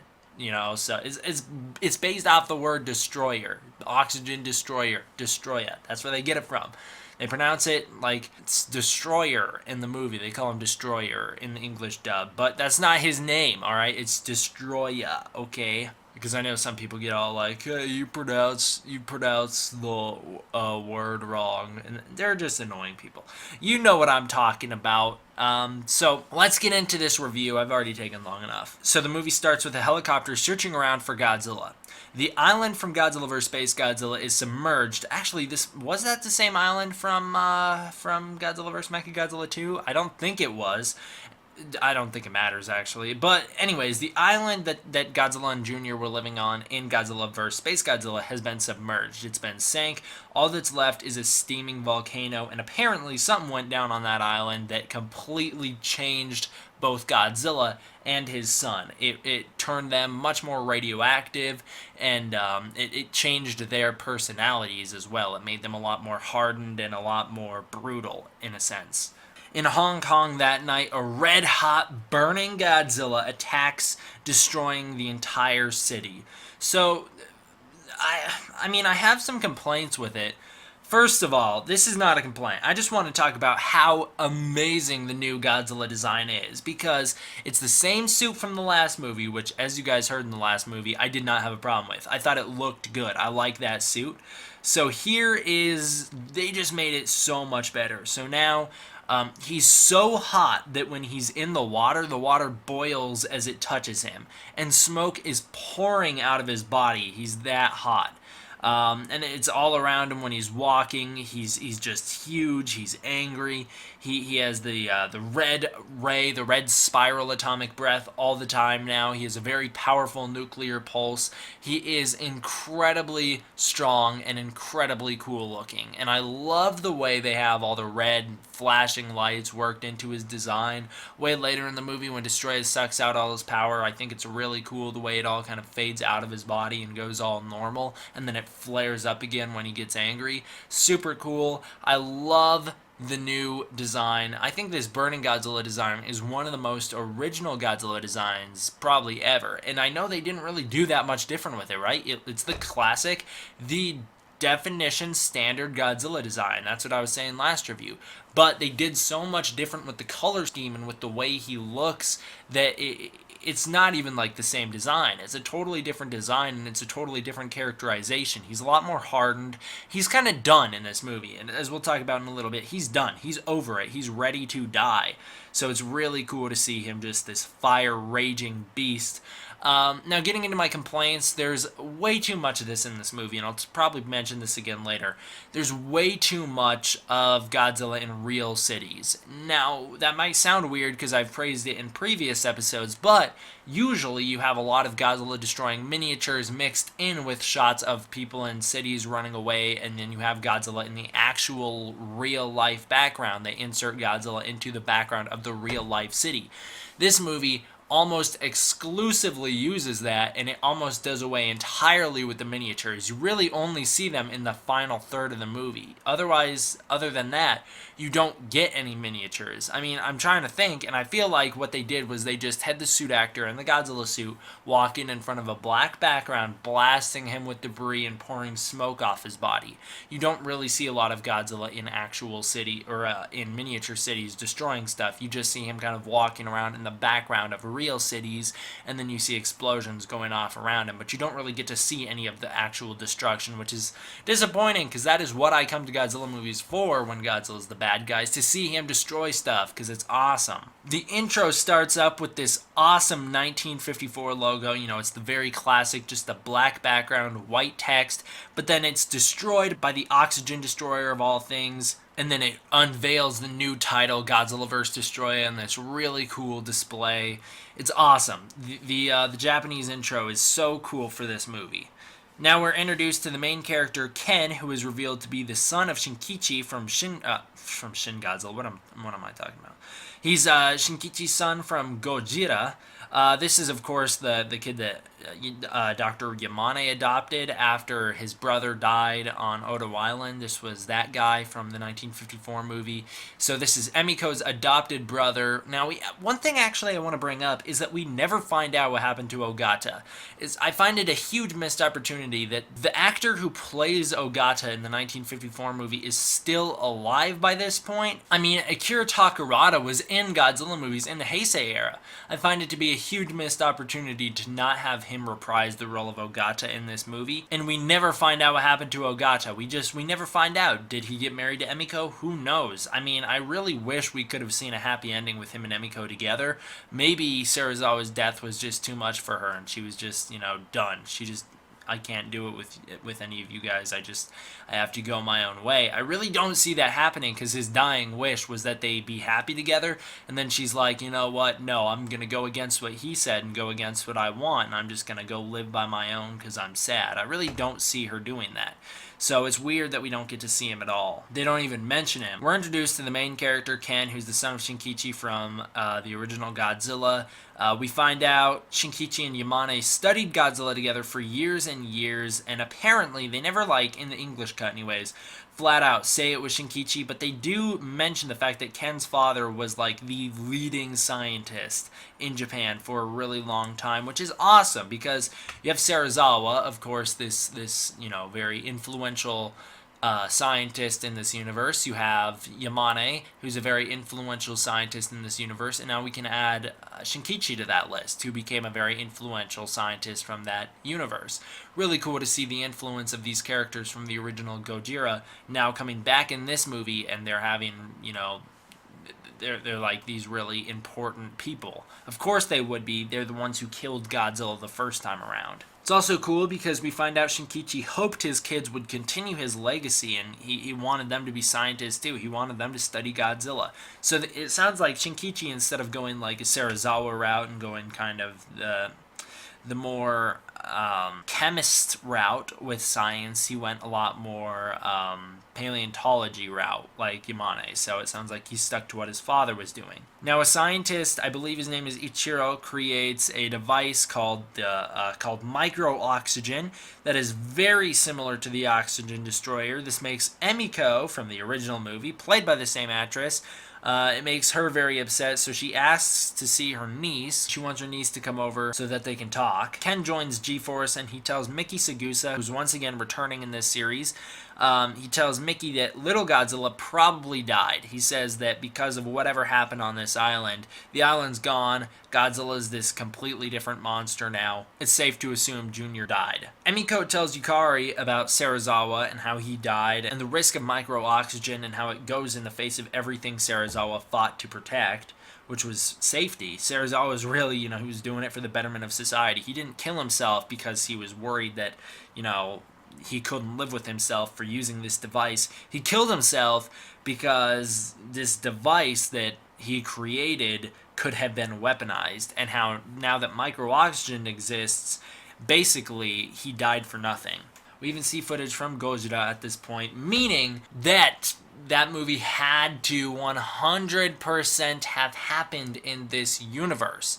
That movie had to have happened because without that movie, without the events, without Godzilla's death, without the oxygen destroyer, you wouldn't have Destoroyah. Last movie, Biollante had to happen. You had events from Biollante brought back up in that movie. You had characters from that movie brought back up. You had footage from that movie brought back up.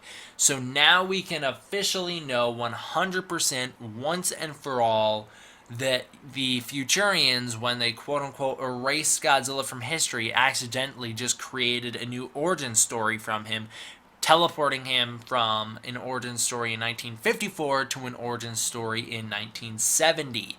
The events of all the Heisei era, including 84 and Biollante, still played out, and I feel like I'm mentioning this timeline a lot.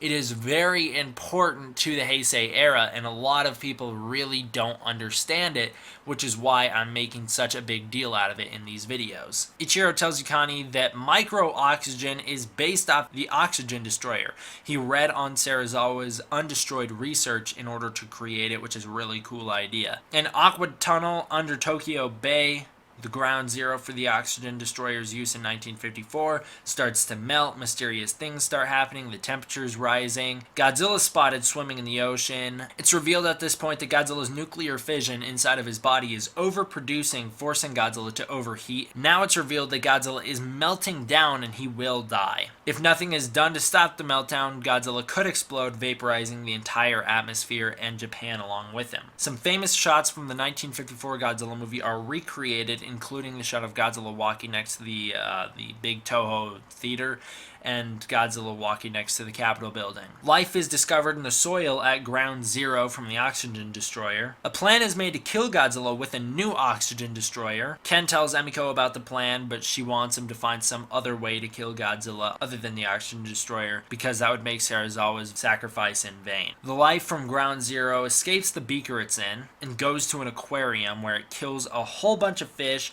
and that scene where the guard's running around and he's like seeing all these fish getting disintegrated in front of him, that specifically is the scene that used to terrify me as a kid to the point where I didn't even want to put this movie in. Ken tells Ichiro to make a new oxygen destroyer. Ichiro's all worried because he talks about how if Serizawa had used the oxygen destroyer above ground, it would have completely leveled Tokyo. It would have turned everyone in Tokyo, it would have killed them all. It would have turned them into skeletons. They would be dead. It would be completely wiped clear of all life. A mutated creature from the Precambrian era is responsible for killing the fish. It's this weird little crab monster that originated from single-cell organisms and now is an ever-evolving creature. Sound familiar? Well, it should. It's the plot for Shin Godzilla. It's a really cool idea, the fact that Godzilla was created by a nuke, Destoroyah by the oxygen destroyer. These two monsters, these two Goliaths, were created by these weapons of mass destruction. Serizawa stating that the oxygen destroyer is worse than any nuclear bomb that could go off really shows where Destoroyah gets his power from, and really shows why Destoroyah is so strong and so powerful. Godzilla starts to head for land, freaking everybody out. Mickey finds proof that Junior's alive based off a whole bunch of dead whale carcasses washing up, which also gives her some pause because she's like, hey, Junior should be a peaceful monster. Why is he killing, big whales? And Ken's like, yeah, that shouldn't happen. A crab monster that looks human-sized but is actually 10 feet tall, aka Destoroyah, attacks an office building after destroying a bridge. Police are sent in with some extreme force. Scenes from the Aliens movie are recreated in this scene when Destoroyah attacks the police. Basically, there's xenomorph crabs running around in this building. There's a lot of scenes of these guards looking on their motion detectors, and the Destroyers in the room with them, and they don't know where the Destroyers are. Destroyers is plural, so they don't know where the Destroyers are, and then they start crashing through the roof. There's scenes where they're standing on the side, and they see on their motion detector these blips headed right at them, and they open the door, and there's a whole bunch of them there. They're blowing them up with flamethrowers. A lot of scenes from the Aliens movie are recreated, and even the design is recreated in a sense because Destroyer's face has a mouth inside of a mouth, a little one that comes out and does little bites at people. So basically, they're xenomorph crabs. They're xena crabs. They're weird. I'm not a big fan of these Destroyer designs. They're okay. The final design's really cool, but these ones are kind of lame. They're just like big crabs. Like I said, they're supposedly 10 feet, and they do have these cool micro oxygen or oxygen destroyer beams that they use that kind of disintegrate people. But I don't know. They're not really all that cool. They're kind of big, fat, and clunky. One of them's all right in a little bit, but they don't really do too much. A bunch of police and soldiers are killed, and one of the monsters escapes the building, hunting down Yukari. It proves to be quite powerful when it flips a police car over, destroying the car, splits it in half. Ichiro saves Yukari. I think his name's Ichiro, but I feel like they use that name a lot, so I'm not sure. The Destroyer is killed with some fire. Godzilla heads after some more nuclear reactors, which is a cool way to tie it back to Godzilla 1984, where he comes on land in his first appearance in the Heisei era, and he's destroying a nuclear reactor so that he can get some energy. It's revealed that his nuclear fission just isn't producing as much as it should be to keep him stabilized, which is another reason he's melting down, is because it's overproducing, but it's not overproducing to the point where it can stabilize at a new level, it seems like. So he needs to go on land and get more nuclear energy that helps it produce so that he's not like melting down, I guess. I don't totally understand the logic there, but that seems to be the idea. This is where the lack of miniatures really becomes apparent. You just see Godzilla in the distance behind that power plant. It's a real power plant, but you see Godzilla in the distance, and you never see him interacting with it. You never see anything like that. And I know it's worked into the plot that he's stopped before he can get there, but it's just annoying throughout this whole movie that you get so little any monsters actually interacting with the buildings around them. They're more of just walking around in the background. General Aso sends in the Super X3. Yes, this is the Super X3, another indication that Godzilla 1984 and Godzilla vs. Biollante happened in this universe, because they couldn't have just skipped steps 1 and 2 and just come out with Super X3. Anyways, the Super X3 is sent in to stop Godzilla. Super X3 is basically just the Super X2 with wings this time. It's back with Katia missiles from 1984's movie, and it's got freeze rays this time to basically, they say, is there to freeze reactors if a nuclear power plant melts down, but they use it to freeze Godzilla, who's basically a melting down nuclear plant. So Godzilla freezes and is shot up by some lasers, which is a great scene of Godzilla's face freezing. It's really awesome. I love that shot. It's one of my favorite shots of the whole movie. Now Godzilla sinks to the ocean. He turns out to stabilize based off the Katia missiles keeping him cool. It looks like all is well and that he's no longer melting down. Mickey reveals that her powers are fading with age, so she doesn't really have as much telepathic abilities. A bunch of beachgoers' days are ruined when Junior shows up, and he's just kind of walking around the side of the ocean.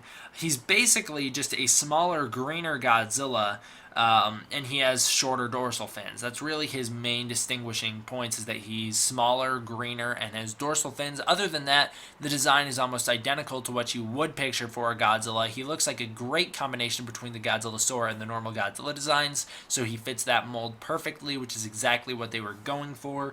I really think everyone likes this incarnation of the character. I really love the incarnation of the character. I love the way he's a fighter at the end of the movie, and I love the way that, he actually looks like Godzilla for once. It turns out Godzilla's following Junior, and they're headed back to the Barren Sea so they can just go there and live. If you remember, it's the Barren Sea where Godzilla was born in 1970 in this new timeline. Godzilla's temperature rises to a point where they realize he is going to melt down again, but this time the estimations revealed that the meltdown will tear a hole straight through the Earth, destroying the entire planet. So Godzilla's going to take everyone out with him. New freeze weapons are made to kill Destoroyah. All the Destoroyahs combined into a 100-foot crab monster. Same design, just a 100-foot version. I'm estimating around 100 feet. After being ambushed by these new freeze weapons, Destoroyah evolves into a flying creature and harnesses the Oxygen Destroyer's power. This way, our human characters are freaking out by this point in the movie, and they realize to kill Godzilla, Destoroyah must be used to stop him. Another really cool aspect is the way they have to get the two monsters to fight to kill each other off. They need Godzilla to die by the Oxygen Destroyer, but they can't create the Oxygen Destroyer again.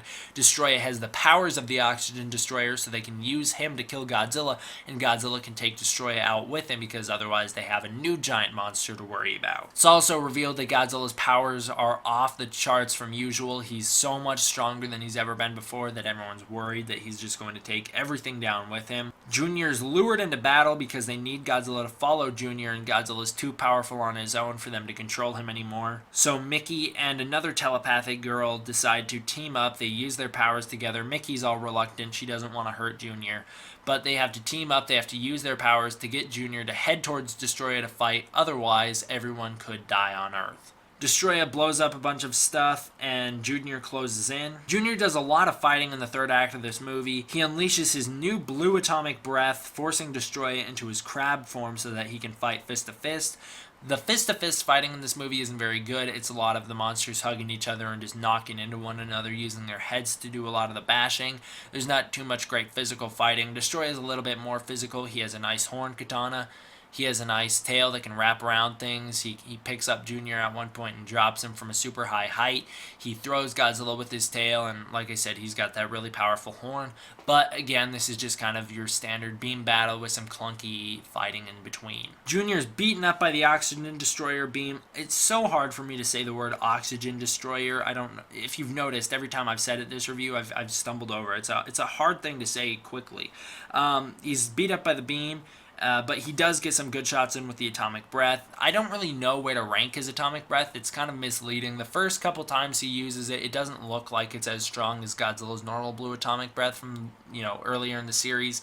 But when you see him use it towards the end of the movie, or towards this point of the movie, I guess, when he blows when he blows Destoroyah out of the air a couple times and he blows up some buildings, it does look to be incredibly powerful. So I would probably rank it around the same point as the atomic breath from Biollante and from 1985. Also, Godzilla Jr. is the same size as Godzilla from those movies because he never got that second dose of nuclear radiation that Godzilla got. Godzilla shows up, but he doesn't want to join the battle. He's just there to reunite with his kid. Junior gets his heart bitten by Destoroyah and all his power sucked out of him, nearly killing him. Junior hits Destoroyah so bad with the atomic breath that it sends him flying into a factory, and he's not to be seen for quite a while. In fact, Junior shot him so hard that he has to transform himself into the devil itself, or a lot of people consider Destoroyah's final form to be the devil. He has to turn himself basically into the devil in order to combat these things, these Godzilla creatures that he just can't fight. Godzilla makes it to the area at night, but he's only there in time to see Destoroyah's final evolution. Super X3 is sent out to freeze Godzilla right before his death so that damage is minimized. It's now talked about that Godzilla's death is inevitable. There's nothing they can do to stop it. Godzilla is attacked by the final form of Destoroyah, and Junior is killed. Destoroyah picks him up and throws him into a building from a couple hundred feet or a couple thousand feet in the air. This point is where I was talking about earlier. Godzilla's just done. He's been through it. He's just over it. He's so mad. He's pissed off. His kid just died. He's angry. He's also old. He's dying. He knows his time is limited. He's got this supercharged power. He's died before in this series. By this point, he's been killed and resurrected. Now he's watched his son die, and now he knows he's gonna be killed, and there's nothing he can do about it, and he can't come back this time. He's just done. He's ready to just end it, which is awesome. I love seeing how angry he gets in this final fight. It's one of the best things about this movie. Godzilla starts attacking straight away. He starts tearing pieces off of Destoroyah. He starts chipping into him. He's almost drowned at one point when Destoroyah drags him through the water, nearly drowning him and trying to kill him. Well, I guess Godzilla can't drown because he can breathe underwater, but Destoroyah really tries here. I keep wanting to call him Ghidorah. Godzilla gets on land. He gets to mourn his son's death for a little bit before he's sliced into pieces by Destoroyah's new horn katana power that he unveils on Godzilla. Basically, this is the point when Godzilla's dead. He's hit his limit almost. He's dying, like I keep saying. He gets supercharged, and then he just starts blasting away at Destoroyah with the atomic breath, and it's so powerful. He blows off all these pieces of Destoroyah. Basically, Destoroyah gets demolished by the atomic power, and he has to revert into his little crab forms to try and fight Godzilla again, but Godzilla doesn't really do anything. He just kind of blows him up with his atomic pulse and then keeps going. Godzilla walks over to Junior and passes some power into him by breathing his atomic energy into the dying body of Junior. Godzilla starts melting, which is awesome. His dorsal fins start melting off his back. He's superheating at this point, and he's dead. This is it. They say at this point, they're like, this is the last fight or whatever. It's like, yeah, we all know that. Destoroyah comes back for some more. He's in his final form again, and Godzilla blows half of his face off, and it's just hanging there. It's just dangling off his head for a little bit. It's crazy cool. Destoroyah really tries to retreat at this point. Godzilla just blows up parts of his body. Destoroyah's like, well, I'm dead, and he tries to fly away. He tries to retreat, but is shot down and killed. This is what kind of makes me mad, is that it could have been so cool for Godzilla to just look up and get one final shot in and just blow him out of the air and blow his head off or something crazy. But no, it's the military shoots him down with these freeze rays, and then Destoroyah plummets into the ground and explodes. Um, like I said, I'm disappointed that Godzilla didn't get the final kill on the thing that killed his kid, so there's nothing I can do about it. I think it's kind of, not as rewarding as you'd want it to be. You just want to see Godzilla win at this point in the movie. He's going to die anyways, so, what's the difference? Now, Godzilla starts to melt down. The army uses freeze weapons on him to try and stop it and minimize the damage. They're not necessarily trying to stop the meltdown. They know they can't, but they're trying to, stop the explosion or him imploding on the earth. There's a really cool connection to the 54 movie when, just like his quote-unquote father, the first of his species, Godzilla, is disintegrated into a skeleton as he melts down. Then the question is asked, not by the characters, but by the movie itself: have humans learned their lesson? Junior is the answer, and the answer is no. Humans still continue to use nuclear energy. They still continue to create weapons of mass destruction. It's a great way to tie it back into the 54's themes and allegory and everything that made that movie so great by having Junior transform into the final new Godzilla. And that's where the movie ends. It just ends with a shot of Junior turned into the new Godzilla in the smoke. You never even get to see him. It's just the silhouette. He's just roaring. That's all there is to it, and the movie ends because no, humans haven't learned their lesson.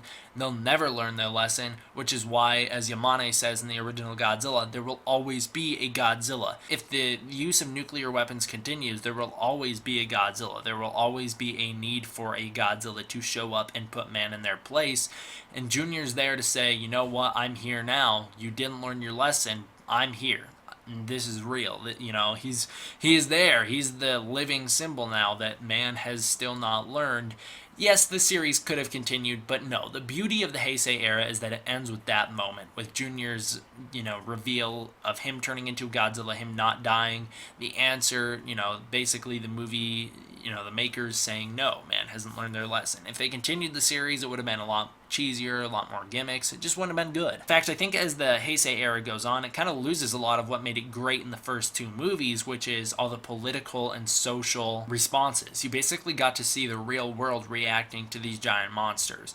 You don't really get too much of that in the rest of the series. Up until, I'd say, this movie, you kind of get a lot more of what you had in the first ones that made them so good. That's why this one was the perfect way to end the series. The human storyline in this movie is really good. I love seeing the old character of Emiko brought back. I love hearing the mention to all the characters from the 1954 movie. I think Ken's a good protagonist. I love seeing Mickey for one final time. I don't really care for the other telepath girl. I don't really care for Ken's sister. But I think Ken and Mickey and Emiko are great. I think the kaiju stuff is great. I love seeing how angry and just brutal the end fight is. I love how crazy different Destoroyah looks, how this is a really original kaiju. There's really not anything like him other than, I guess, if you want to say Ghidorah and maybe Shin Godzilla are kind of like him because they have similar origins and similar evolution powers. But for the most part, no, there's nothing really like Destoroyah other than Destoroyah. The music, surprisingly, although it's Ifukube's last job composing the music, I don't know if it's definitely not my favorite, but I don't know where it ranks. I think it's good. I don't know how great it is. There are certainly songs in this soundtrack that are absolutely fantastic. I love hearing some of the old songs from the 54 movie replayed. I love hearing Godzilla's classic theme worked into new songs, a very menacing bass-heavy, brass-heavy version of it in this movie. I love hearing the normal theme of Godzilla in this movie, and Requiem, Godzilla's dying theme, is absolutely incredible. I still don't know if it's as powerful as Godzilla on the Ocean Floor or Prayers for Peace, but it certainly is a very powerful, very good song, very sad song. I certainly has a place in my heart for being the thing that tormented me as a child. But I don't really think the Super X3 has a really original, cool theme. It's just kind of dull. I don't really think the Army has a great march in this movie like they sometimes do with Ifukube. I don't necessarily think Destoroyah's theme's all that good. It's just everything else. I think all the other music, all Godzilla's music, all Junior's music, all that stuff, I think it's really, really good. And I think the music on its own is great. I just don't think it's as good as some of his other work. The effects in this movie, like I said, they're good, but they really couldn't have been bad because they didn't use any miniatures. They didn't really do too much with the effects, so I can't really say they're like great. They're just good. They're all right because they didn't do as much of what I wanted them to do with them, but what they did still looks good. It's visually pleasing, I guess you could say. Overall, as a final entry in the Godzilla series, this one's definitely the way to end it. It's much better ending than Final Wars, in my opinion. This is the way to end a Godzilla series. Overall, I'm going to give it a 9 out of 10. It's a great movie, definitely worth watching many, many times. Really good one. So, thank you guys all for watching. I hope you enjoyed. See you guys next week for America's try at Godzilla. So, see you guys then. Hope you enjoyed. D-Man, out. What's up, everybody? D-Man back. Welcome to the 26th episode of Godzilla-Thon. This one is going to be my review for Godzilla 1998. I know a lot of you guys have been both like, is he gonna do it? Is he gonna review this movie? Will he touch on it for Godzilla-Thon? And at the same time, a lot of people have been like, really excited for this one. Can't wait to hear him tear this movie apart. Here's the thing, disclaimer right off the bat. Some of these Godzilla-Thons start out where I don't really know what they're going to be going in. Sure, I have a general script in front of me, but I don't stick to it at all. I just read the plot points and then I go from there. I never intend to make a video or rant when I do these Godzilla-Thons, but as we've seen with Godzilla Raids Again, Ebra, and Ghidorah, they did turn into rants. This video, it's not going to be a rant. I know that going in. It will not be a rant. This is not a movie that I'm going to tear into like a lot of people want me to, mainly because I don't hate this movie like a lot of people do. And now I know some people are, you know, they're mad at that opinion, alright? I get it. A lot of people don't like that opinion. Here's the thing, I'm going to justify it throughout this video. Don't worry about that. I'm going to back up my opinion. I don't just like this movie. I don't actually like this movie, but I don't not like this movie just because whatever. Like there's a reason why. There's a reason why I don't dislike this movie. Generally, one of the reasons that I don't dislike this movie is because it's very nostalgic for me. This was, for me as a little kid, this was Godzilla. Now, yeah, Toho's always been Godzilla for me. When I thought of Godzilla as a little kid, you know, I'd think of King Kong vs. Godzilla, Godzilla vs. Mechagodzilla, but then I'd also think of this one. This one was a right there go-to Godzilla movie for me. This was my top 5 Godzilla movies as a little kid. I loved this movie. And then I never knew what to call it. You know, there's so many movies just called Godzilla. I would always call this one Scary Godzilla for the reason that the Godzilla in this movie generally has a scarier design than the Godzillas I was used to as a child. You know, when you're growing up watching the late Showa era and the early Showa era to some degree, you don't really get exposed to the bad guy Godzilla. Sure, Mothra vs. Godzilla, he's the bad guy, but I never really understood he was the bad guy in that movie. I always found myself rooting for Godzilla in that movie. I never understood I wasn't supposed to root for him. King Kong vs. Godzilla, yeah, he's a bad guy, but he doesn't actually do anything that bad in King Kong vs. Godzilla. I was never used to a Godzilla that was the quote-unquote bad guy, and that's one of my problems with this movie.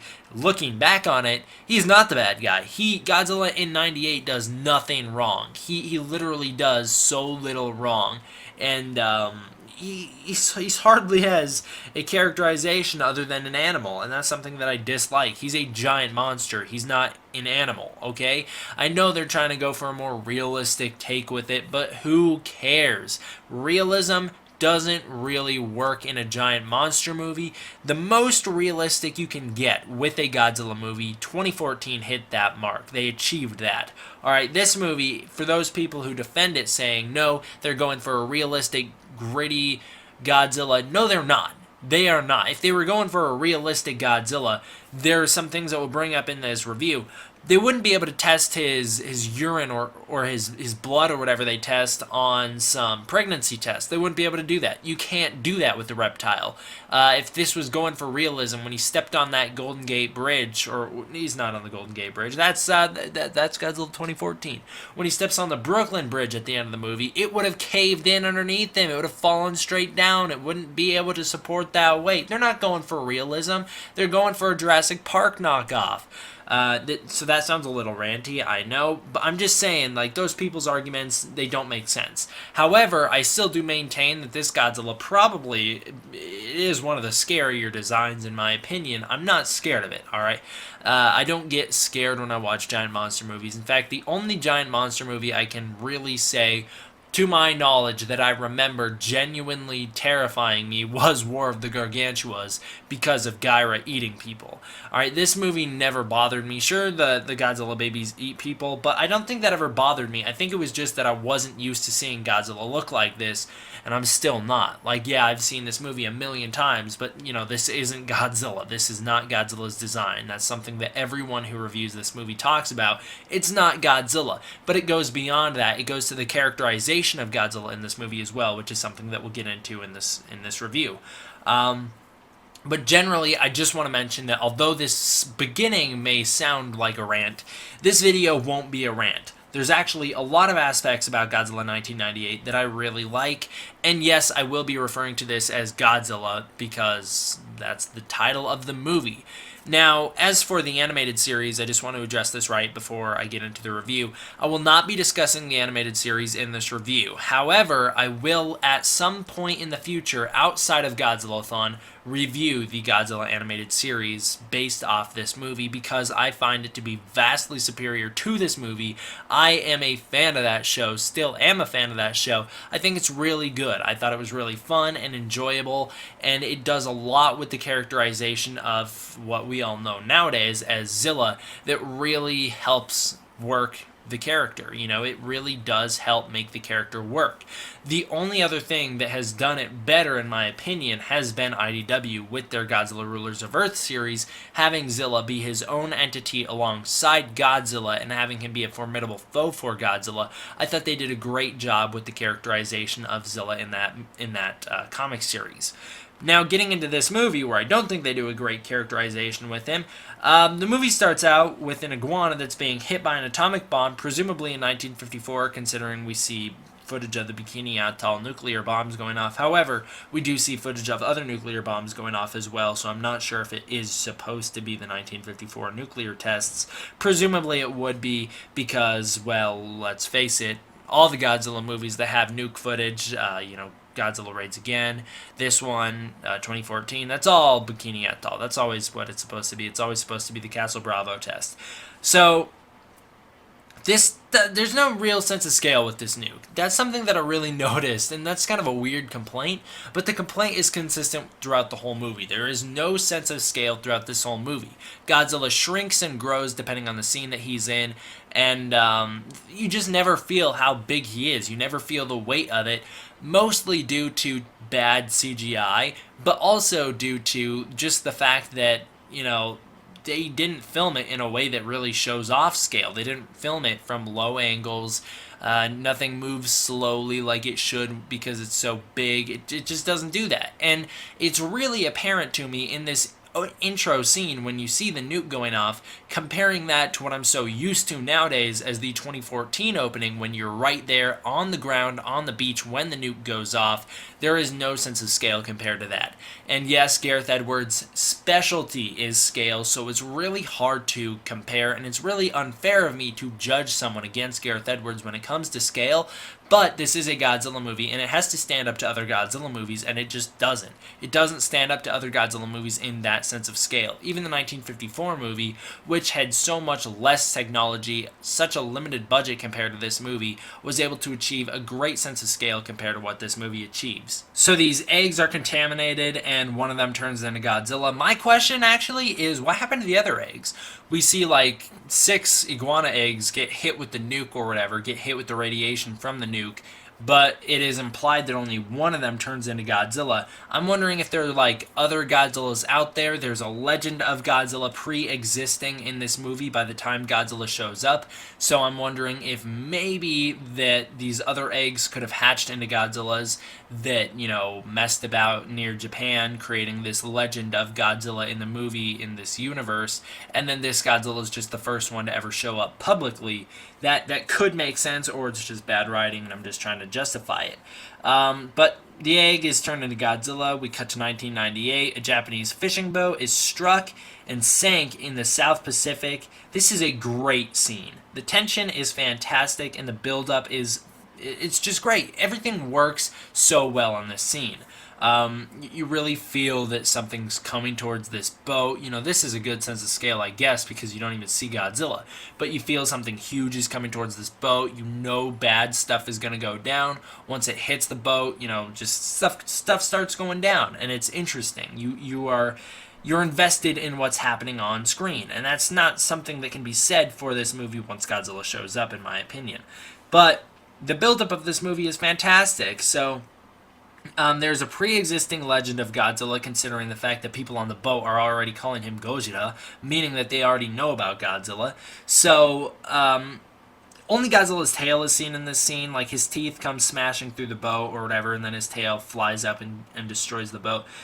That's okay. Godzilla wasn't seen in the original 1954 movie during his first attack either. When he destroys Odo Island, you only see his foot in the background or his leg. So I'm totally fine with them hiding Godzilla. And actually, I think this movie would have worked better if they kept Godzilla hidden more often instead of showing him right out there, because it doesn't really work. So we smash cut to Nick Totopoulos, or Topopoulos, or however many ways they're going to try and pronounce it, in an ongoing joke that I never thought was all that funny. Nick Totopoulos, that's how you say his name. I get the joke, supposedly, is because, I don't know, the writer of the script or something like that, his last name was always hard to pronounce or something. I'm not... I know the joke was that someone on the crew, their last name was not that hard to pronounce, but everyone pronounced it wrong anyways, so they turned it into a joke in the movie. I just never found it all that funny. I just, it's just a thing that happens all the time. So he's a worm biologist studying radiated earthworms in Chernobyl. He is reassigned to the Gojira case. Meanwhile, a French agent investigates a survivor from the shipwreck, and all the man can say is Gojira, which is a really great scene. I always loved that as a kid. I always loved hearing them say it in Japanese. I always thought that scene was really cool. And it's also another great scene because it just, there's so much great buildup. The legend of Godzilla, you really feel like, oh my god, something huge is on its way to, to New York. Something huge is headed to America. You get a sense of buildup with this movie that they don't deliver on. In Panama, Nick reveals that he works for a nuclear biology department studying creatures that were created or mutated as a result of nuclear radiation. There's a great reveal of Godzilla's radioactive footsteps when Nick's standing inside of it, and the camera pans out to reveal that he's inside of one massive footstep. It's kind of reminiscent of a shot from the 1954 movie when all the characters are standing inside of Godzilla's radiated footstep taking samples on their Geiger counter. It's kind of similar to that. The radiation aspect in this movie is faithful to the original to a certain extent. It is a big plot point all the way up until Godzilla's first appearance, and then it's not even mentioned once for the rest of the movie. So it doesn't follow up on all the build-up that it has, like I keep saying. This movie just falls flat in a lot of aspects, and even the radiation is one of those, because the whole first act of this movie, the whole, first third of this movie is all about the radiation, all about this monster, all about the build-up, and then once he shows up, it's all dropped. So I just, I can't really praise the movie too much, but the build-up is great, honestly. It really is. So we meet Alyssa Chapman, or Elsie Chapman. I called her Alyssa. That's not her name. Elsie. And I think it's Chapman. Chapman is in, the dude from King Kong, maybe. So she's a paleontologist who talks about how no one on in the area saw the monster when it attacked. It was just too big and too fast, I guess. But she's got, some sort of, relationship-ishy thing with Nick because she thinks he's cute or whatever. She's a major character in the animated series, so that's the only reason I felt the need to bring her up, because she doesn't really do too much in this movie. So her assistant, Craven, he's also a major character in the animated series, so I wanted to bring him up for the same reason. In New York, we meet Audrey, who works for a mean, sleazy news anchor. His name is Mr. Cayman. That's pretty much all that I have to say about that subplot. Elsie shows some love interest in Nick, but his heart will always remain true to Audrey, another subplot that I really just don't care too much about in this movie. A destroyed and beached ship is investigated by Nick. The boat is a Japanese fishing boat. This is the second time in the movie we've had reference to a fishing boat being sunk. Again, great reference to the original Godzilla with all the shipping boats being sunk at sea by Godzilla. Although, however, like I keep saying, they don't follow up on that. They never do anything interesting with that, like in the original. Some U.S. ships are sank. To be specific, 3 U.S. ships are sank. There's a Jaws throwback with some paralleling shots to the movie Jaws in this scene. There's another Jaws reference coming up later on that we'll talk about, but this movie feels more like a reference to Jaws and Jurassic Park than it does to Godzilla. Although this first act, like I keep saying, is very reminiscent of the 1954 movie, that is all that is reminiscent to the 1954 movie. And hearing the kinds of things that director Roland Emmerich had to say about Godzilla, how he didn't really like Godzilla, how he was making the quote-unquote superior Godzilla movie, it doesn't sound like he really added that in there to be respectful to the original, but to kind of be like, haha, I can do it better, even though in my opinion he doesn't do it better. Yes, the tension and build-up is great, but I don't think it compares to how well it was executed in the original movie. In the original movie, you really felt a sense of horror. In this movie, you really feel a sense of like, oh, something cool's coming. That's just the way I interpret it anyways. So, like I mentioned, it is technically the same general setup of the 1954 movie. Monster irradiated by nuclear bombs wakes up in 1954, sort of, and then attacks some fishing boats. But it's everything that happens after this point that just completely derails this movie. So Elsie believes that the creature is a dinosaur that has reawakened and just wasn't killed when the extinction happened, but Nick believes it's a mutation. He basically is like, based off the radiation that I found at the footstep, I can conclude that this is a radiated monster, much like the earthworms that I study. He also mentions that this is the dawn of a new species, which is a really interesting aspect that they do nothing with. They have this line and then a line later on in the movie about these, basically Godzilla being our extinction level event, and yet they never do anything crazy interesting with that. There's so much opportunity to really make you feel that this is our extinction level event. Look at Godzilla Final Wars. And then look at this movie, and it's basically just, he doesn't destroy anything, really. He just runs away. So, I like the aspect of a new species being born, but they don't do anything interesting with it. Back in New York, Audrey Animal, which is one of the best characters of this movie, which is her friend, they have dinner when an old man goes out fishing at the same time. He catches something. 2 dorsal fins rise up out of the water, and this massive wave hurtles towards him. This was always a very iconic scene to me as a little kid. This was always something that stuck out from this movie as very interesting and cool, and I love the way that Son of Godzilla does something very interesting. I always thought as a little kid, I never really understood when these movies came out. I always thought that Son of Godzilla was a reference to the 98 movie. Now, looking back, I don't think that it was necessarily the 98 movie referencing Son of Godzilla when Godzilla shows up on the island. I just think it was, just a coincidence that they are very similar appearances of Godzilla. If you don't know what I'm referring to, there's a scene in Son of Godzilla when Godzilla very first makes landfall, and he's swimming up on land, and you just see this massive wave rising up in the distance. So it's kind of a similar shot to that. Godzilla rises above a bridge, but is it really Godzilla? The design doesn't really look that similar. He's very small compared to normal Godzilla. Technically, actually, I think he might be taller than the Showa Godzillas. I'm not totally sure about that because he does tend to shrink and grow throughout this movie, but I think he's supposed to be taller than the Showa Godzillas. However, you really don't feel a sense of scale like I keep saying. He looks smaller than those Godzillas. And coming straight off the Heisei era, when Godzilla's the biggest he's ever been to this point, he's 100 meters. This Godzilla does not feel like anything. He's just so small compared to that Godzilla. It really takes away any sense of power that this Godzilla could have had. Like I mentioned, he is very hunched over and looks more like a dinosaur than Godzilla. I know Godzilla is technically supposed to be based off a dinosaur, but this Godzilla just looks like an overgrown velociraptor, which is the comment that everyone makes. And this movie just forces some major Jurassic Park nostalgia, or I guess it wouldn't even be nostalgia at the time, it'd just be some throwbacks to try and be like, hey, we're cashing in on Jurassic Park, look at that.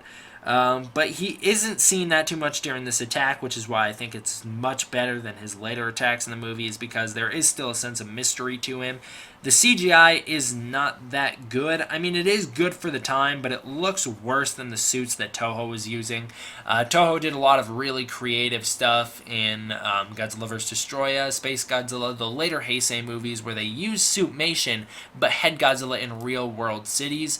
This movie could have done a lot more of that, but they did the CGI route, and it just leads to a cheap-looking Godzilla. And I know I did bag on Godzilla vs. Destoroyah, stating that they used too much of having Godzilla in real-world cities and not in full-out miniatures, but if this movie didn't even use real-world cities or miniatures, it just used CGI impositions into the real world cities, like, I can't even give this movie credit for that. Like, I have to, like, give Godzilla vs. Destoroyah credit for at least having a suit in a real city. Generally, what I'm trying to say is the special effects in this movie are actually, in my opinion, worse than the special effects from Godzilla vs. Destoroyah, which, if you remember, came out 3 years before this? Came out 3 years before or 4 years before? I'm not sure. Came out 3 or 4 years before this movie, so they should have had time to, like, make technology better in those years, but this movie still winds up looking worse. So Victor, aka Animal, gets exclusive coverage of Godzilla when he gets close and personal, getting stepped right on, like he's right in between Godzilla's toes, and he's filming Godzilla, so he nearly gets squished. That was always something that really freaked me out as a kid, was like, whoa, how did he survive that? I never, like, understood what was happening. I always thought that it was like Godzilla's foot was so big when he took a step down, there was, like, enough room for a human to be standing up underneath his foot. I never really understood that he was in between the toes until I was, like, 6, probably. I was like, how does that even make sense? But, you know, little kids questioning logic, just most little kids don't do that, so I guess that's not something a lot of people have to worry about. The real thing that the animal really should be worrying about when Godzilla steps right in front of him is all that radiation that he's going to contract. I mean, he's probably going to get cancer based off how close to Godzilla he was. However, you know, they never bring up the radiation aspect again, which is a huge missed opportunity. You know, in the 1954 movie, you have kids who were not even that close to Godzilla in the city, sitting in the hospital, and there's a Geiger counter going off on them, implying that they've taken so much radiation from Godzilla that they are going to die of cancer. Little kids dying of radiation poisoning, and this movie just completely drops that aspect so that Godzilla can get as close to anyone he wants. But there are protagonists, they have plot armor, they cannot be injured by him. Then Godzilla suddenly just disappears into the city. They even make a deal about this in the movie where they're like, how is that possible? But I'm really wondering, how is that possible? We see he leaves a massive tunnel underground later on in the movie. How is it possible that he got underground without anyone noticing? Manhattan is planned for evacuation, and they eventually go through with that later on in the movie. I forgot to mention quickly, Godzilla has a new roar in this movie. It's like a higher, whiny version of the Showa slash, not really Heisei, it's a whiny version of the Showa roar. First of all, I think it's cool that they're reusing, like, Toho Godzilla roars, but I definitely do not like the new version of the roar. Like I said, it is too high-pitched and whiny. It kind of sounds like just a generic Ultraman kaiju roar that would have used Godzilla's roar as a base stock point to go off of. There's some awkward reference to the 1994, I believe it was 94, bombings of the World Trade Center basement. It was an attempted terrorist attack to bring down the World Trade Center, for those of you who don't know. The only reason I bring it up is because there's been a lot of people, younger people entering the community, who don't necessarily understand that before the World Trade Centers were taken down in 2001, they were bombed before that. So a lot of people who see this movie and are younger are like, well, how could they have known? Like, how could they have ever said that? That doesn't make any sense. How would they have known? They didn't know. It was a different event that a lot of people don't know about. So this movie, although having the worst Godzilla design ever to this point in the movie, has yet to get bad. The movie is not good. It doesn't ever get to the point where I'm like impressed by it. I do think it has very good build-up, but by this point in the movie, it still has yet to deliver on any of that build-up, and by the end of the movie, it would still have yet to deliver on the great build-up. But by this point in the movie, there's nothing that goes on that makes me take a step back and go, wow, this is bad. That all comes at this point and on. So the American characterization of Godzilla is basically Baragon from, Frankenstein Conquers the World.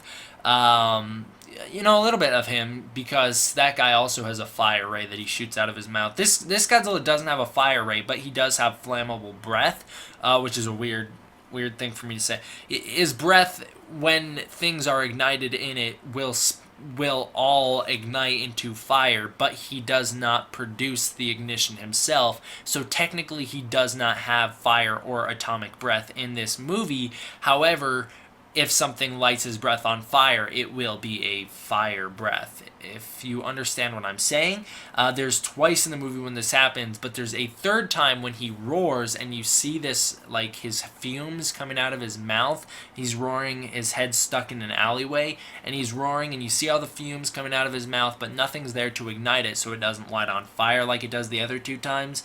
But Baragon in that movie has a heat ray, so I brought that up because of that. But anyways, the thing that I'm trying to get at here is that Godzilla's characterization is not Godzilla in this movie. He has the characterization of some other generic kaiju. It's no longer Godzilla. It's just a T-Rex looking monster named Godzilla who runs around hiding from the military, living underground, having babies. That's basically it, and that is why this Godzilla has earned the name from a lot of fans, Geno, and that acronym stands for Godzilla in name only, and that is a perfect explanation for the characterization of this character. It's very sad that they did this to Godzilla, and it does ruin the movie. And that's what I was saying. From this point on, the movie just gets worse and worse and worse. Godzilla pulls a Baragon, he burrows himself underground, giving the audience their first hint that, like Godzilla's design, the characterization of Godzilla in this movie will not match Toho's classic standard characterization. Nick comes up with a plan to lure Godzilla out of hiding and into the city. A lot of fish are placed into a big pile, and they're basically there to lure out Godzilla. Once the manhole covers are open, that was a scene that I always loved as a kid, was when Nick goes and pops up that last manhole cover and then Godzilla comes out. I always loved that as a kid, but it does work. Godzilla comes out, it brings him out of hiding. So when Godzilla climbs out of the ground, he looks really weird, by the way. This scene is kind of weird to me because he's very non-hostile. He comes face to face with Rick. He comes face to face with Nico Totopoulos. He comes face to face with him. He doesn't do anything. He just looks at him and then smells him a little and then roars at him. So he's very non-hostile in the scene. He walks around, looks at the military, he's checking everything out. He goes to eat some fish. There's another Jaws throwback with the line, "We're gonna need bigger guns." Godzilla's shot at. He dodges all these bullets, all these missiles and rockets that just blow up buildings all around him. They blow up the iconic Flatiron Building, which is a very iconic shot of Godzilla in this movie standing in front of the Flatiron Building. Wouldn't it be cool if we actually got to see him destroy it? We don't. He runs away from it, and he actually causes insanely little damage throughout this movie, and it's even like an ongoing joke that the military causes more damage than he does. Not what I want to see in a Godzilla movie. I want to see Godzilla tearing stuff up. I want to see him destroying stuff. I don't want to see him being passive and running away. Godzilla retreats from the helicopters. He roars at some trucks that the trucks explode, creating this sort of fire. Like I mentioned, it ignites his breath. It's a reference to the atomic breath, however, it is not atomic breath. The army blows up the Chrysler Building, and this is where you really realize that this coward, this characterization of this monster is not Godzilla. This is something else entirely. He bleeds all over the city, which is not that big of a deal considering we have movies like Godzilla vs. Destoroyah when he bleeds. However, it was another kaiju that forced him to bleed. We have Godzilla 2014 where he bleeds all over the city. Again, another kaiju. We have Shin Godzilla where he bleeds all over the city. Military that time, but there's a reason for it. This one, the reason is that he's weak. That one, the reason is that he's just grown so much in such a short amount of time that his back's all ripped open and has nothing covering it, so he doesn't have any defense back there. This movie doesn't justify it. They kill him off at the end. So this movie just it makes me mad. Like I said, I'm not trying to rant, and I know sometimes these turn into rants, but I feel like I did a good job. The first half of this movie is praiseworthy because it's good. The second half of this movie sucks. So Godzilla runs off or whatever and hides. Nick and Audrey reunite while Nick buys some pregnancy tests. One thing I have to mention is that this movie is always raining. There's very few scenes in this movie when it's not raining, and this is done, and I like it because it's done as a reference to Godzilla being a force of nature. However, I don't like it because it's just a little distracting. I don't like seeing it just raining all the time throughout this movie. I don't care if it's actually like that in New York. I'd like some not rainy scenes. It helps differentiate the setting and helps make the movie feel fresh as it goes on, whereas the rain just gets stale and the setting just gets stale as a result of that. But Nick reveals his plan to study these irradiated animals, and then he's going to come up with some thesis and try and stop the use of nuclear weapons in order to stop these mutations from existing. Nick finds Godzilla is an asexual reproducer. I'm totally fine with that. I've never needed Godzilla to have a mate. But Godzilla is still technically a he, which doesn't make too much sense. I think in actual biology that would make this Godzilla a she, but whatever. If Godzilla's a he in this movie, I guess he's a he. This movie already defies logic enough. So he is in New York to rest and nest. That rhymes. So he's basically there just to make babies. Audrey steals some secret top secret footage from Nick. That was a very hard sentence for me to say. Tongue twister right there, I guess. Godzilla's sighted in the city.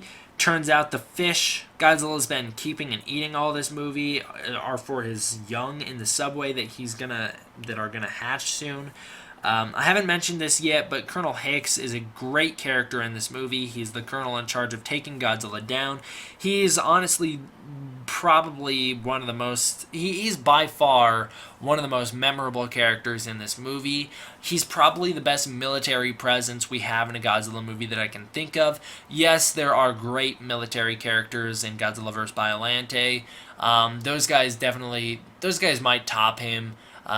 But I really do like this guy. I really do like this character, and he doesn't really do that much that's crucial to the plot, so that's why I kind of have him in here as an afterthought, but he is pretty good, so I wanted to mention him. Nick is fired after Audrey leaks the tape on the news, so Nick is fired from the Godzilla project, basically, but he's picked up by some French Secret Service. On his way to their warehouse, he's followed by Animal. Animal figures out their plan and plans to intercept them in order to get some great footage of Nick being right about the Godzilla nest, because Nick has a theory that Godzilla's in New York to mate, or basically to have babies or lay eggs or whatever, but no one believes him. So Animal and Audrey are going to go follow Nick, find out that he's right, put him on live TV. That way, Audrey and Nick can reunite and be like, hey, it's okay that you leaked all that footage and got me fired because now you've proved that I was right and everyone knows that there was no need to fire me.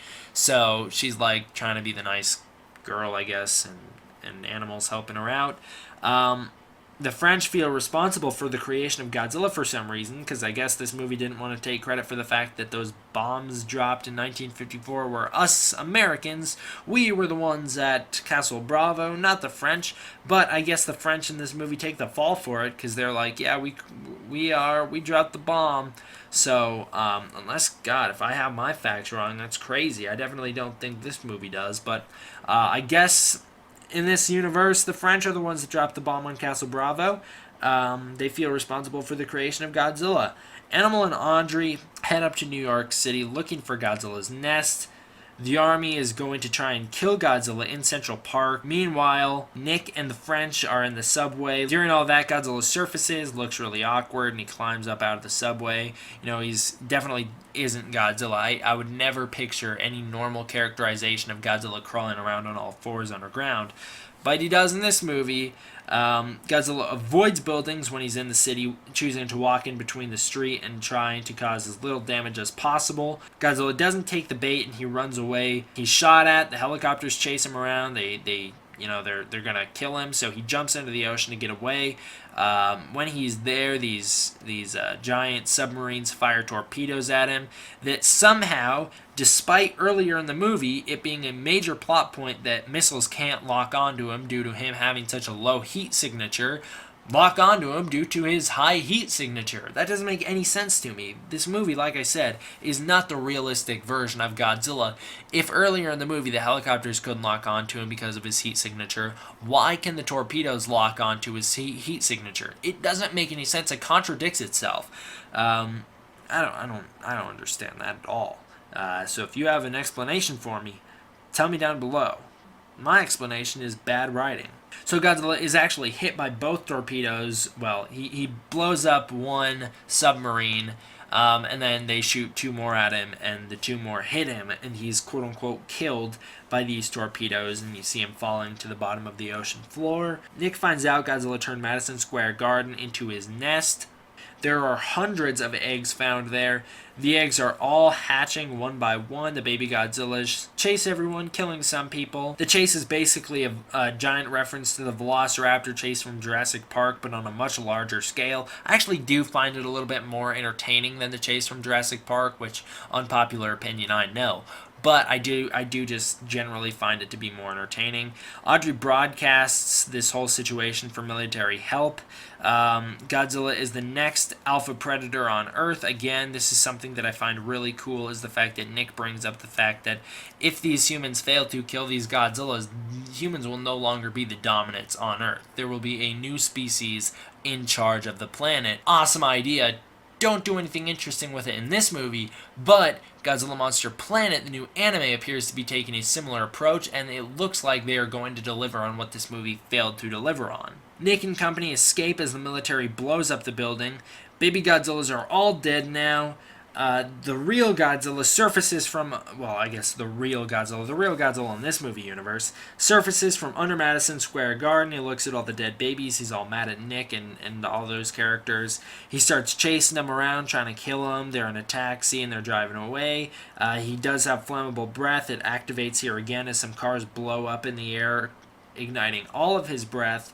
The crew basically gets eaten by Godzilla, but they escape when, I think it's Nick, stabs Godzilla with some electric wire right in his tooth, forcing him to spit them out. They lure Godzilla to the Brooklyn Bridge, where he's tangled up in the suspension wires after some giant towers fall on him, and then they tie him up. He can't get out. He's killed by some B-4 bombers that shoot him with 18 missiles. No, this is not how Godzilla is supposed to die. This is how Godzilla is supposed to die.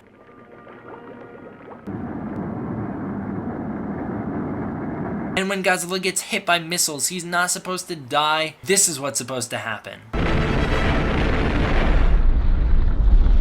Godzilla's just not supposed to die by the military. There's one rule. Military can't kill Godzilla. It's been consistent throughout all the movies. Whenever Godzilla dies, who kills him? Scientists. That's who kills him. It's not the military. It's always been science. It's a consistent theme throughout the whole entire franchise, and this movie just completely does away with it. It throws it down and stomps on it and spits on it. I hate this ending. The movie ends with one egg being left in Madison Square Garden, and it hatches, and the Godzilla baby comes out. That's where the movie just ends. Great setup for a sequel. Great setup for what eventually became the awesome Godzilla animated series. I love that show.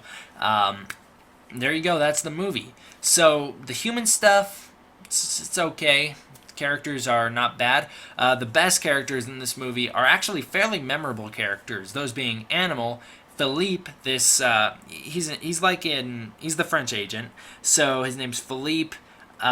Nick is very memorable, and Hicks is also very memorable. The human stuff in this movie, like I said, it's not the best. It's not like the 1954 movie, but it is good. It is entertaining at the very least. The music in this movie is okay. It doesn't really have a Godzilla feel to me, but it's not bad. The bad stuff in this movie is the kaiju stuff. It's not the right characterization for Godzilla. This is so far off from that. It feels more like a solo Baragon movie or something more like a Beast from 20,000 Fathoms Radosaurus movie. It isn't Godzilla. It just uses the name Godzilla to be marketable. That's all it does. This movie just doesn't use the right characterization, the right look, the right roar. It just doesn't use anything Godzilla. The effects, they're not great.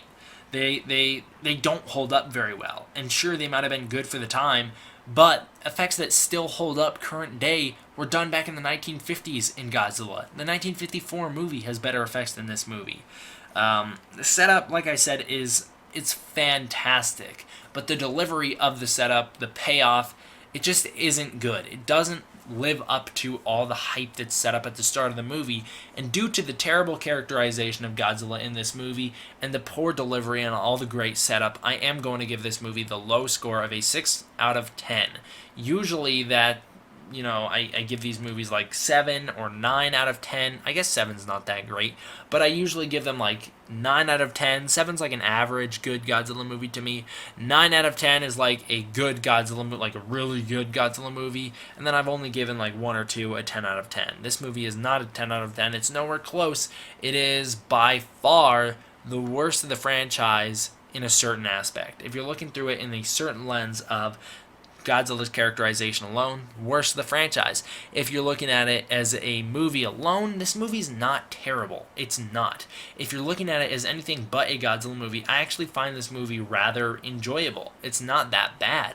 So I'm not going to give it a 1 out of 10 like a lot of people want it. I'm not going to trash this movie. I'm just going to trash the Godzilla characterization. If you want to hear me trash a Godzilla movie, go watch my reviews for Ebra Horror of the Deep and Godzilla vs. Ghidorah. Those movies suck. Alright. That's all for this episode. Thanks for watching, guys. See you guys next time. D-Man, out.